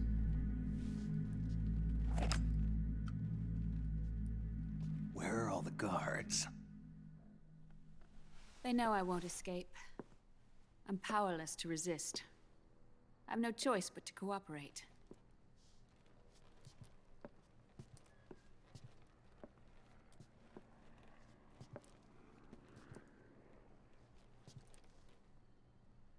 Naomi, what happened in the Middle East?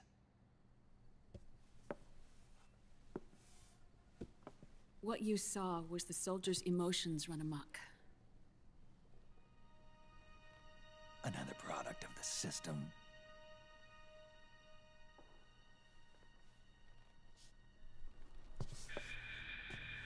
You don't trust me? I'm not sure yet. And if I answer your question? Let's hear it first. Liquid. We thought the SOP was an ID control system designed primarily to maintain order and control in battle. And we were right. But only partially. SOP had another function. To control people's senses.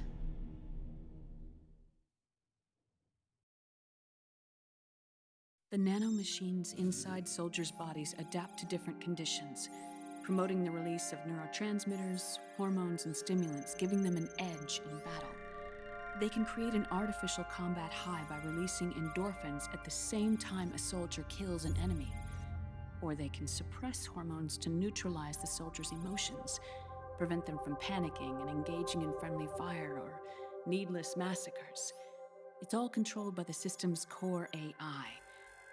It artificially controls the soldier's pain, emotion, senses, in other words, the essence of his being. The skyrocketing demands of the war economy have fueled the demand for more soldiers and more fighting. This in turn led to the development of technologies to rapidly improve their combat abilities and control their actions. The system ensures a steady supply of battle-optimized soldiers at a minimum of cost. But you, of all people, must understand, Snake, that unlike combat technique, a soldier's senses can't be taught. They must be earned through experience. Does this have something to do with that test of yours? The goal was to release the soldiers' nanomachines from the system, but we didn't know about the mental control. And the nanomachines went berserk? No. Our test was a success. At least it confirmed our hypothesis at the time. Just as we predicted, the nanomachines stopped functioning, and the PMC soldiers were freed from the grips of the system. But the moment the system stopped, all the pain and fury and sorrow, all the trauma and stress, all the hatred, regret, guilt, all the sensations that had been suppressed were unleashed within their hearts. Their memories, unlike their senses, weren't erased. Each enemy soldier they'd killed, each lost comrade, each threat of violence against the innocent, every act of war they'd committed was etched firmly in their hearts. In suppressing the user's mind, the nanomachines exact a heavy burden on his heart. The user's body rejects the nanomachines. This reaction must then be suppressed with drugs. Before the user knows it, his mind is in complete shambles. Snake. Remember Frank? Frank Yeager. Gray Fox. They twisted his body for their experiments and nullified his broken heart with nanomachines. SOP has taken it even further and applied it to living human beings. The sins of war these soldiers carried inside them returned to assault them in the form of unimaginable shell shock. The meaning in the system may have changed, but the battlefield hasn't. Until that point, war was like a game to them. And then suddenly, reality came crashing down.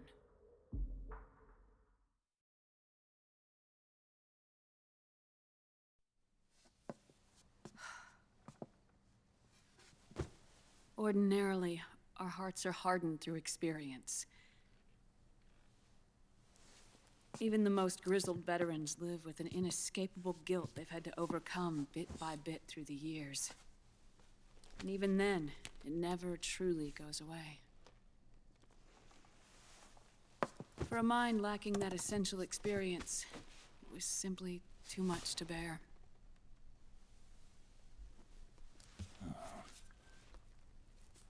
But what about me? I've never been under the system's control.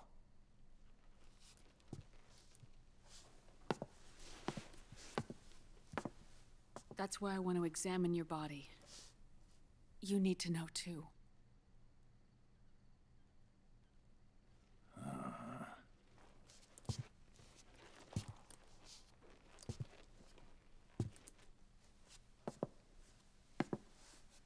All right, Snake.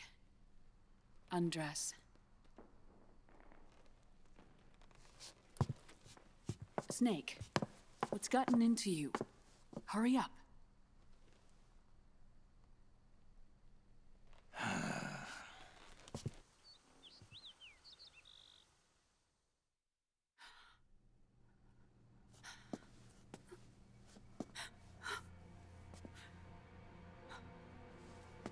Oh my God. Snake.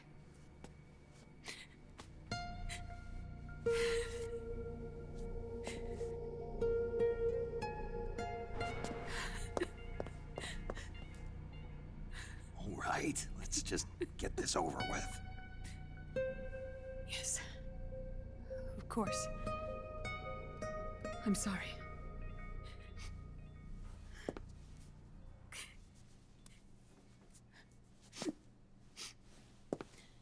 It's mostly she's well aware of Snake's physicality and Snake, do you remember what I told you in my video? seeing how badly deteriorated his body is over such a relatively short period of time. The nanomachines are recharged by your body heat. They won't stop functioning until they're all extracted. Or until you do.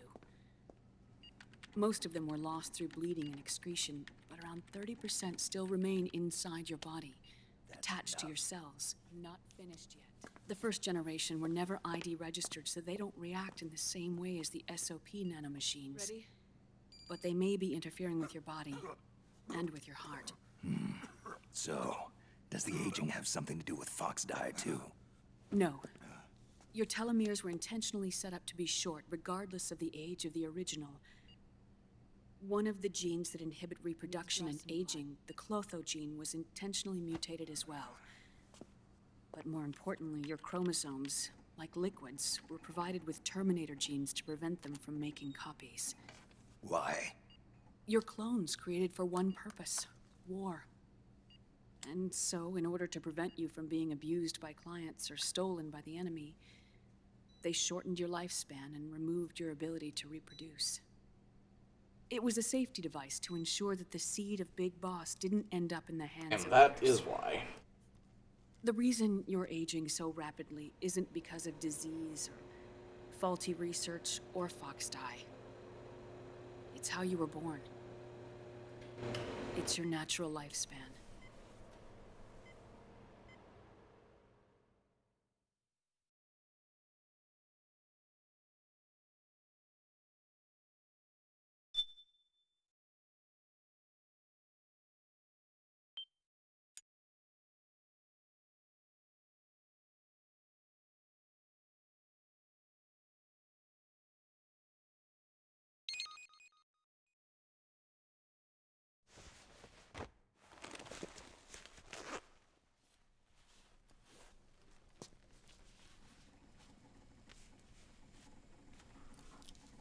The truth, Naomi. How long is my body gonna hold out? Your cells, blood, organs, nerves, skeletal system, muscle tissue. Every part of your body is aging rapidly.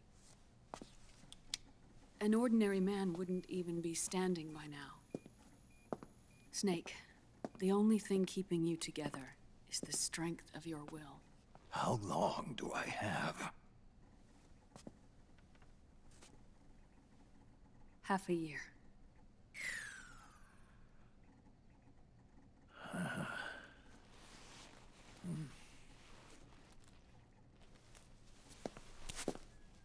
Don't.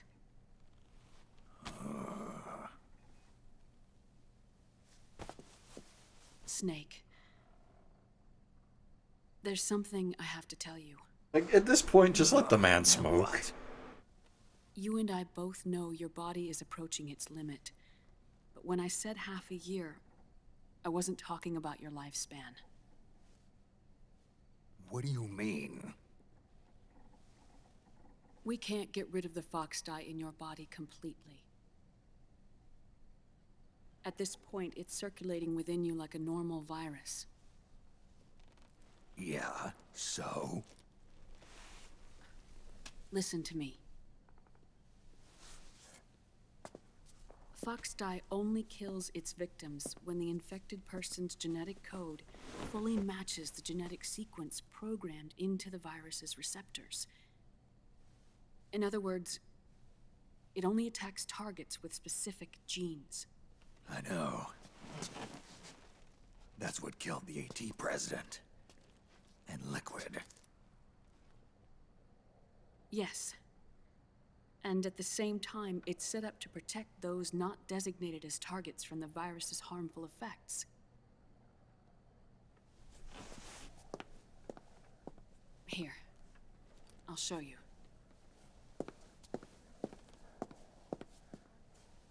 The receptors on the fox dye inside your body are breaking down. The rapid aging process is changing the environment within your body. As a result, the virus is starting to mutate. The viruses on the left are fox dye in its original form.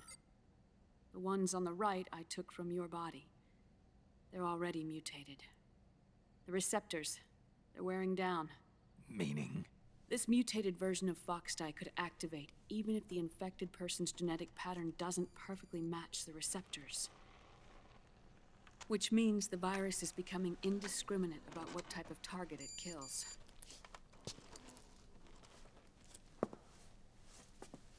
Ever since Shadow Moses, fox dye has been breeding continuously in the nanomachine colony inside your body and dispersing into the air. But there are no more targets to attack, so there haven't been any more outbreaks. However, if the receptors continue to wear down, it'll become a killer virus that attacks untold numbers of victims. What if we kill them all? Remove them from the body? There are no antibodies either. I don't know what percentage of the receptors have to break down, or how many people will be targeted when that happens. But what is certain is that people will begin to catch Foxdie through airborne transmission. It'll start with those closest to you. Then, one by one, they'll lose their lives. The part of the virus that distinguishes between individuals will start to break down in about... half a year. No. 3 months at the most. 3 months? Ironic, isn't it? You've spent your entire life saving the world from Metal Gear, from nuclear annihilation. And now, you're becoming a doomsday device yourself. I can't predict exactly how devastating the epidemic will be.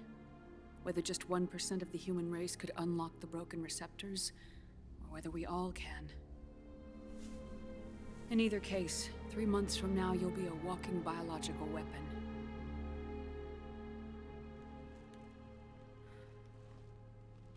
If it were up to me, you'd be quarantined already.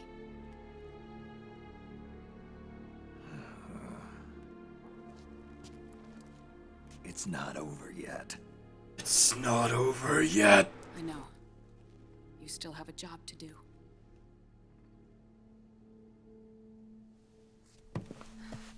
You have 3 months. Still enough time to think once all of this is done with.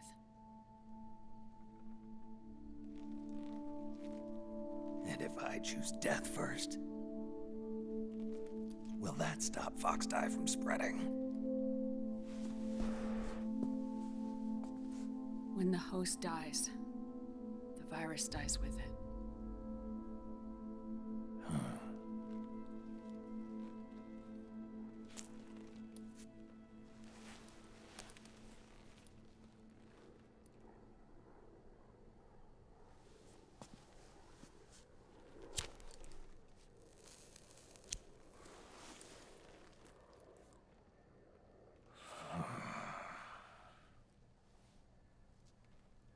Snake, tell me one more thing.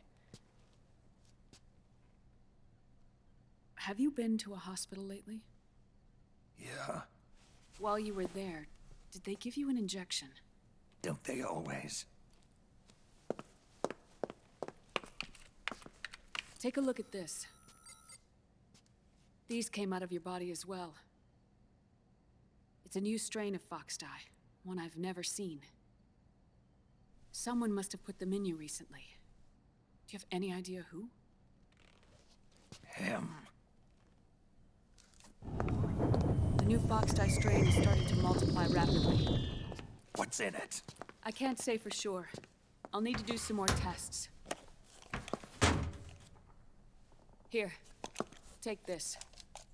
It contains the same substance the soldiers' nanomachines secrete inside their bodies. It's a drug that inhibits the nanomachine's ability to regulate the senses. The nanomachines inside the body malfunction when the system interferes with them. It triggers a reaction in the body, which is why you're having the seizures. Give yourself a shot whenever they get bad.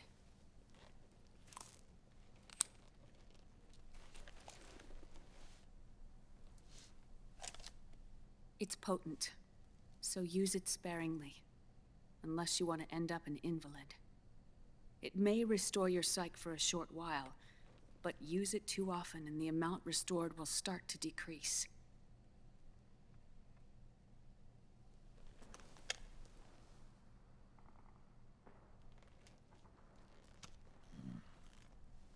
I don't think we'll ever use it. Oh, there's a few points in where we have to use it story-wise, but we won't ever use it on us. You said yourself we mustn't allow ourselves to be chained to fate. I can't slip free.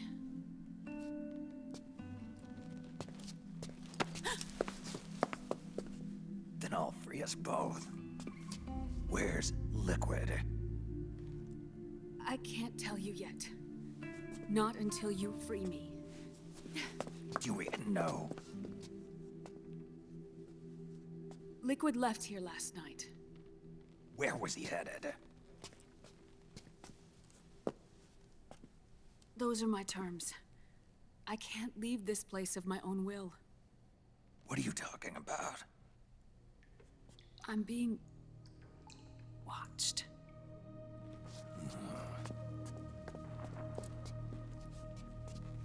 Liquid has altered his plan.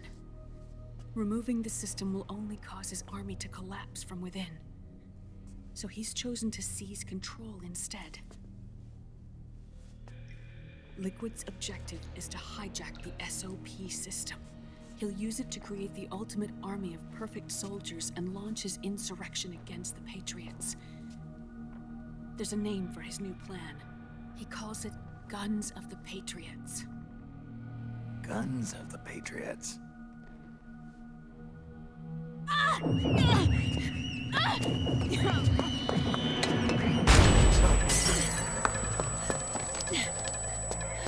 This place isn't safe. Come with us.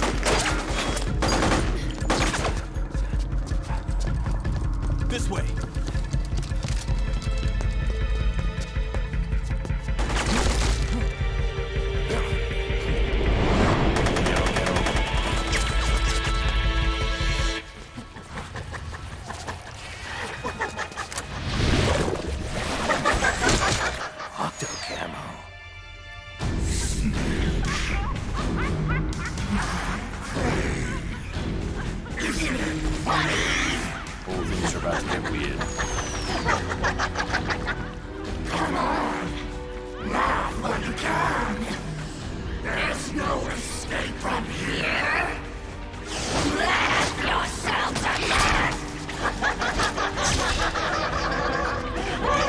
Unfortunately, Ikamusume, she's not.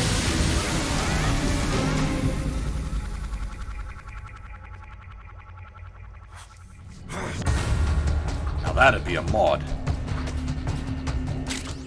You're surrounded, Snake. You'll have to break through to go after Naomi. Take out those enemy soldiers and clear a path.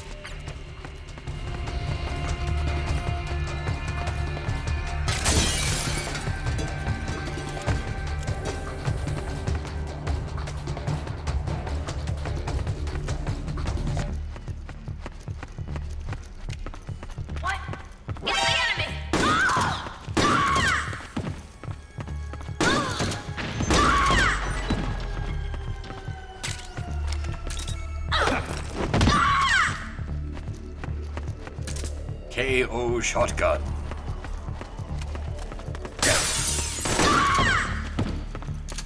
Uh-oh.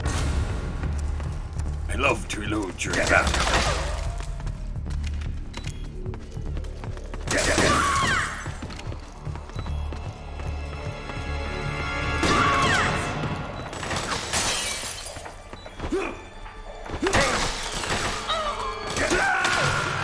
Snake, what's wrong? Just realized the health was low. Snake? I don't think it's forced alert mode, so you probably can, like, full stealth this.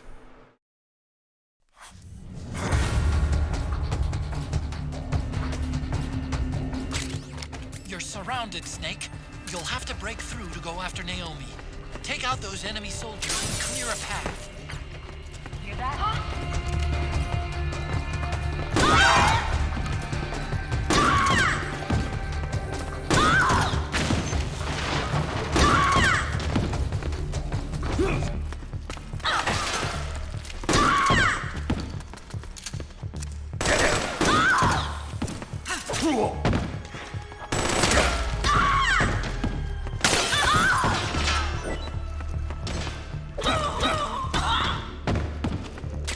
Well, it's not Rambo.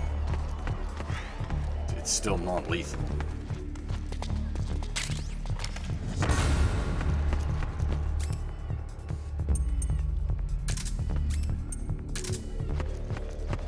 These are Gero.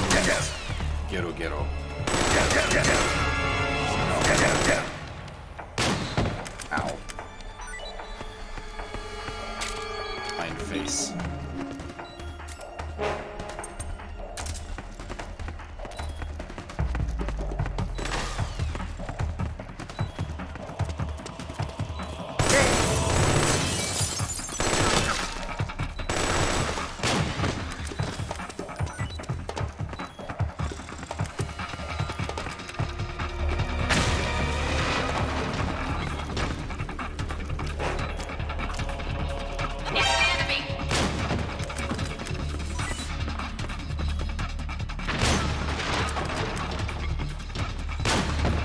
I just enjoy running around with the nugget. I'm allowed to have some fun, god dang it.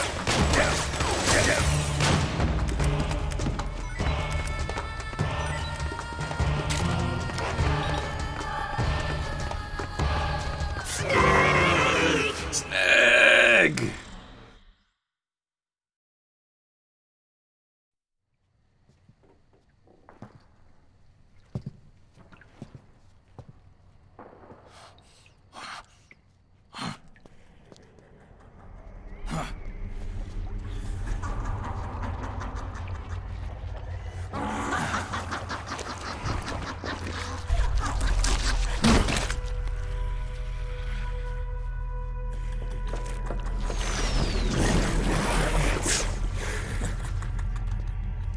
People suffering.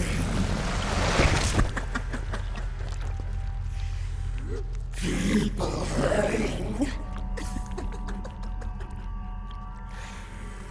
People dying. It's all so fucking hysterical.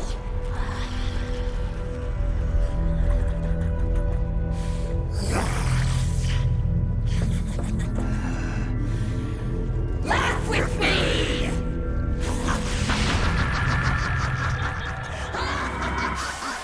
Quite a foul mouth for a lady.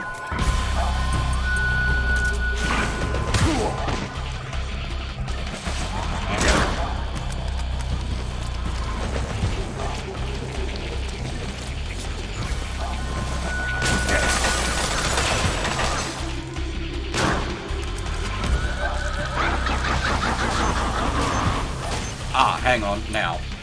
These we don't want to be playing with the nugget.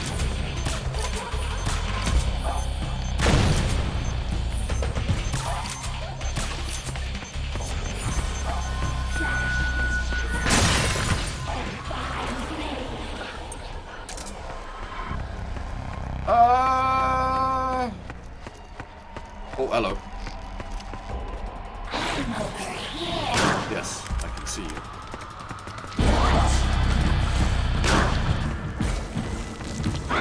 She's going roller derby? No, she's going into yeah, I actually thinking about it, I'm not sure if they swore in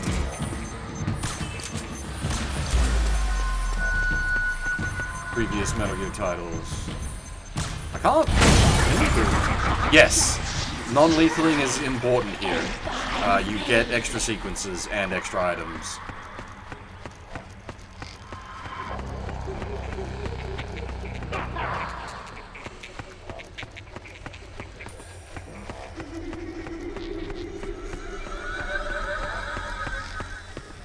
We will definitely be doing the extra sequences.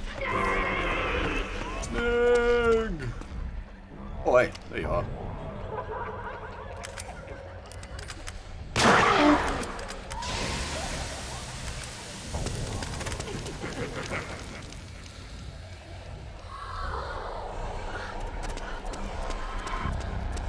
Exactly, Blade.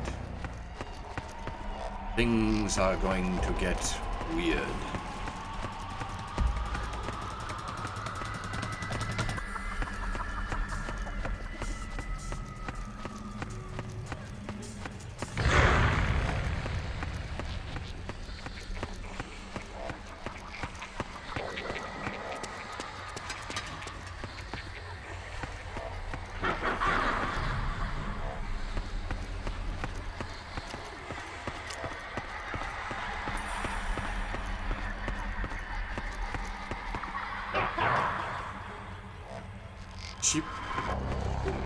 Is she in hide-and-seek mode, or is she running about the place?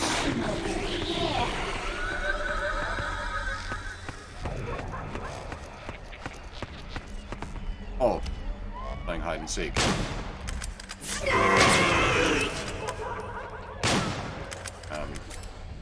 Butt gun?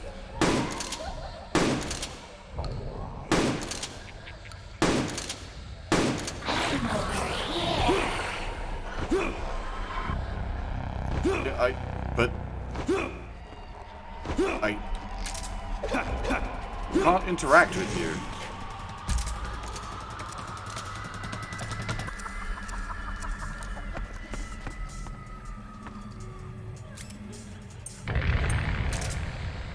You are indeed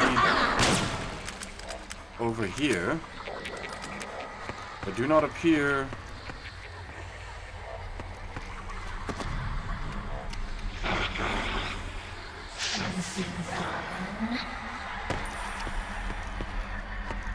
Yes, hello.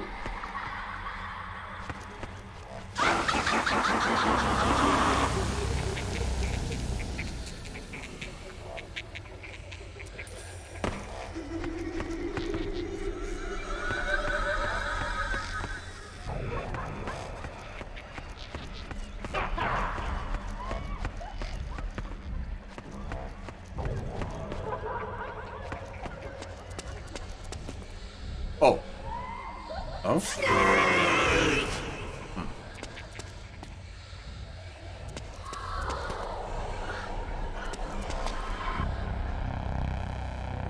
Just you try and find me.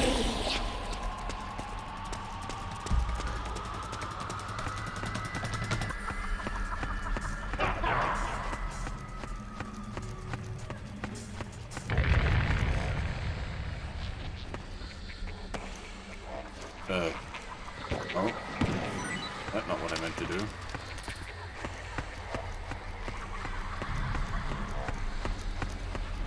I don't normally have this much difficulty. Is it...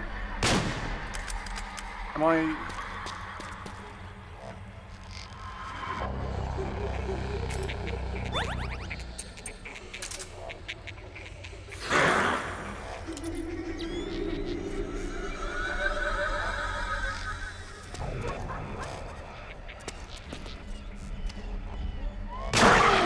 Oh, the box is indeed the answer.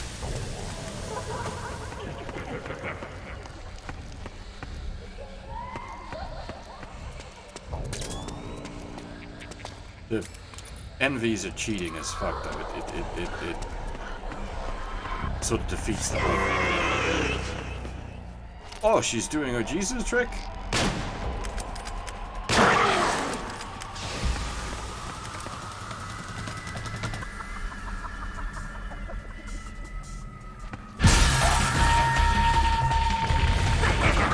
Roller derby? Okay, yeah, I'm not playing roller derby, thank you. Ow, apparently I am playing roller derby. Oh, hi. Uh-oh. Now we're playing P90 derby. That hurts more.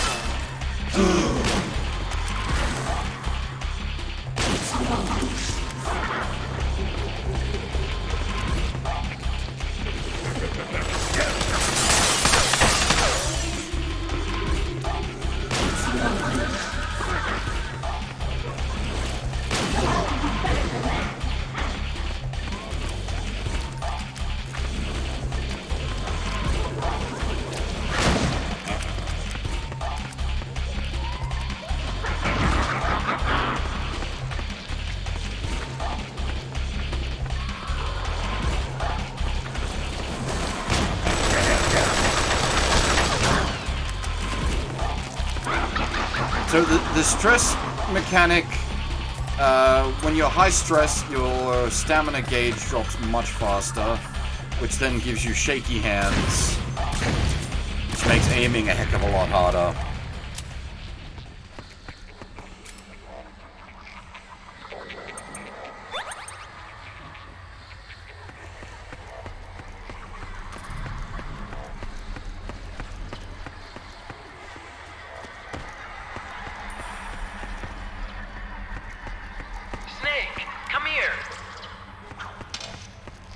Oh yes.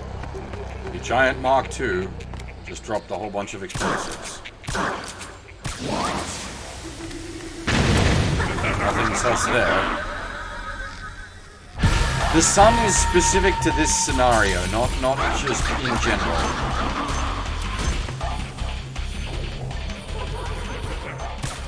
It's just in Chapter 2 that the the sun cooks you beyond.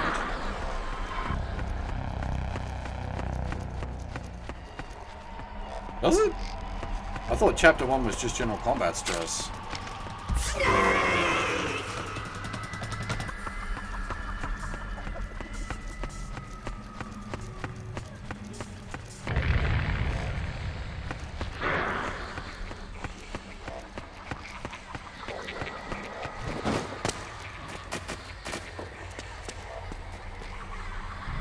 Ah, that's a nice touch. It lists her name on the... when she's pretending to be a corpse. Hi. Bye.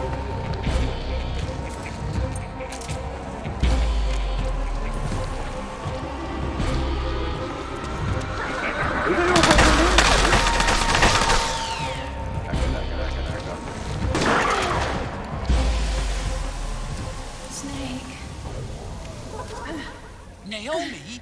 But why? It's another mimic! Watch out, Snake! Hello, Debbie. No, thank you.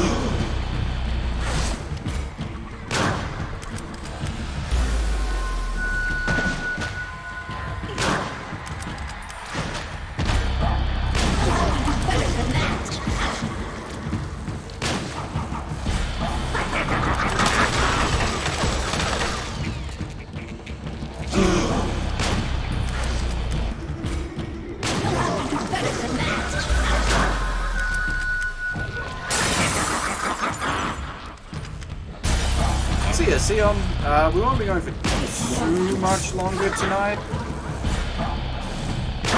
We're not quite done with Chapter 2 yet, but we're getting there. It shouldn't be too much longer.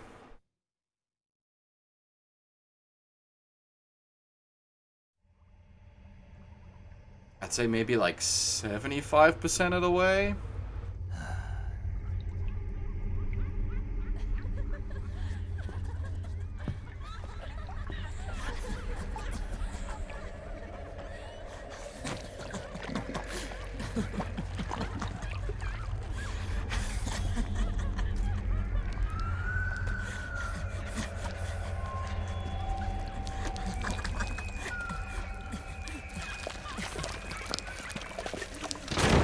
Yeah, things get weird now.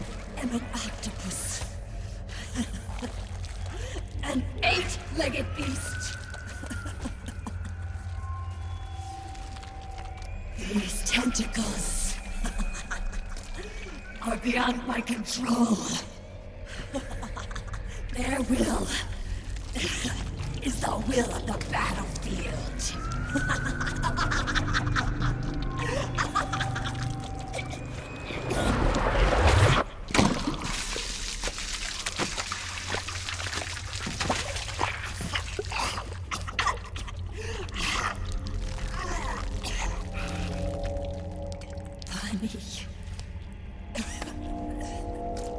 So funny. It's all so funny. No, it's not funny.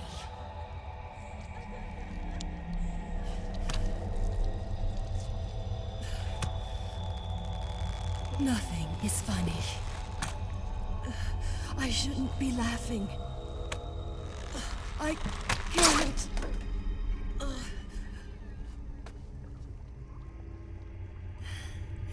The truth is, I'm not laughing. Not laughing at all.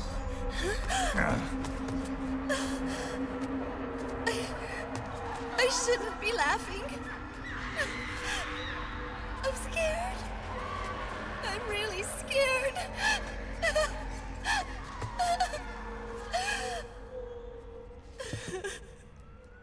We'll get to that. Give it a minute. I'm sorry. I'm sorry.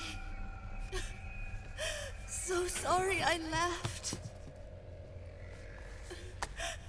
I'm sorry. I won't laugh anymore. I can't. I don't want to.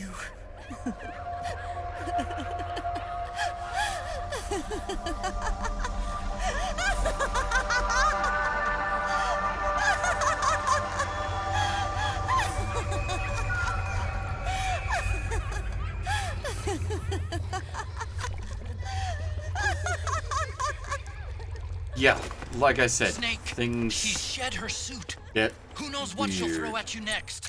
Watch out!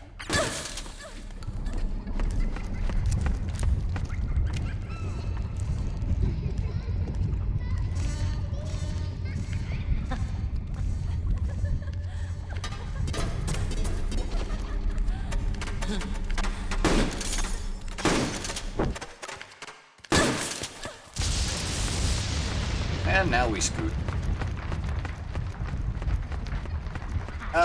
Not really, no. This is mostly just story.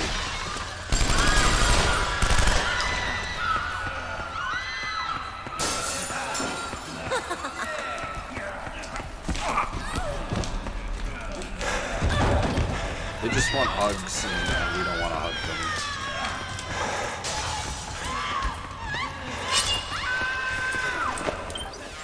Actually, we need to do some quick menuing.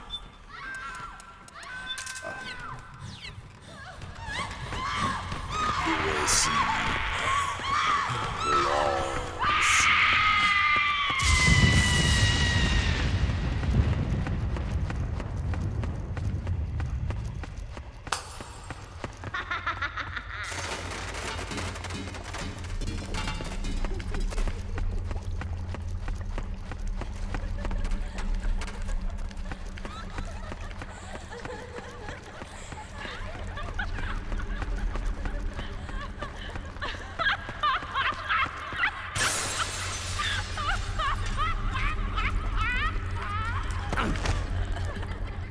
You just want to hug me.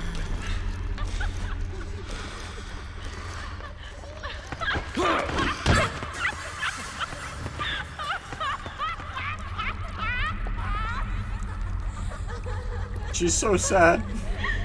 Getting hug rejected.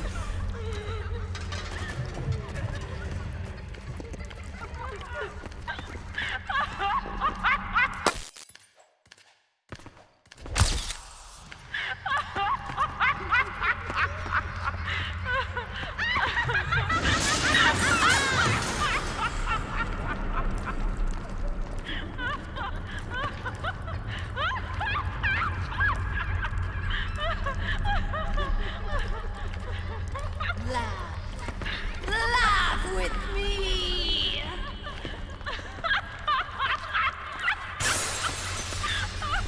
Doesn't normally take this long, does it? Am I... Oh, I think... Is she losing her color as well? Yeah, I think she is.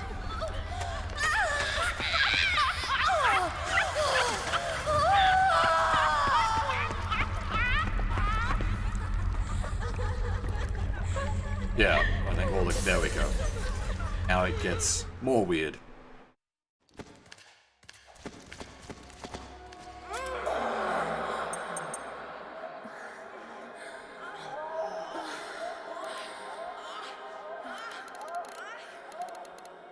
You think this bit's weird?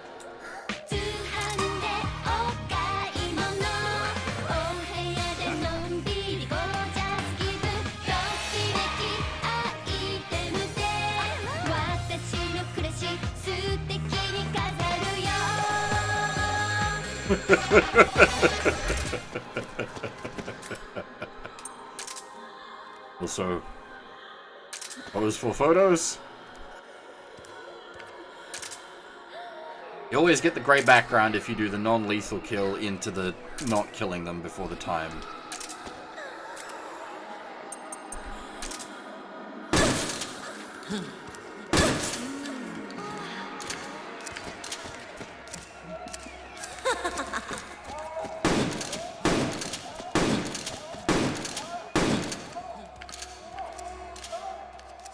You need to wait it out in the grey, like in the graying sequence until they lose all their color.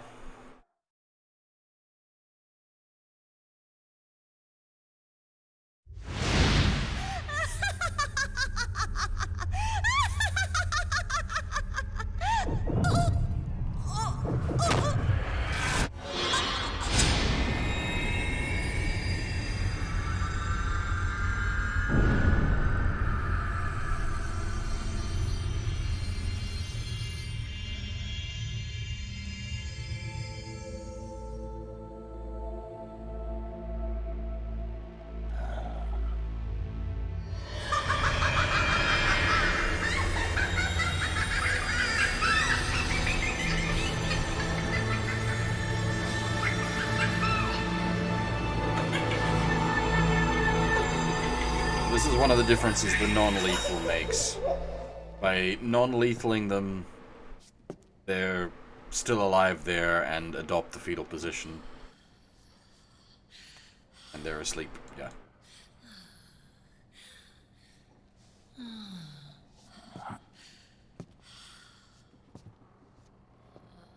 Implication being that they reverted to an infantile state free of their mental anguish.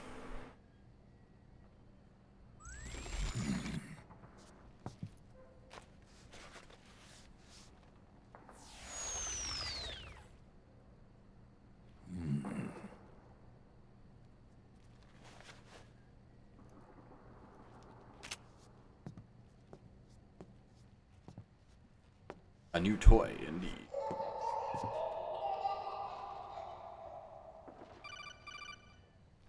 And now Drebin's gonna talk to us for a while. Because unfortunately the B&Bs are done poorly. Yo, Snake, looking good today. Drebin, what do you want? That's cold, man. And here I was about to tell my very best customer about face camo. Face camo? That camo skull cap you just picked up from Tentacle's shell. It utilizes the same kind of technology as your Octo camo suit. Using the two together can get you even better results. I'd hang on to it if I was you. Doesn't fit. It's not my size or shape. Yeah, looks like it could use a bit of tailoring before you can sport it. Not my line of work, but... ain't you got a buddy who specializes in that kind of thing? Somebody's done their homework. Hey, it's my job. Is that the real reason you injected me with those nanomachines? To spy on me? I prefer the term customer data management myself. Drebin. Relax. It's strictly confidential. I ain't gonna share it with anybody. Then what did you mix a virus in with the nanomachines for? Virus? A certain virus was detected in my body. Are you saying it wasn't in the nanomachines you injected? Look, you do know there are other folks who could have done this to you. And besides, what would I gain from infecting you? Better for me that you're out there kicking ass on the battlefield. I was watching you, Snake. You're a real piece of work. Never thought I'd meet the man who could take down Laughing Octopus single-handedly. She just kept on laughing. Now why do you suppose that is? Something in her past. You got it. She's from a village in Scandinavia. Little seaside hamlet known to all the locals as the Devil's Village. Place wasn't known for devils, though. It was known for octopus. See, this was one of the few places in Europe where they ate octopus customarily. Anyway, there's this cult of crazies who for some reason hate the village with a passion. Then, when she was just a teenager, things get bad. These nutcases get their hands on some weapons and attack the village. Overnight, her sleepy little fishing town becomes a war zone. They round up all the villagers and execute them one by one. Except for that girl. They had something else planned for her. Something a whole lot worse than dying. Calling her the devil's child, they forced her to do the kind of thing you'd expect from one of Lucifer's own. After they made her torture her family and friends, they made her kill them. The whole time they were forcing her to laugh, howl like some sort of demon, like she was enjoying it. What was she gonna do? Say no? They'd kill her too. So she let fear take control and did exactly as they told her. She butchered the bodies of the ones she loved and laughed while she did it. And as she bathed in their blood, it gradually turned from deep red to jet black. To her, it looked like the ink of an octopus. The experience scarred her deep. Ever since then, she hasn't stopped laughing. Only, that ain't really laughter. Why are you telling me this? You expect me to feel sorry for her? No. I know you got no room for that stuff in your world. And besides, this is war. Right? In a way, though, I guess it was the right thing to do. What was? Fighting you cleansed her mind. All right, enough chit-chat. There's other beasts out there in them woods. Watch your back. Yeah, this is my big sort of problem with the B&Bs is all their characters basically just delivered through Drebin as a plot dump.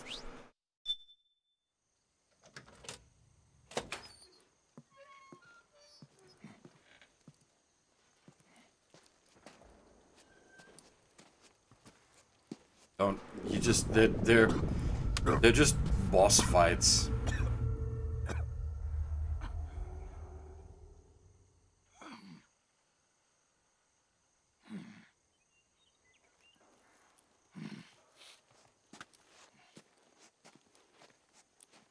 I didn't mind the cassette tapes, because you could be running around doing stuff while you listen to a cassette tape.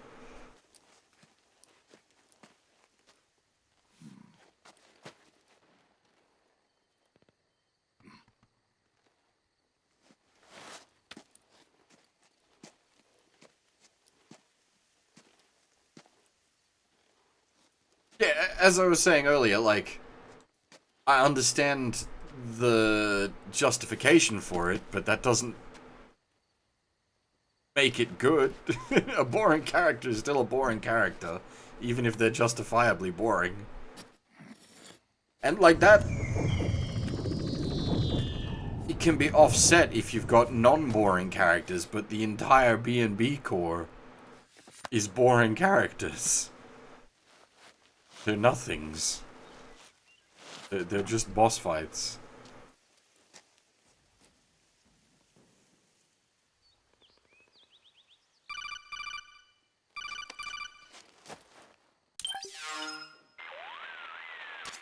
Snake, have you lost sight of the target? Whenever something moves, it leaves a trail behind. Track and find Naomi's trail. I'm not like Big Boss. Tracking isn't my strongest suit. When did you get so good at it? After saving Sonny, I drifted around the globe. In Alaska, a tribal elder taught me some scouting techniques. Drifted? You never went back to see Rose? Rose? She doesn't exist. No. Rose and I live in different worlds, different times. Her world has no place for someone like me. My place is here on the battlefield. Huh. Listen, Snake. Scouting is based on the principles of hunting. There are two fundamentals: awareness and tracking. Awareness? Awareness refers to locating a trail by paying careful attention to your surroundings. Tracking means to follow that trail. Your target's trail could be footprints, a branch they broke along the way, bent grass trampled underfoot. You need to feel for clues using all your senses: sound, smell, touch, the direction of the wind. Watch how the animals move. Listen for unusual bird calls. These are signs that someone may be disrupting the environment nearby. You sound like a ninja. Exactly. Ninja are the ultimate scouts. If your enemy is a skilled scout, they'll be doing the same thing. You may be the hunter, but you are also the hunted. To avoid enemy detection, move slowly, little by little. Don't disturb the air around you. Try to make as little noise as possible. Your pursuers will be doing the same, trying to sneak up on you without a sound. If you can't pick up the trail with your naked eye, switch the solid eye to infrared mode. That will enable you to see Naomi's footprints and any enemies lying in ambush. Switch the solid eye to infrared. Got it. But the sound it makes while engaged could end up giving your position away. So don't leave it on for too long. All right. Listen to your heart. Trust your senses as much as you can. And you will find Naomi's trail. I'll give it a shot. Snake, follow Naomi's trail and find out where they took her. Watch out, though. You might run into a few holdups along the way. This is actually a decent sequence. I do like the tracking here as a sort of break from the normal flow. It's quite good.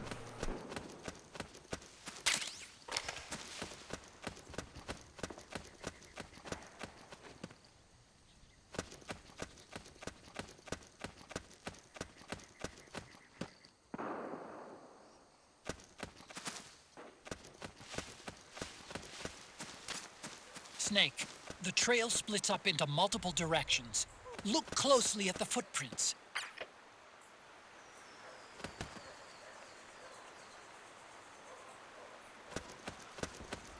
You're just looking for old triangle toes, but the thing is, there is stuff to be found on the off paths. Like this guy taking a piss. Oh yeah. And he is now sleeping in his own piss.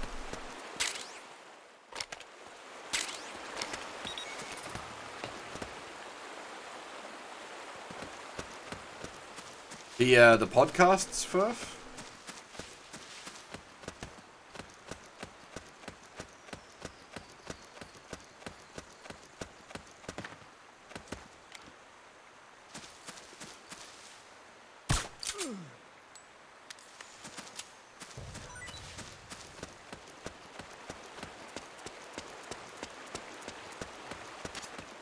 Looks like they split up here.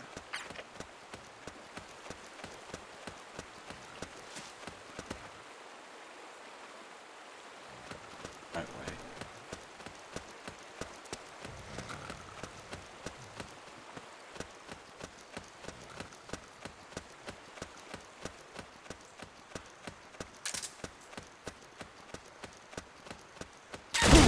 Oh. Well, that's my own fault for not having the freaking goggles on. Good trap. Well done. That's the previous game, Zappa. That is MGS3. Catch a Tsuchinoko. MGS3.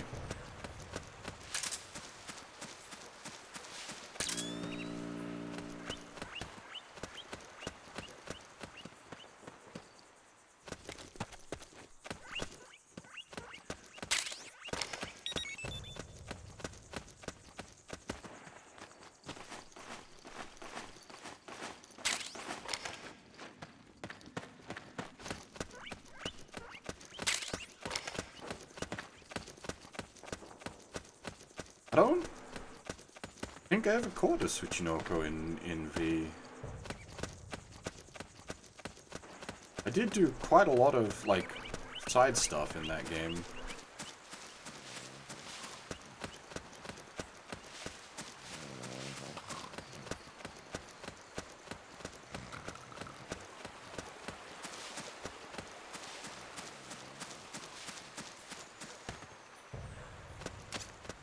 You think that could be Naomi's? You! Where's the enemy?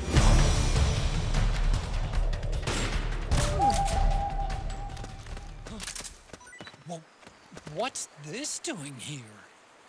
Naomi.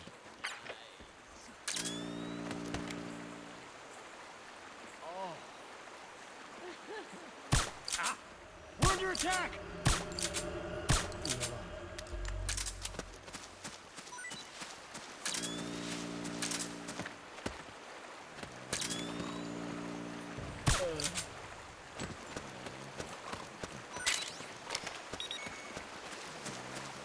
RPG.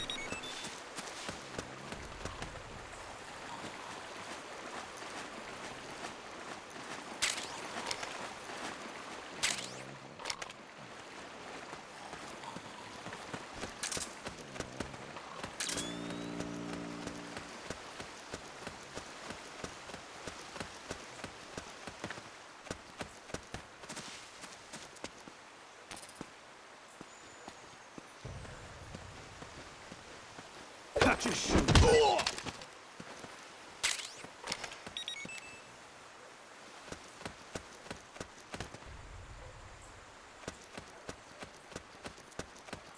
Yeah, sorry, Blade, we're currently doing the tracking Naomi sequence.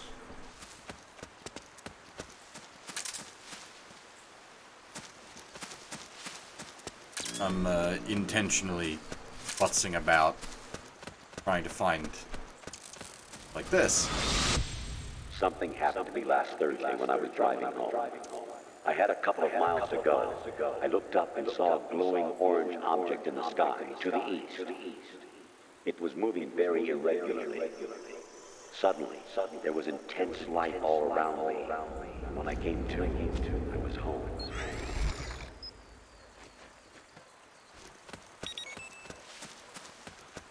Crop circles.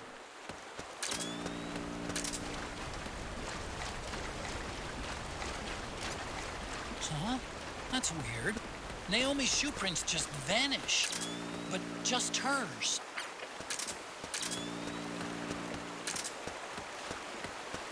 Let's see. Speaking of X-Files. Wait a minute. It's the solid eye. The sound is giving your position away. Take cover, Snake. What was I gonna say about X-Files? XCOM files. Interesting mod that. I think I've talked about that mod before. XCOM. Huh? It's the enemy!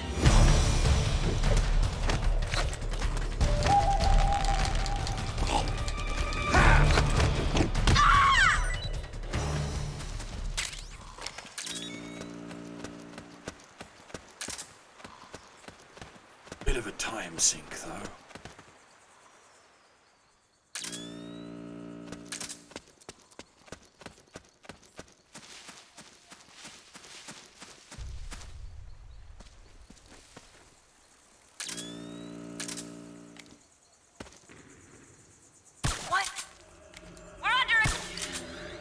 XCOM files. Well, it's for OG XCOM, not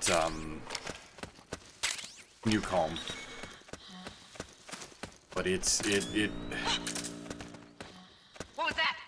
it has some really cool ideas where it sort of starts out, instead of being like full-on alien invasion, it starts out with like aliens, but also like supernatural sort of like beasties and whatnot as well you have to deal with, and then sort of slowly transitions into the alien invasion, and also has a bunch of like stuff to do with other human factions as well. The problem is, like, some of the maps are just... Oy. Yes, original XCOM. They must have gone separate ways here.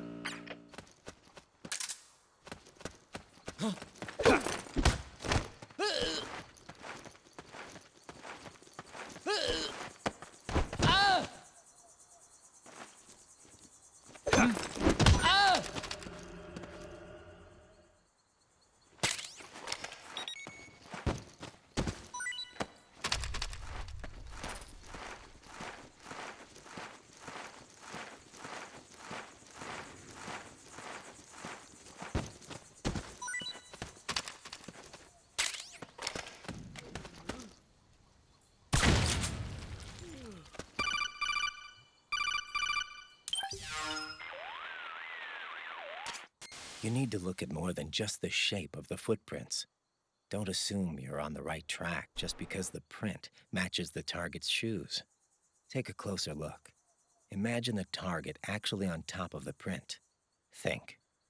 Is the depth of the print consistent with Naomi's weight?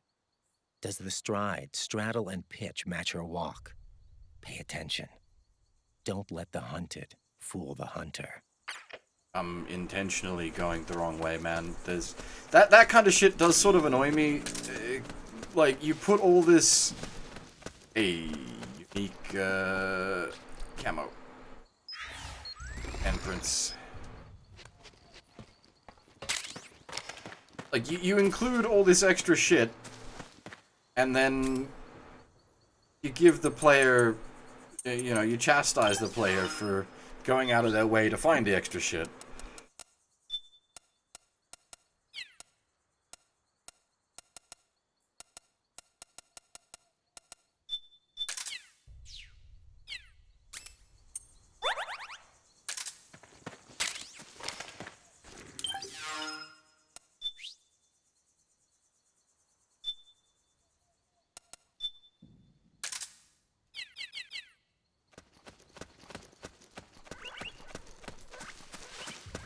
We'll be making extensive use of Drumkun in Chapter 3.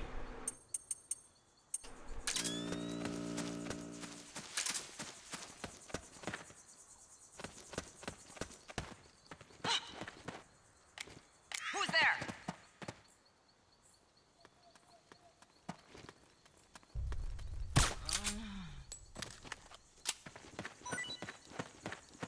Drumkun is exceptionally helpful in Chapter 3.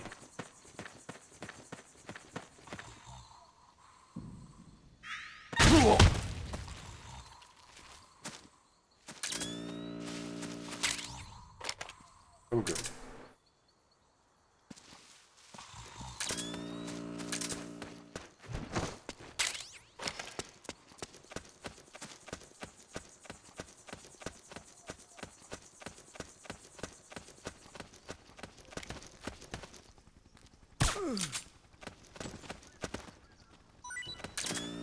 Again, I'm sort of intentionally headless chickening this. Gotta find all the extra stuff.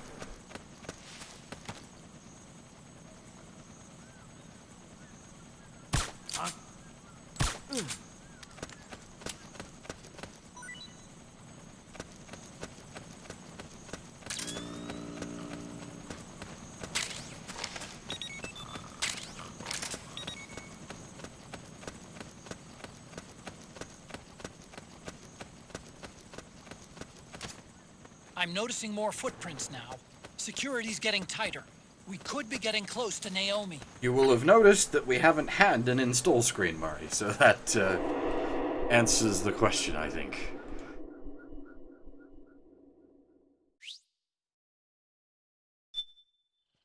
Now, that was added in a later patch.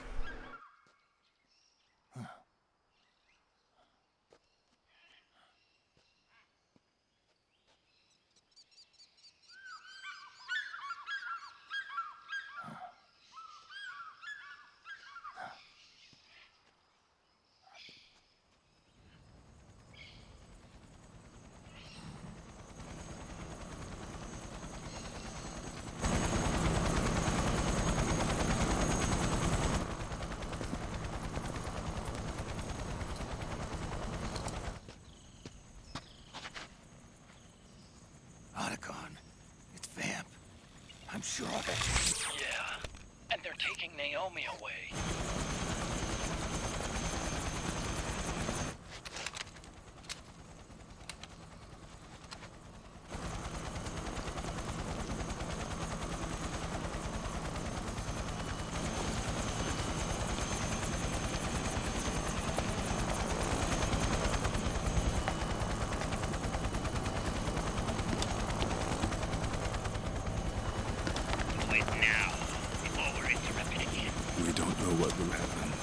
Activated. That's no priest.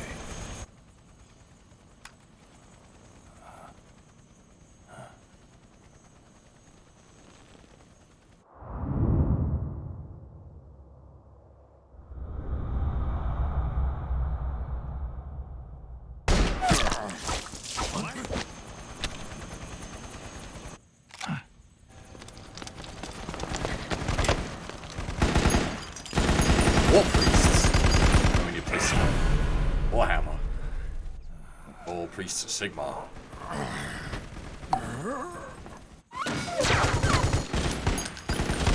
We've got the go-ahead.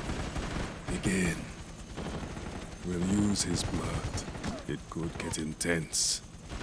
Brace yourselves. Shots, all of you. Yes, sir. I'll be taking in half.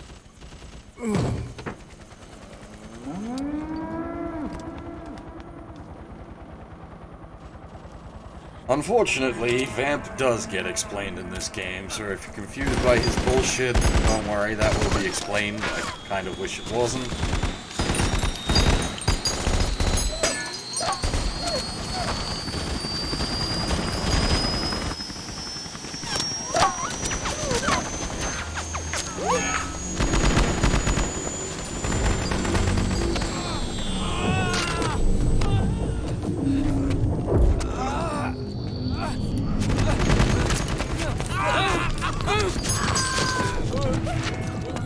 That was a stock scream. I've heard that death scream in Command & Conquer.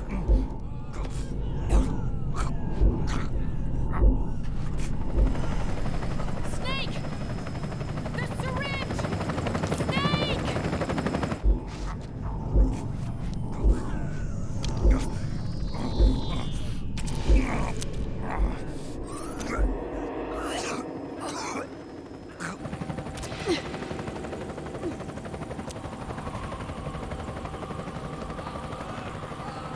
It's not working. The emotional controls aren't stable enough yet.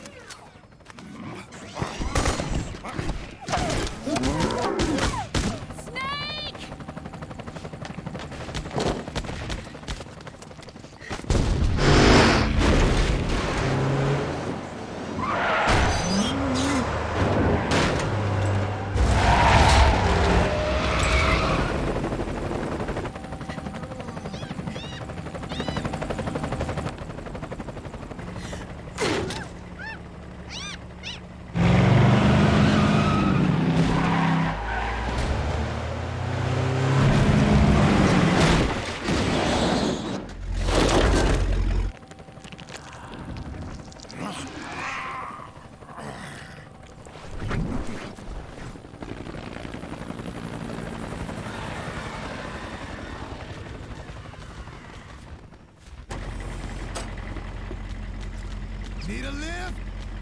Revan! Get in already!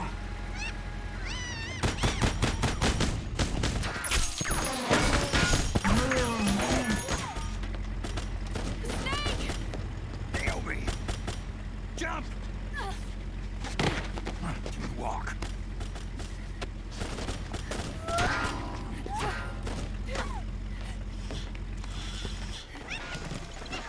It's gonna be a bumpy ride!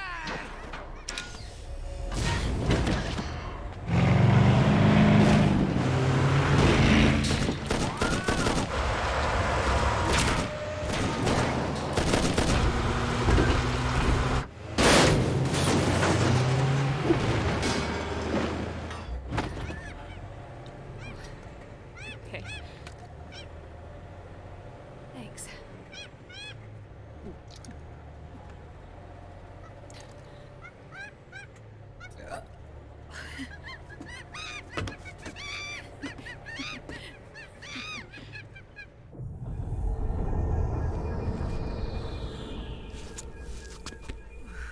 No, she hadn't.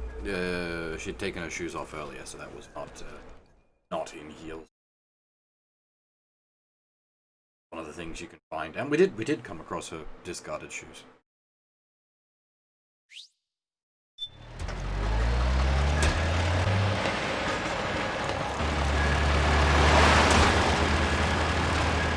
Snake, I'm bringing the chopper to the other side of the market up ahead. That's as close as I can get. And you've got to make it to the market somehow. They can't hit what they can't kick! Snake, Fire the machine gun. Stand next to it and press the This action is button. the only Then use point the in the right stick game to aim and press the where attack these button to things fire. appeared. Watch your aim, Snake. Police North's Hang on! It's gonna get bumpy!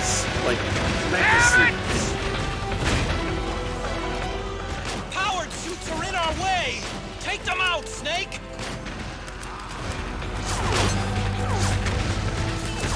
They're blocking the way! Get rid of those guys, Snake!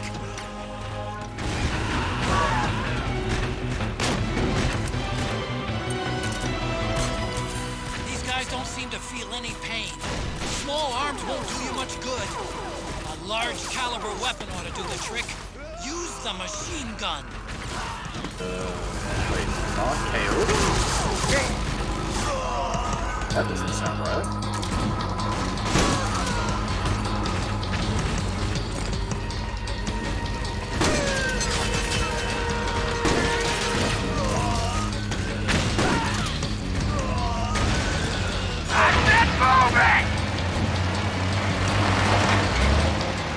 Yeah, Sarah, how good to go.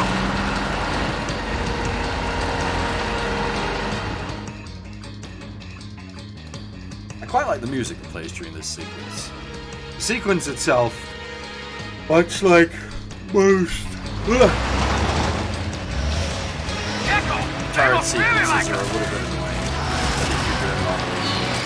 Hey, do something! Thankfully, Gecko not count as living targets.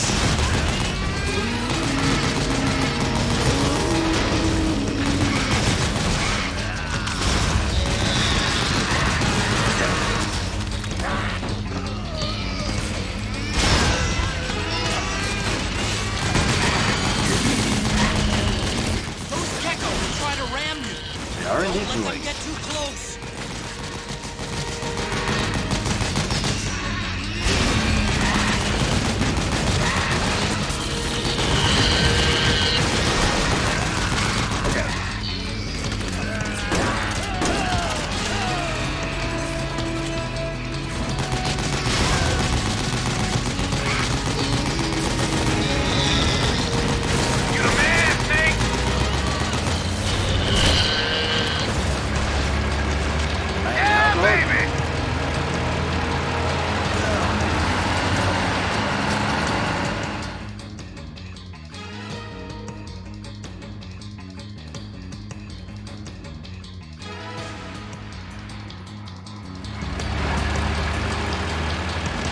Oh, shit!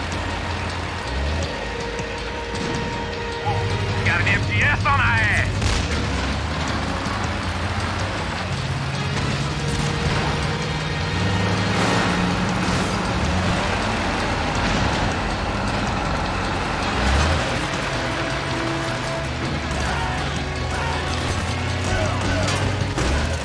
The gate! Snake, shoot the gate!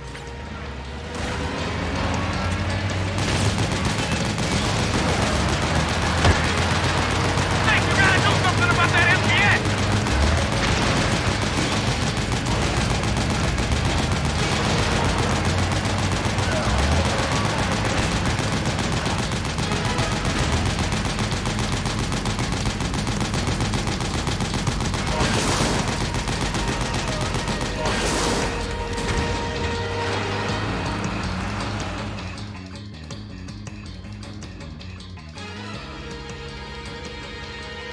Yeah, if you had a half Rex, half Ray thing start moving at you, that would Get ready for some speed! that would be pretty intimidating.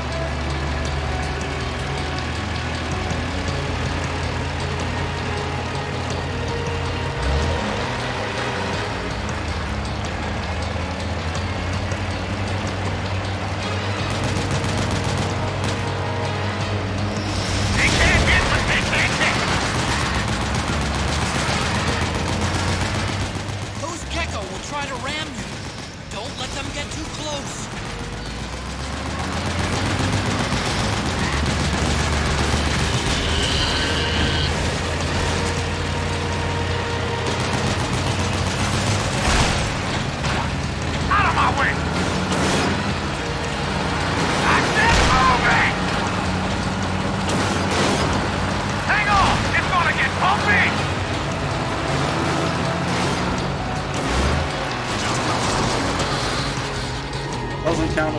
I didn't kill them.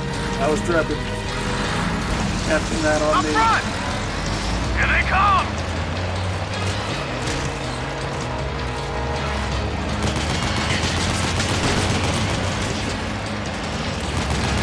Hold on tight! Almost there.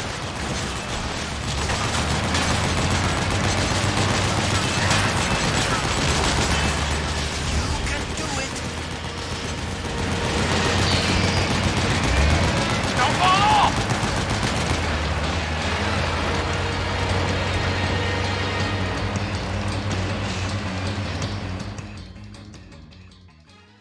Good thing they don't have the suicide gecko yet.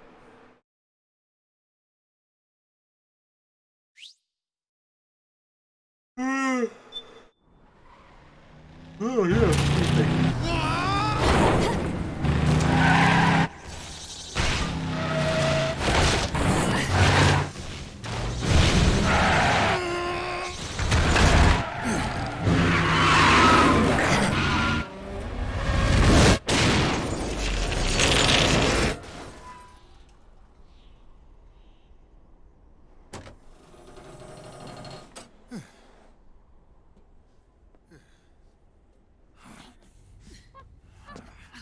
This Suicide Gecko are also a hardware refresh, not just a firmware update.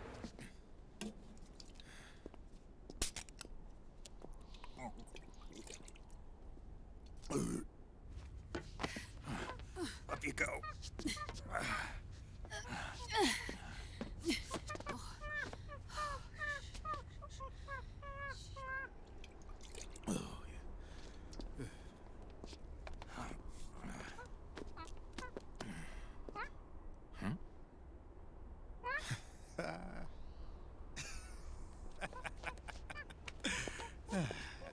You okay? Oh, shit.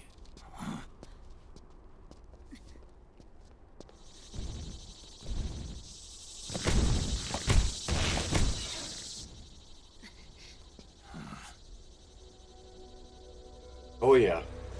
We're hiding.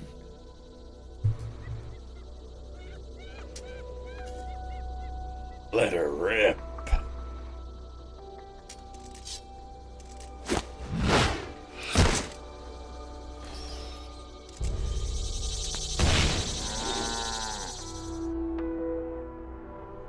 Go on, get out of here.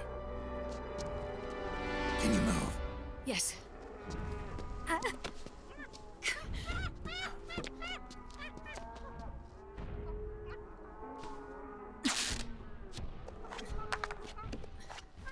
Let's go. Here they come!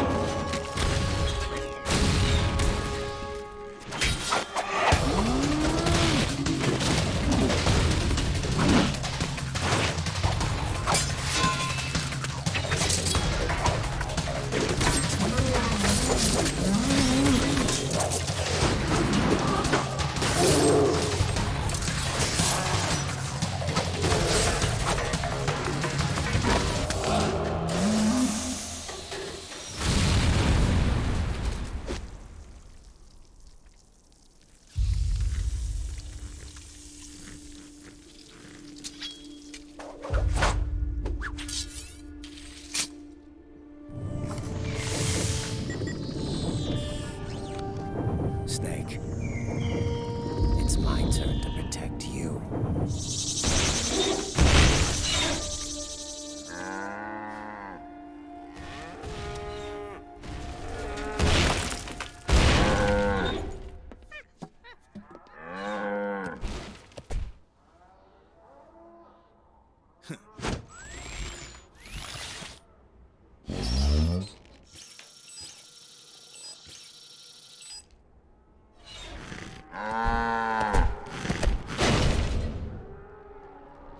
Snake, I'm setting the chopper down at the market square. Hurry! Naomi, go on ahead. Oh yeah, we're just gonna fight Gecko with a fucking pistol and a knife. We are actually going to do that, but...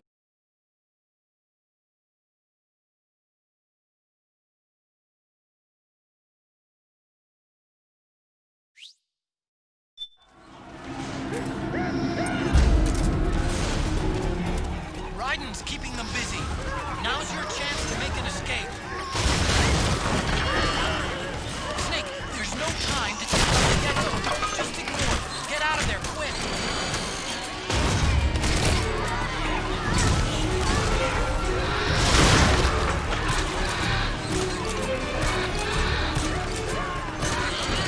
There's no time. Hurry up and get to the chopper.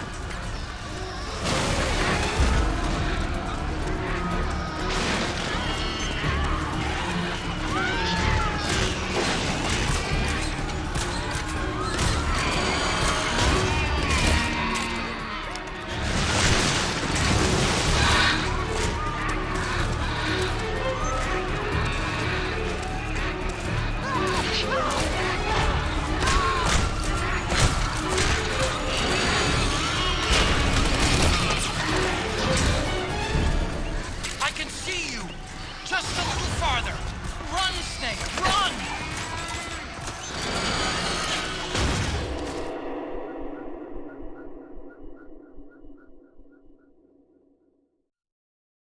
I assume the solution to that is the same on Extreme, just hit him with the tranquilizers and go, go, go?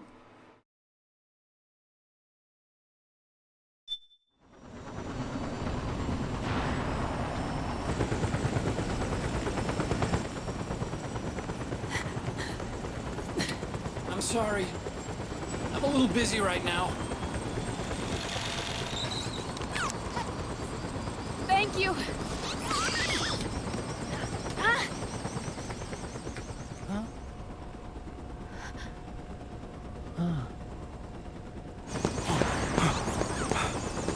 Don't forget the Mark II. Naomi, take care of this. Otacon, get us out of here. Where's Raiden? Still fighting.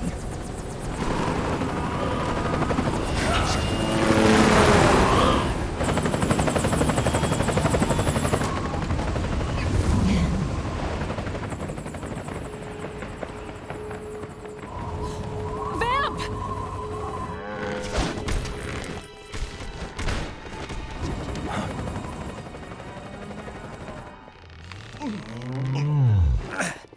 Raiden!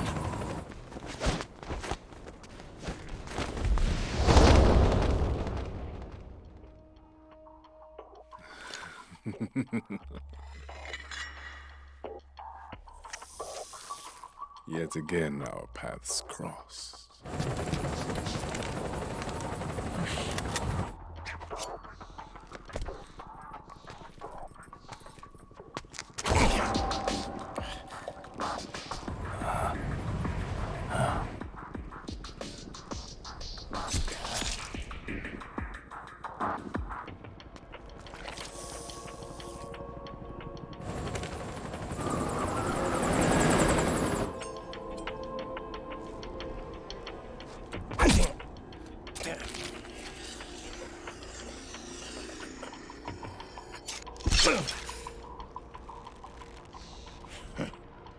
You too, immortal.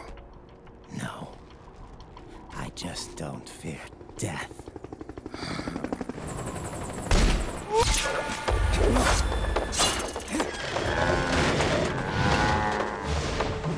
Echo Tornado!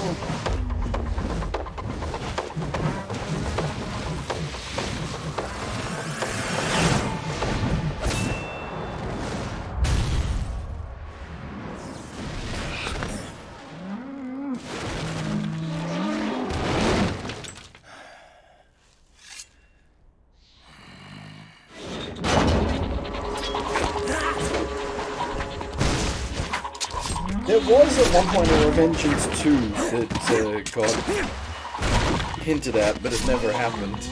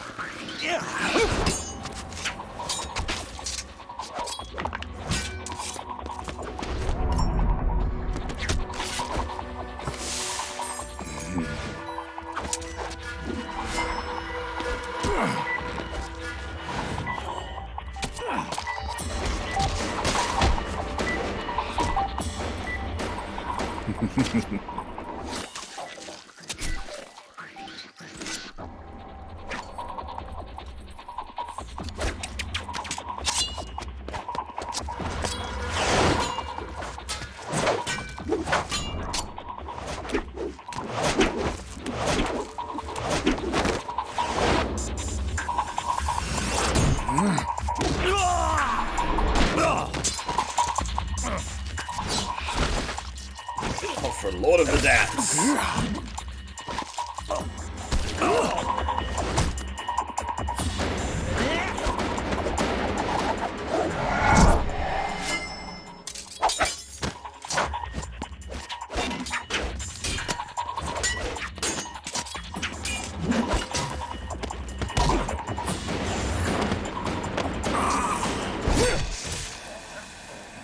Speaking of Yoshimitsu.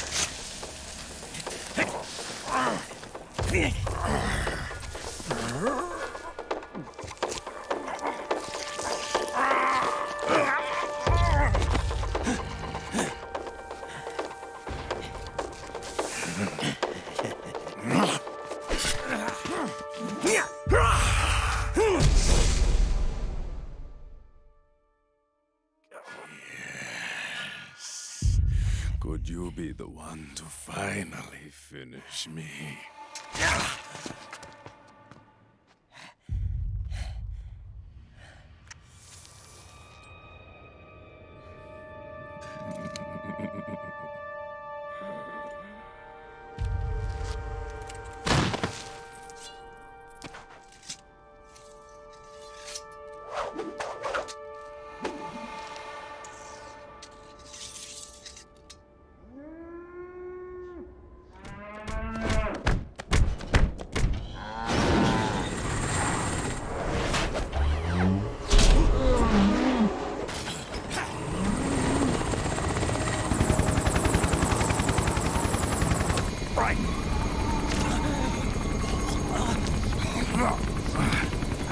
You okay? Fine. Right.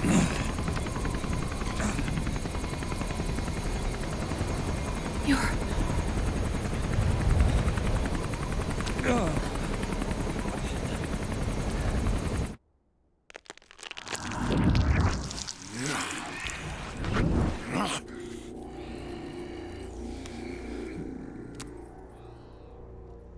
Boss, she got away. Are you sure about this? It's all part of the plan. The test was a failure, even with his code. As I feared, it's not pure enough. We need all of him. The PMCs we deployed have suffered brain damage. Nothing salvageable remains. Our only remaining option is to secure the original. I know that. It's only a matter of time. We're working as fast as we can to find their hiding place. I need you here too, Vamp.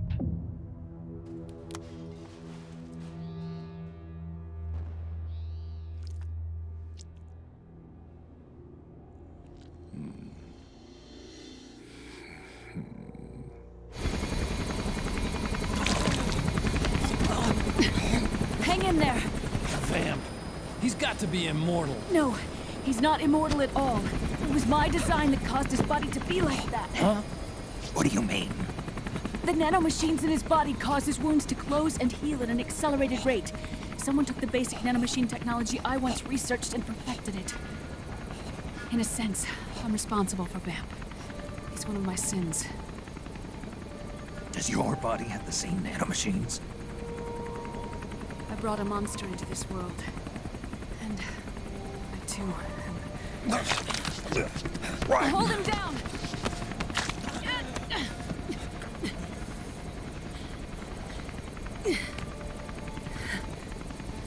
He's losing too much blood. Can you save him? I don't know. He needs a blood transfusion. No, an infusion of artificial blood. Snake. Right. Europe. Go meet Big Mama. Europe's, kind of a big place there, Raiden, my friend. Not the best clue.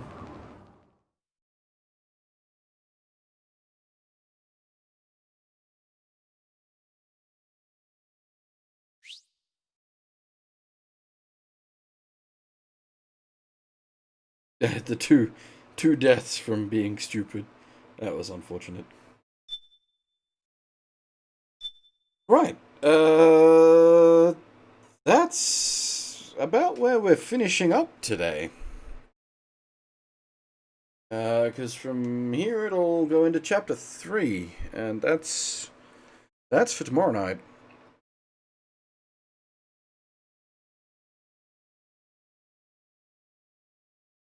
We did actually come up a little early, about half an hour earlier than I expected, so apparently we had a sort of decent run.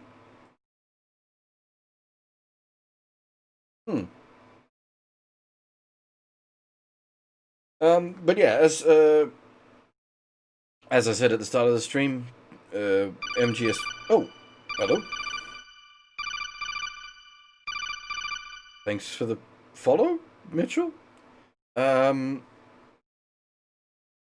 Yeah, as I said at the start of the stream, we're going to have to split MGS4 into 2 streams, because it's about 12 to 14 hours all up, and chapters 1 and 2 put together are a bit over 6 hours, which we have just done.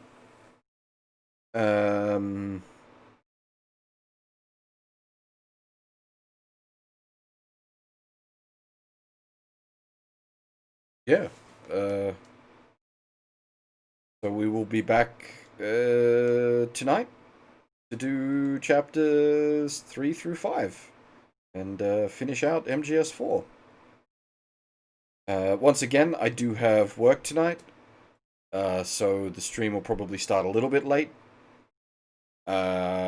Just depends on how late work runs.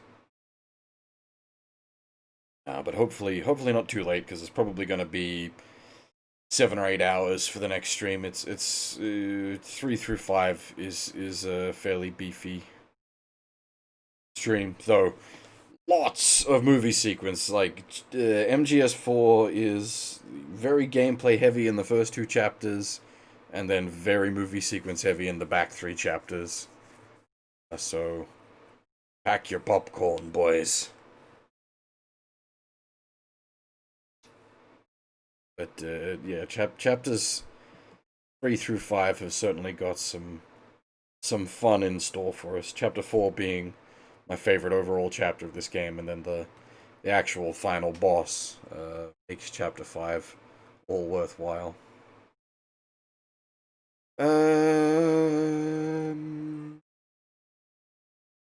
Yeah, I think I'm just rambling now. I think